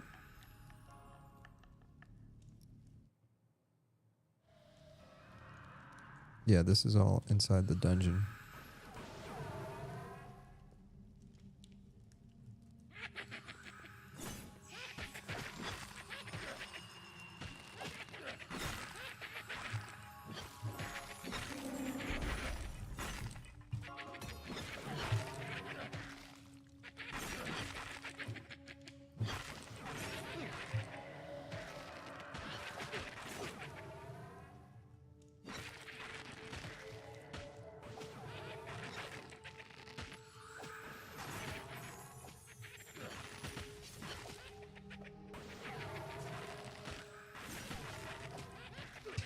Alright, let's make sure. Yeah, Return of the Reckoning. Emulator is called Return of the Reckoning. Atari said it exactly.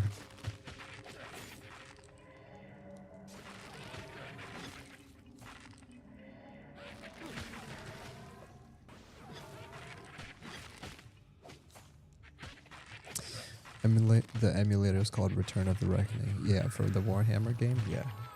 Thank you for reminding me. That's exactly it.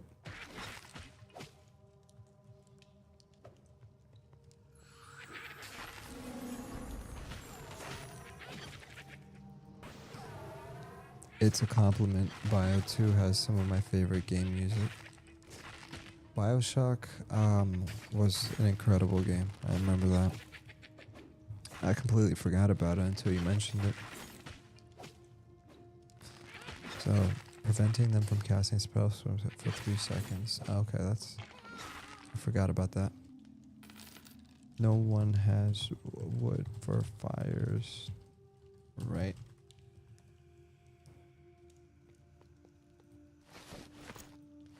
Love the fact that their eyeballs are just lighting up the floor like a runway. Holy.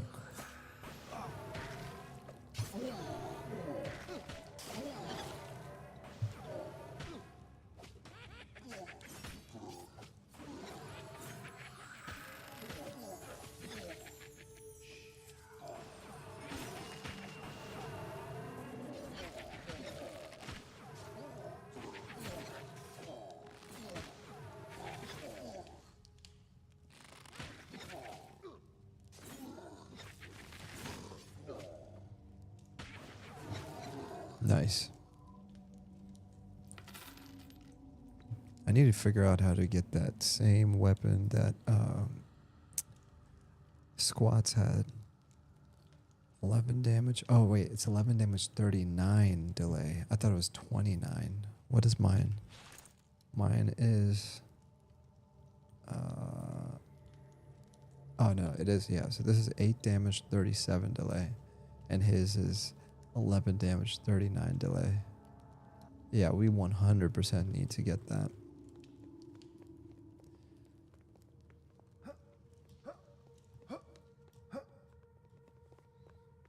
And by the way, I have extra stamina because I have fast metabolism, and it saved my life on the previous run. So it gives you more stamina, but it makes it so you consume more food. And I was like, I didn't know what kind of sub-skill to choose, so I'm like, let's just try it. And it actually worked out perfectly, especially since I'm an archer and I'm like always moving around and jumping around. Hopefully they can elaborate on that.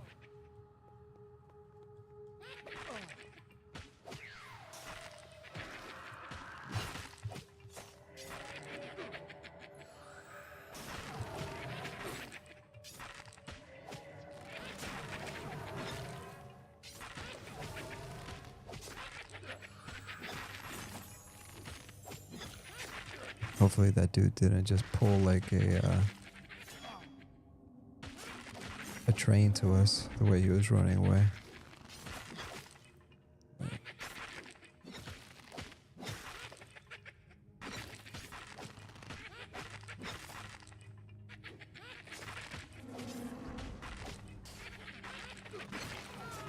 Nice. This is Pat that probably linked them last time. Vengeance. Yes, we got a revenge.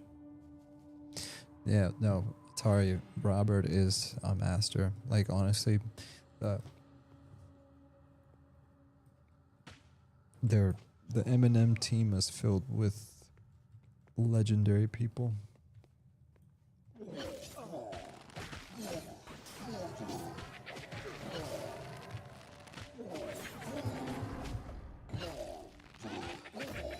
It's kind of serendipitous the way the dev team came to be, you know?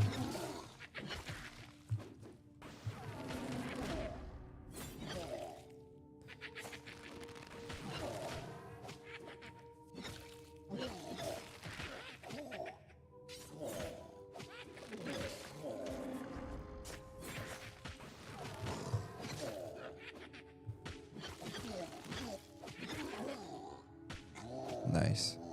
I got the killing shot. Vengeance is a dish best served cold beef, bro.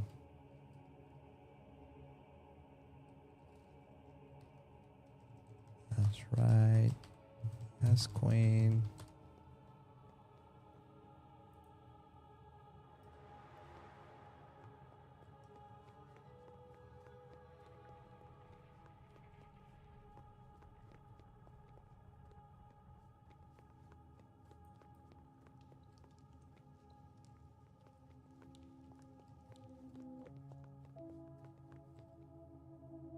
Okay, now what?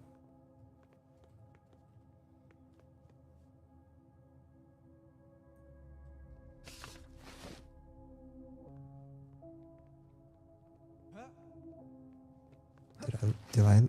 No way. Dang it.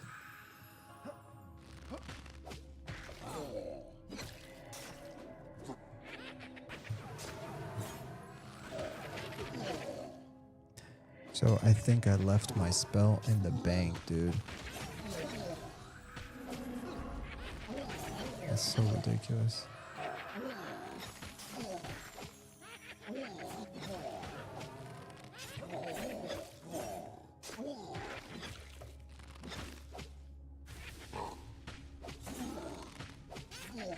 Did I really though? No, it's right there. Oh my gosh. I really thought I left my my level 13 skill in the bank.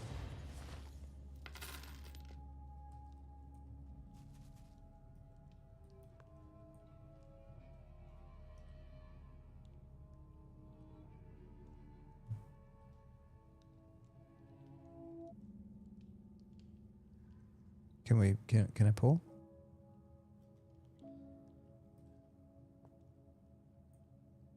Or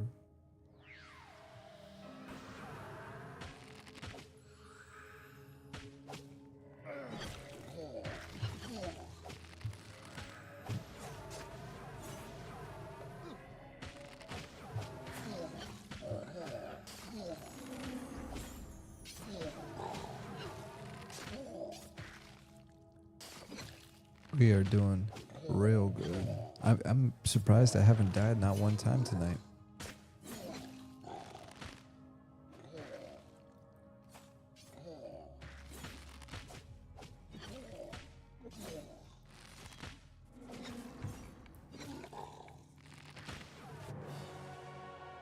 Oh, we did it, boys.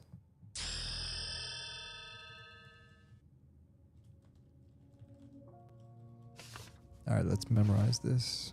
Whoa.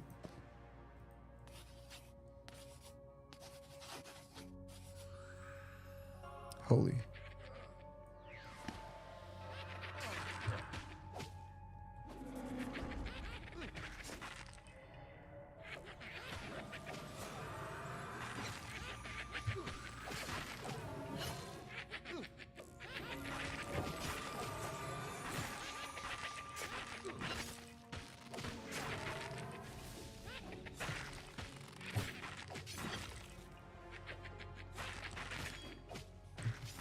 GG Atari said, thank you, brother.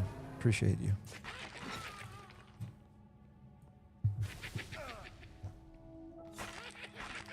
Now I know what they say by it's a lot more efficient to be in a group. And you also end up with a lot more money too. Crazy. Absolutely crazy.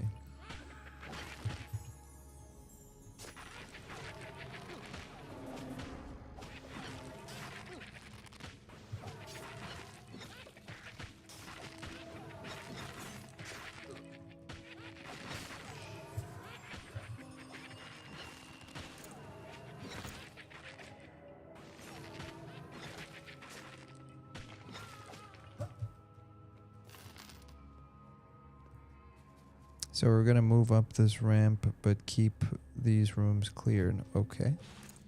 So what's up with this new skill? Anticipate.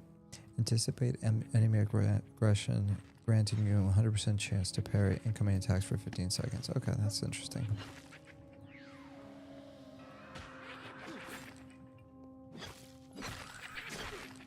Oh, there's another room in here. I didn't see that. I thought there was just a wall or something. What next?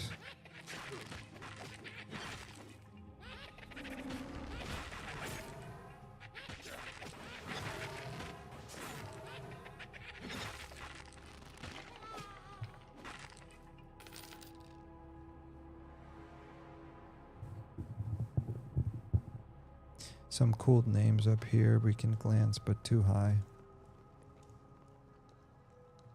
Oh, I didn't do it.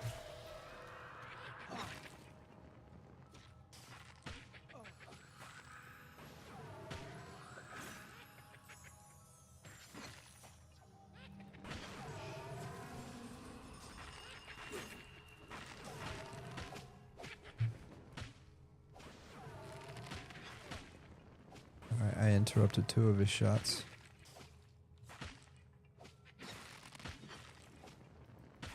And another one. Oh, okay, I couldn't interrupt that one.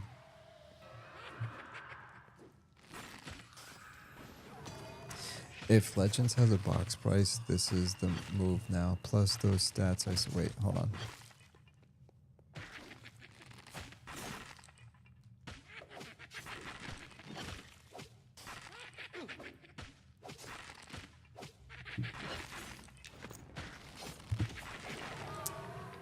So, Dodo Batty Boy, Babby Boy, Dodo Batty Boy, Dodo Batty Boy, Dodo Batty Boy, Dodo Batty Boy, Dodo Batty Boy, Dodo Batty Boy. Whoops, holy.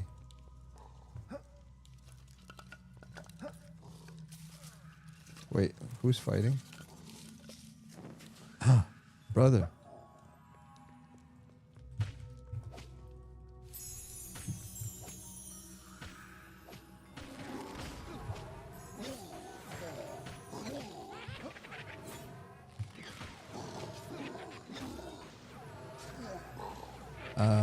If Legends has a box price, this is the move now. Plus, those stats I saw in the preview video were bonkers.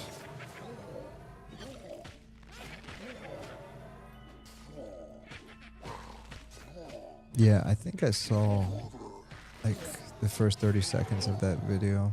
I watched like some of it. I think he was like combining rings or something. Like, I guess you're like leveling up your own gear by combining it. So I guess it's like supposed to be cool to grind or something, but yeah, I don't know, guys. I have nothing against somebody else's game.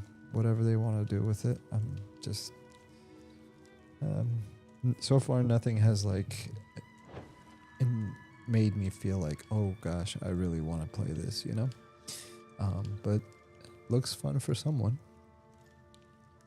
Atari said, I'm just sitting here thinking about how important it is that your level up sounds satisfying.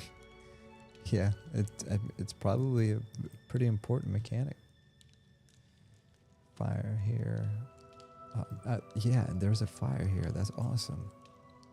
So somebody left a fire for us. I'm just sitting here. What do you mean by the move?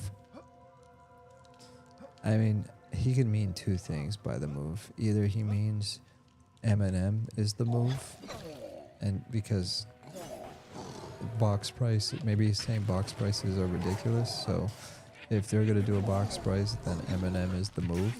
Or he's saying box prices are the future. So, oh, I heard they're doing a box price. Box price is the move. You know, kind of like saying it's the future. So it could be one or the other. There's like 6 or 7 other things it could mean.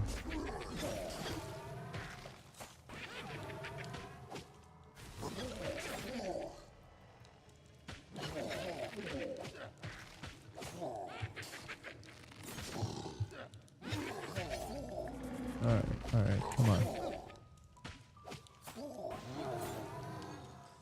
Alright, well, I don't know how to tell these guys, but I'm trying to get to bed soon.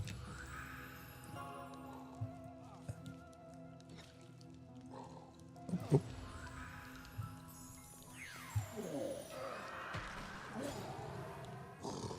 Shoot. What the heck? Why am I not casting?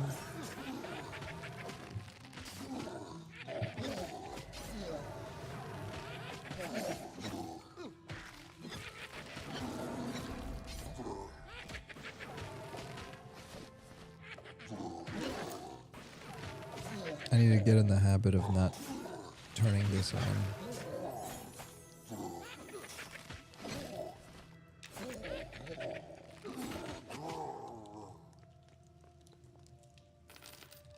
wait, hold on. Should I keep this off? So I got this here. Yeah, I'm gonna keep this off because all my stats are right here. Yeah, if you have to pay for a box price and choose, it's going to be M&M because Legends is just a private server they're rushing through with cash. Yeah. I mean, you gotta remember it's Daybreak, you know?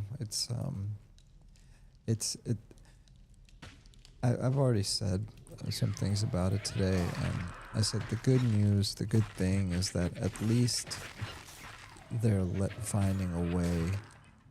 Like, I mean, because honestly, like, if they wanted to, they could just shut it all down. Every single emulator, every single program, they could just shut it all down, right? Which would backfire on them terribly. But if they want to start giving people the rights to use their IP, all right, you know.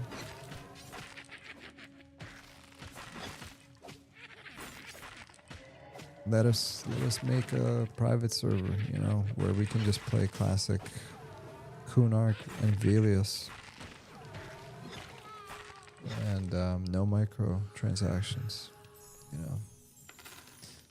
I was surprised when they said box fee. I'm like, what for what though? What's the box fee for? Just do a sub, you know. But to each his own, man. Anyways, yeah, I've done Ghostly had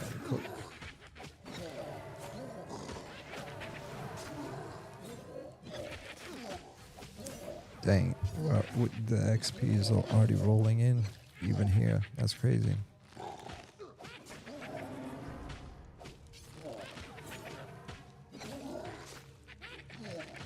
Ooh, guys, I'm doing one meal a day and eating for the first time since Friday evening, just eating tater tots and meatballs, and it's like the best meal I've ever tasted. Yeah, I don't blame you, dude. You're actually making me hungry. Lost 60 pounds so far. Was having heart rhythm issues, so I figured weight loss was the absolute best choice I could make. Yeah, I would agree. For me, weight gain is the best choice I could make. I need to eat more. I've got the opposite problem. But I hope the heart rhythm problems improve. I had to deal with something like that, not me personally, but as they say, the better half. And they wanted to do like this procedure, but it ended up improving on its own, so it's gonna get better. Just keep doing the healthy thing, the right thing, and everything's gonna work out. No, man. I'm not rushing. Sorry, class. Don't worry about rushing to respond to me. I'm just babbling late night babbles. No, I'm not I'm trust me. It's to your point. It's late. It's getting quiet. Like earlier, there was a whole bunch of people talking at once, and it was fun and exciting, and there was rants and stuff like that. Now we're getting down to like the last shot, you know. So it's good. It's nice to hear somebody else talk. Sorry, class. Don't worry. I got close to 260 during COVID after being 240 most of my adult life. Now I'm down to 195, which was my high school weight. 6'2". That's actually really freaking good, dude. That's amazing. That's very impressive.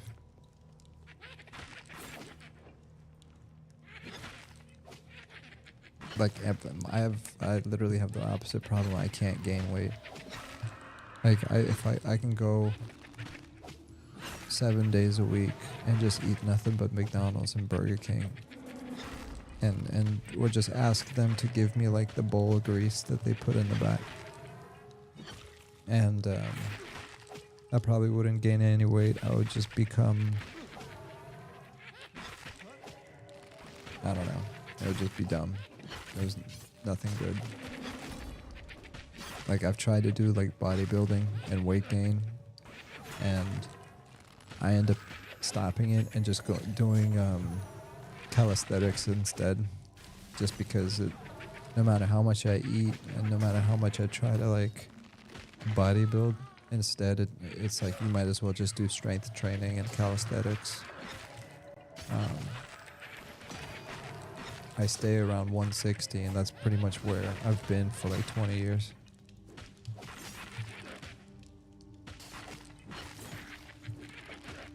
It's kind of annoying, to be honest with you. I mean, I guess it's nice depending on who you ask, because some people is like, well, I wish I could do that. Yeah, but I know. And I wish I could gain weight. Healthy weight. Atari, do you like that, or are you finding it's an issue? I just want to be like, I would like to try something new, and by something new, I would like to be like jacked, like super jacked. Like I've been ripped before, you know, like a ninja, you know, like Bruce Lee ripped. But I wish I could get like Arnold Schwarzenegger ripped, you know? Or who's another one? I was gonna say Sylvester Stallone, but I don't think he's maybe he used to be, but I don't know, man. It's pretty cool being like big like that. I mean, especially if you're 6'2" and you can you're losing weight. While you're losing weight, you can actually put on a lot of like bulk muscle, you know? You could look like a freaking monster. That's the thing, it's a lot harder for me to look like a monster. I can look like a beast, but I can't look like a monster. Because for that, I'd need to like widen out like this. But I'm definitely gonna start trying. Honestly, part of it is just if for the amount of food I need to eat, and it has to be the right type of food, it's just really expensive. So when I say it's hard for me to gain weight, it's because it costs so much money. You know? I would have to have a completely separate diet for myself, apart from what my kids get and my wife gets, because I would need massive amounts of protein and all this other stuff. And I'm not gonna sit here and just be like, hey guys, I'm gonna spend $1,000 a month on food just for me, and meal prep and do all this other stuff. Do you find that I just patched the game, but it won't let me play? Why? You probably need a different launcher. So if it's your first time patching the game since like long ago, then you're probably running the old patcher.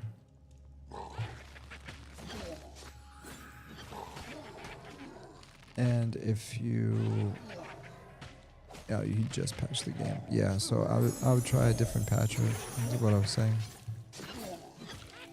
And I'm saying all this with the assumption that you're, you know, a beta tester, right? So, yep.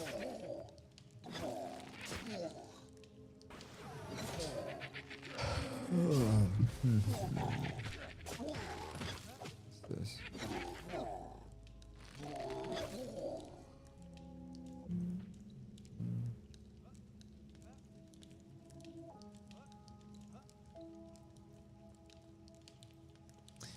Atari said, oh, and because it's the thing these days, and no hate to people that do, but I didn't use any weight loss meds. Oh man, yeah. There's a lot. There's like weight loss and weight gain. There's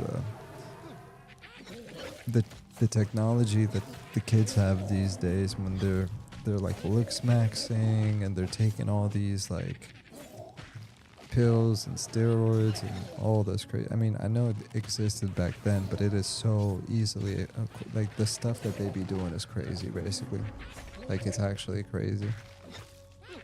They have access to so much stuff. Like back in our day, it was like protein and stuff like that, but I never heard of like any of my friends You know, a lot of them were bodybuilders and stuff like that. I don't remember any of them like juicing or anything like that. Usually it was like creatine, pre-workout, protein, and then like crap, aim shot, and doing some other stuff. But nowadays the kids have full like TikTok channels or whatever, dedicated specifically to like looks maxing and getting this, I forgot what the injection is, specifically to increase your, and I'm not talking about steroids, that's a separate conversation, but yeah, they're doing crazy stuff, man, and it's super dangerous. I feel bad for them, because yeah, they're gonna look really good right now, but they're gonna feel it 20 years from now. You can already see it because some of the especially some of the females, they use so much cosmetic stuff, and they've been using it since they were like 12, 13, that they're starting to be in their 20s and they look like they're in their 40s, 50s, not 50s, like 40s. And it's like, how old are you? It's like, I'm 20. It's like, oh.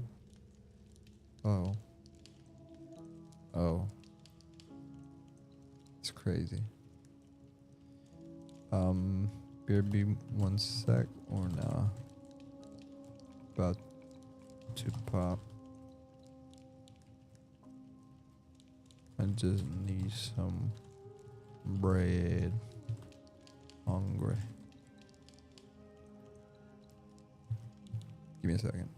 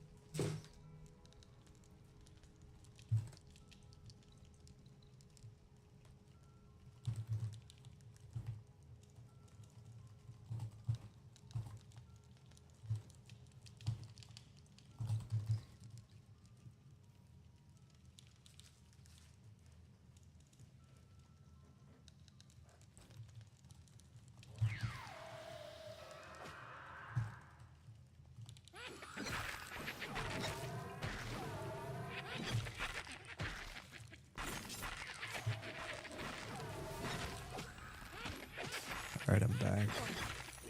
Give me a second here. I'm trying to figure out my life real quick.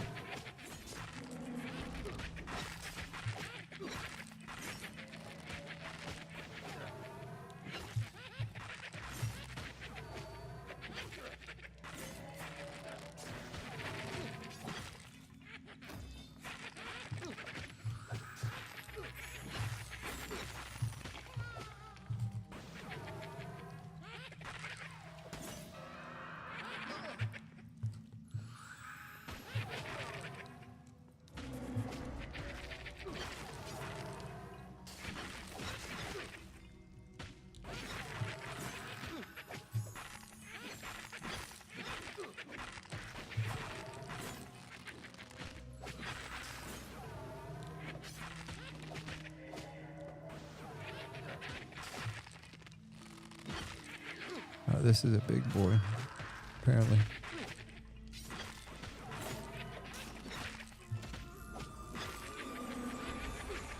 Or something. Is it red? What is it? Yeah, everything's red.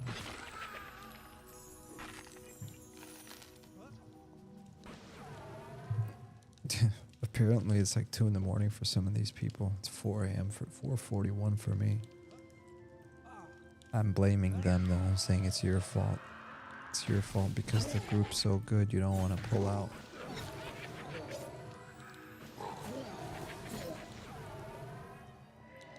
Am I out arrows again? No, I'm not. Not yet.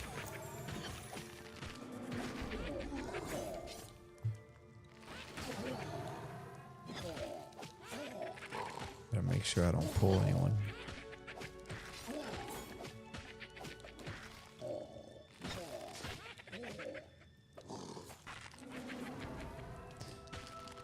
Tari says social media. Oh, and because it's all the. What did I say? I just posted it. Oh, and because it's all these things, these no hate to the people that do, but you don't see weight loss meds.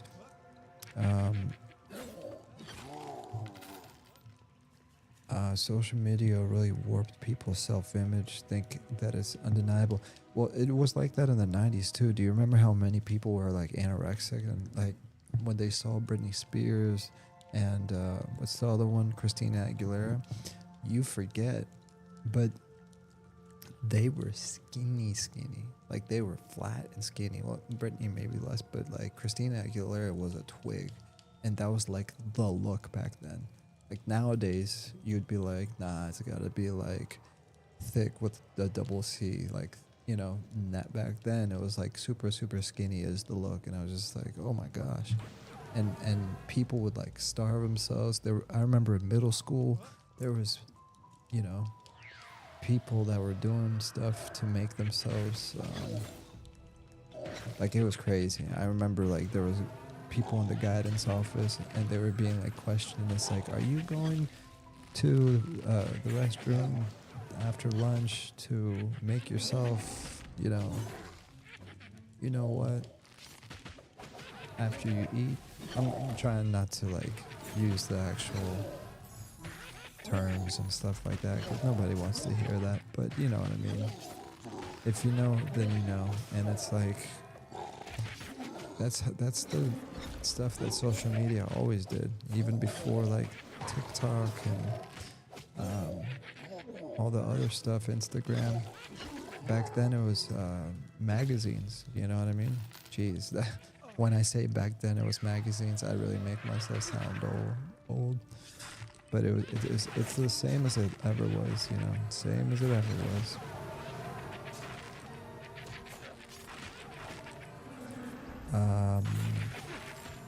Motive 7475.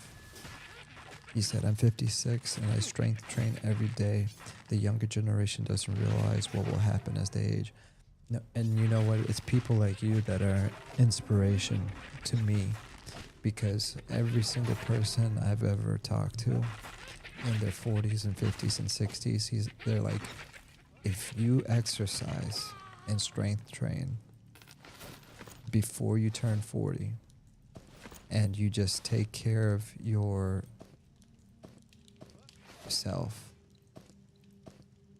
you are going to be so far ahead in life, because you're going to, like after a certain age your bones stop developing or something like that, or they get weaker. But if, like, let's say you started working out when you're 30, like you procrastinated your whole life through your 20s and everything, but then you at least you start working out in your 30s and you start to build muscle mass and you start to do it like, you know, 4 or 5 times a week, and you start to build muscle and healthy muscle and keep your weight and like sleep well and do that stuff. If you do that through your 30s, by the time you're 40, you're going to feel like 10 years younger. And then by the time you're 50, you're going to feel younger, you know, because you're basically keeping your body from, you know, deteriorating or whatever, or rotting. That's what I keep telling myself. I'm like, you might think you got it gravy right now, but sooner or later something happens where you're like, oh crap, now you need to catch up. And I don't want to be that. I don't want to be catching up. So Motive, thank you for telling me that. It's a good reminder that instead of doing this at 4:47 a.m., I should be waking up at 4:47 a.m. to go to the gym.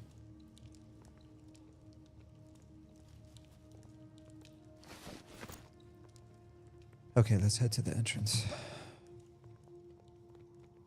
I think they're calling it.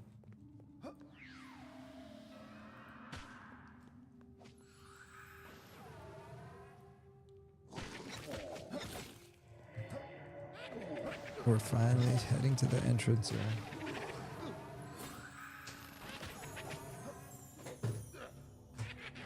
I'm so hungry, I got a croissant.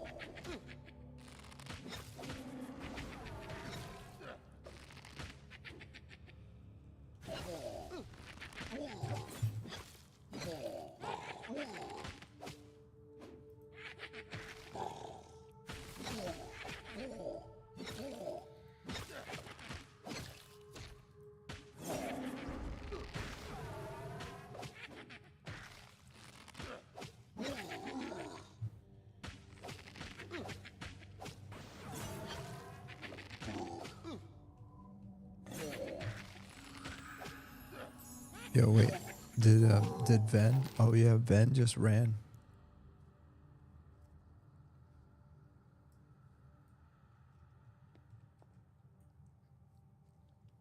Dude, I don't understand how we're getting so much XP.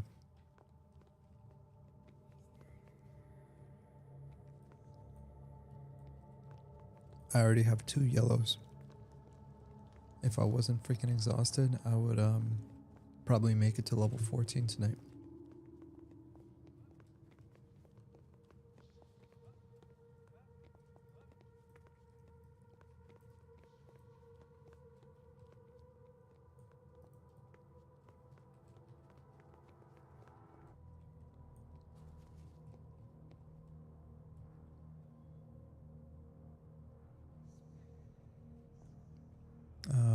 Here he comes.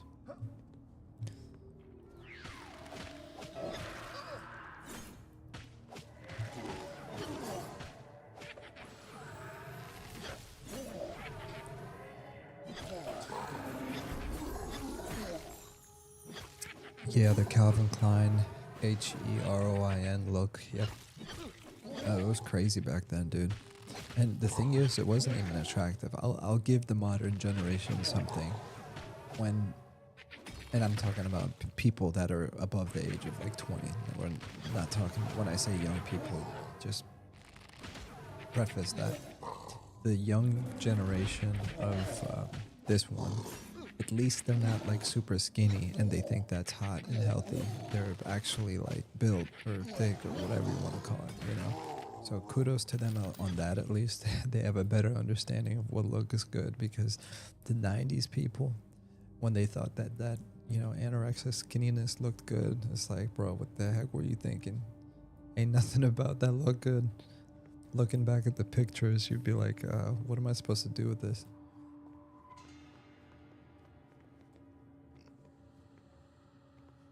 But yeah, no, I mean, I think it's good to be healthy and it's good to look good. But if you do it at the level of comparing yourself to others and, you know, kind of beating yourself up about your image, it's like you're missing out on. You're missing out. You shouldn't. You should be obsessed with taking care of yourself for the reason of wanting to be healthy and live a good life, not for the sake of being better than somebody else because you're insecure.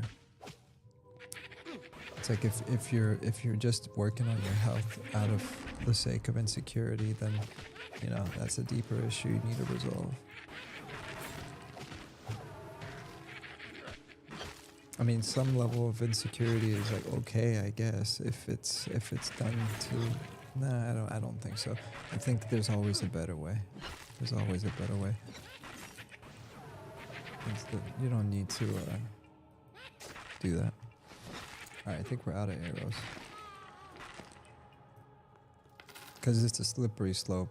You know, if you're going to be insecure, then you're going to be all this other negative stuff. The heck?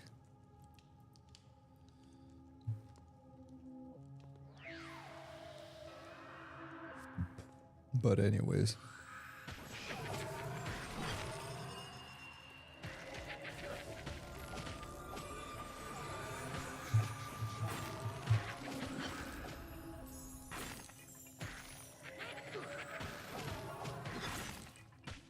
Damn, we're doing big damage, man.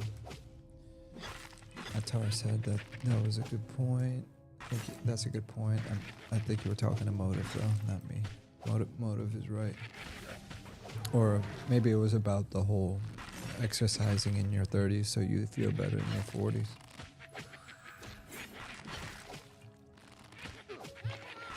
And I had no excuse, man. When I was like between the ages of 16 and 18, I really made sure to like exercise and do all this stuff. But after 18, all my boys were weightlifting and they were like big and bulky. And I kept pushing it off. I'm like, nah, man, don't worry. I'm going to catch up with you guys. And I said that for like 15 years. And now it's not that I regret it. It's just that now I have to start from the bottom. Started from my bottom right here, and I don't want to do that, man. It's a lot of work. It's an incredible amount of work, and it's a lot more painful starting from the bottom. Like, you feel the pain, obviously, from these weightlifting and all that stuff, but it's a good pain by the time you're in shape.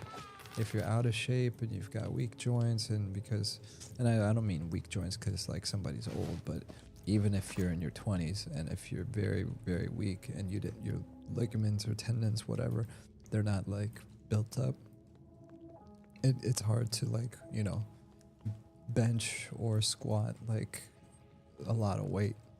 You know, your knees are gonna pop. So my point is that if you already have a head start and you started exercising when you were young and you exercised your whole life, you're a lucky man. Well, luck ain't got nothing to do with it.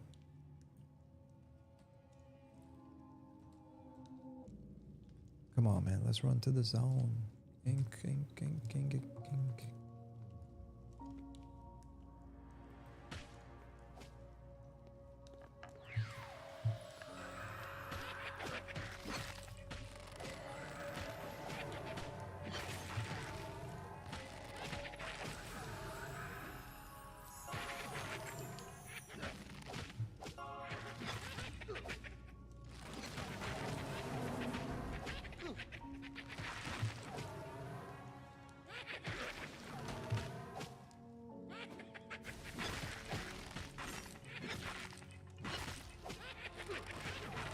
Come on, man. Was saying good point about people in the 90s wanting to be stick thin. Yeah, that was weird.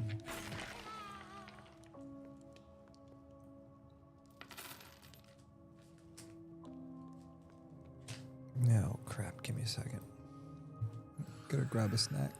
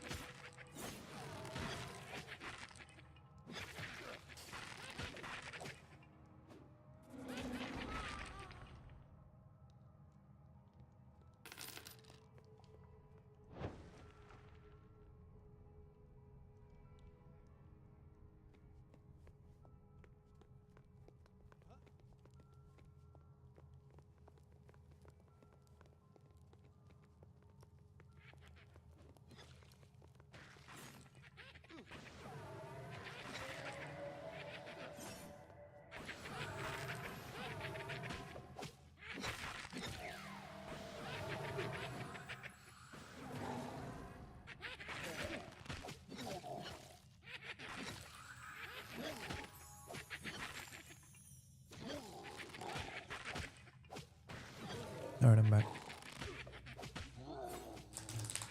Got me some gummy bears.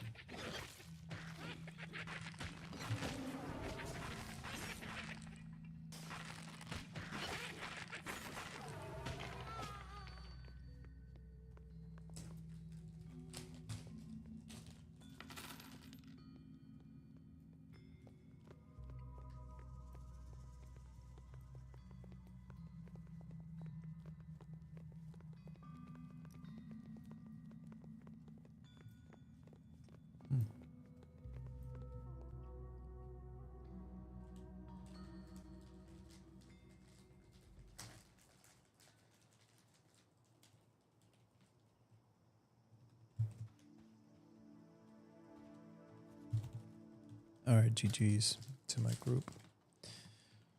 All right, I owe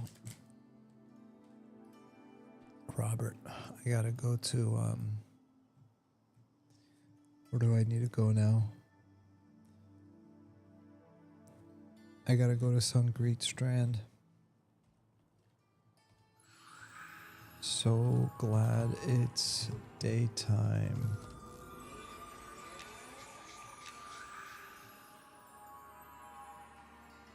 Alright, well at least it's daytime. And we're gonna get a sow.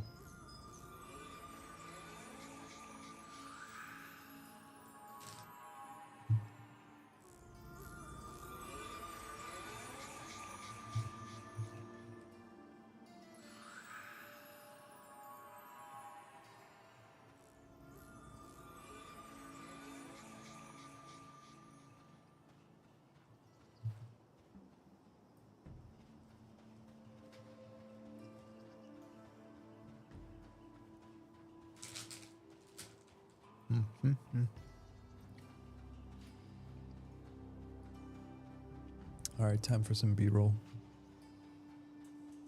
While I munch on some gummies.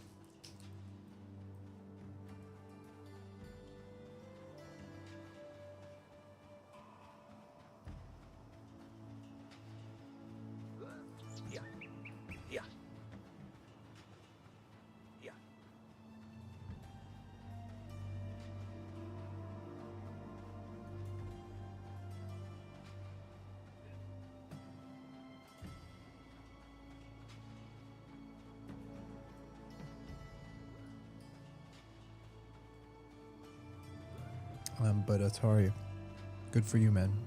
I'm really happy for you. Obviously, we don't know each other, and nor do I know anyone here, you know? But the best thing you can possibly do is what you're doing. Taking care of your health, and it doesn't matter if you're 21 or 91. It's awesome. Look at the way the city looks, man, with all the new textures they added. They're making it better and better every day.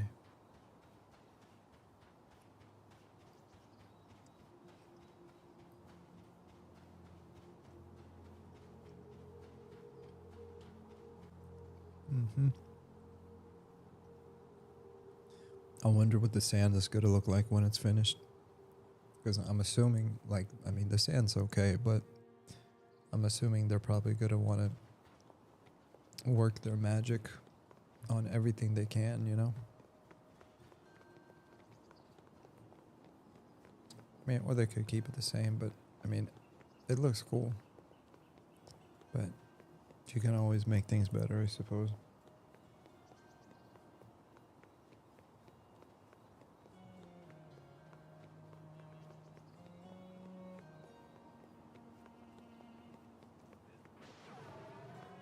Big ogre. How is he faster than me? No way. Getting chased by an ogre. Help. Help. Help. Alright, actually, on a serious note, let's go sell. We did a really good job tonight. I mean, I can't take the credit for the 15 gold, but we got a bag full of goodies. Tattered cloth. I should probably save the cloth. Cloth, yeah, because I can scrap it.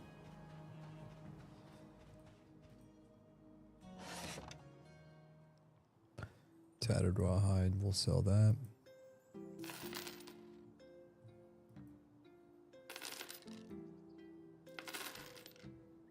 Yeah, I got a whole bunch of it, man. I got a lot of cloth. Rawhide, we can sell that. Corroded bronze, we can sell that. Tattered hide. Wait, tattered hide. I got tattered hide. Hold on, what? Where's my tattered hide? Where do you see tattered hide? I'm confused.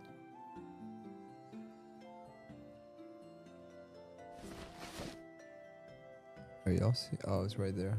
Tattered high. And then this is tattered. Okay, yeah.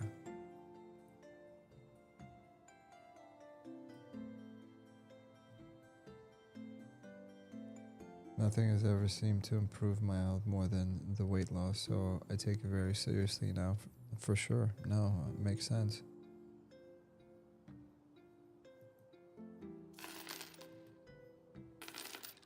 Tattered wool. Okay, the rest of this stuff is cloth. We're gonna save the cloth.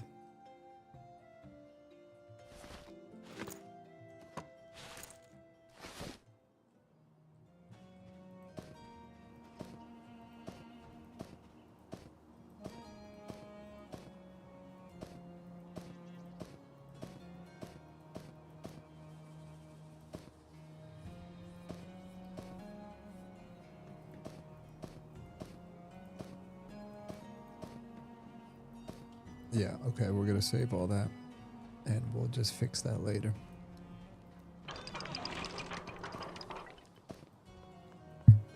Perfect.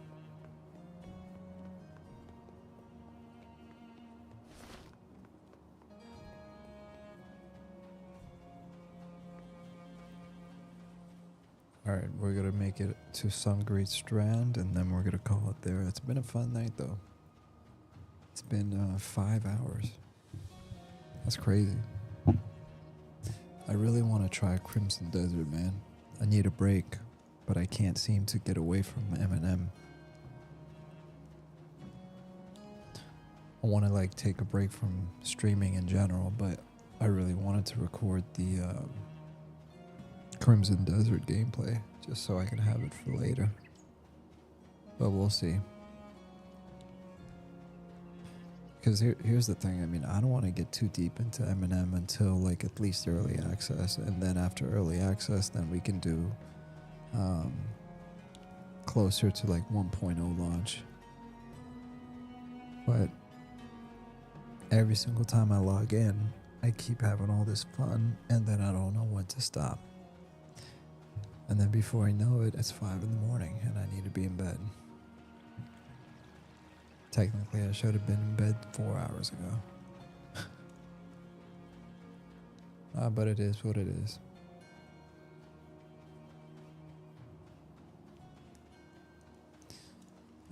Nothing has ever seen. We'll love to hear your take on Crimson Desert if you ever get into it. It's been a very divisive game for whatever reason. Yeah, I think I'm a different breed of gamer. I'm not even a gamer. I think that's the difference. I can't explain it, but like if I so I don't game when I'm not on stream. I don't game. I don't get the urge to sit down and turn on a game. I just don't. So in order for me to like Crimson Desert, it really has to have like a whole bunch of stuff I can do, random adventures I can go on. And honestly, I think the only reason I'll enjoy Crimson Desert is not just because of the mechanics, but as long as I have other people to hang out with. So for me, it's like a cheat code, because if I log in and you guys happen to be there, then we can just go on an adventure and be like, yo, let's go check out this mountain. And then I'll turn off the UI just like I do with M&M and be like, oh, look at the mountain. I mean, I kind of want to just play it for the graphics, to be honest with you. You know, especially when you play so many games like M&M and EverQuest and Pantheon and Agilon Online. When you finally get to play a game with like high fidelity graphics, you're like, heck yeah, dude. And on top of that, it's a fantasy game, like, you know, gives you the whole Tolkien vibes, which is, you know, y'all know me, same still OG, gotta been low key, hated on by most of. Sorry, y'all know me. I love anything to do with Lord of the Rings or Tolkien, so for me that's huge. All right, hopefully I don't get ganked. I'm gonna be right back. I'm gonna leave you guys with this while quick bio.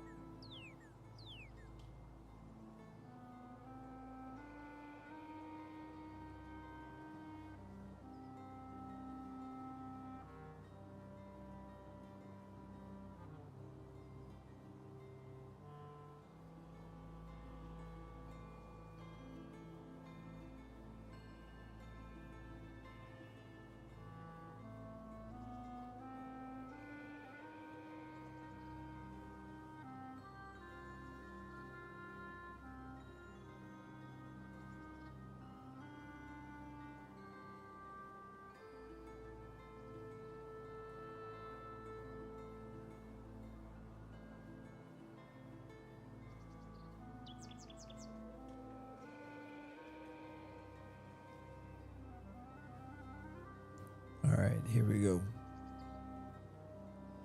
Sun is setting.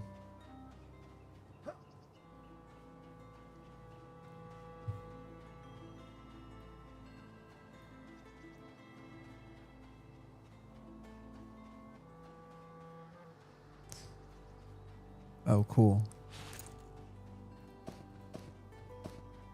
Oh, I can't mine this yet. What level do I have to be, man?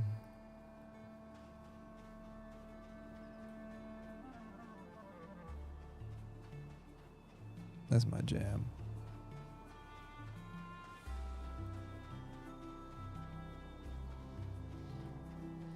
Ooh, what about that? Heck yeah. Nope, it's the same thing, man. I can't mine any of this stuff. Alright, well, we're not here for that.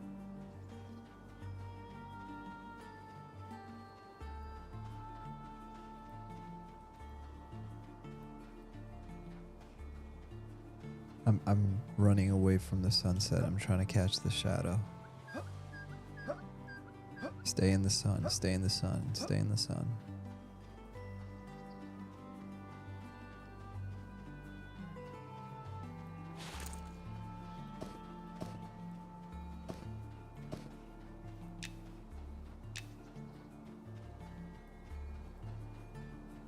A hired thug? Wait a minute, there's thugs over here? Yeah, this is dangerous.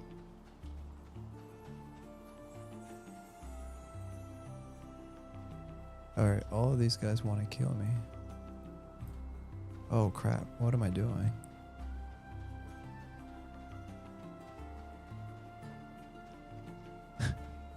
I'm over here like running directly into danger. But we're gonna check this out next time.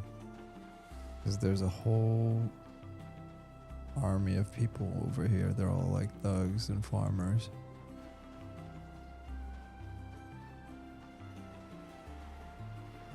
Yep, hired thug.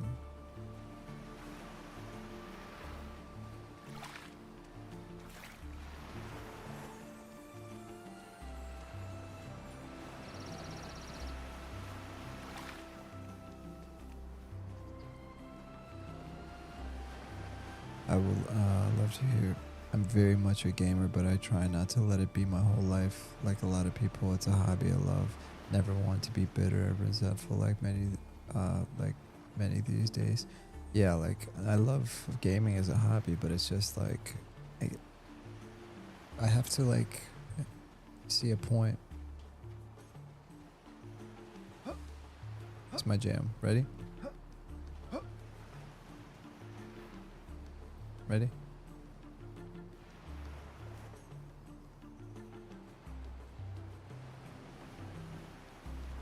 It's the goblin dance.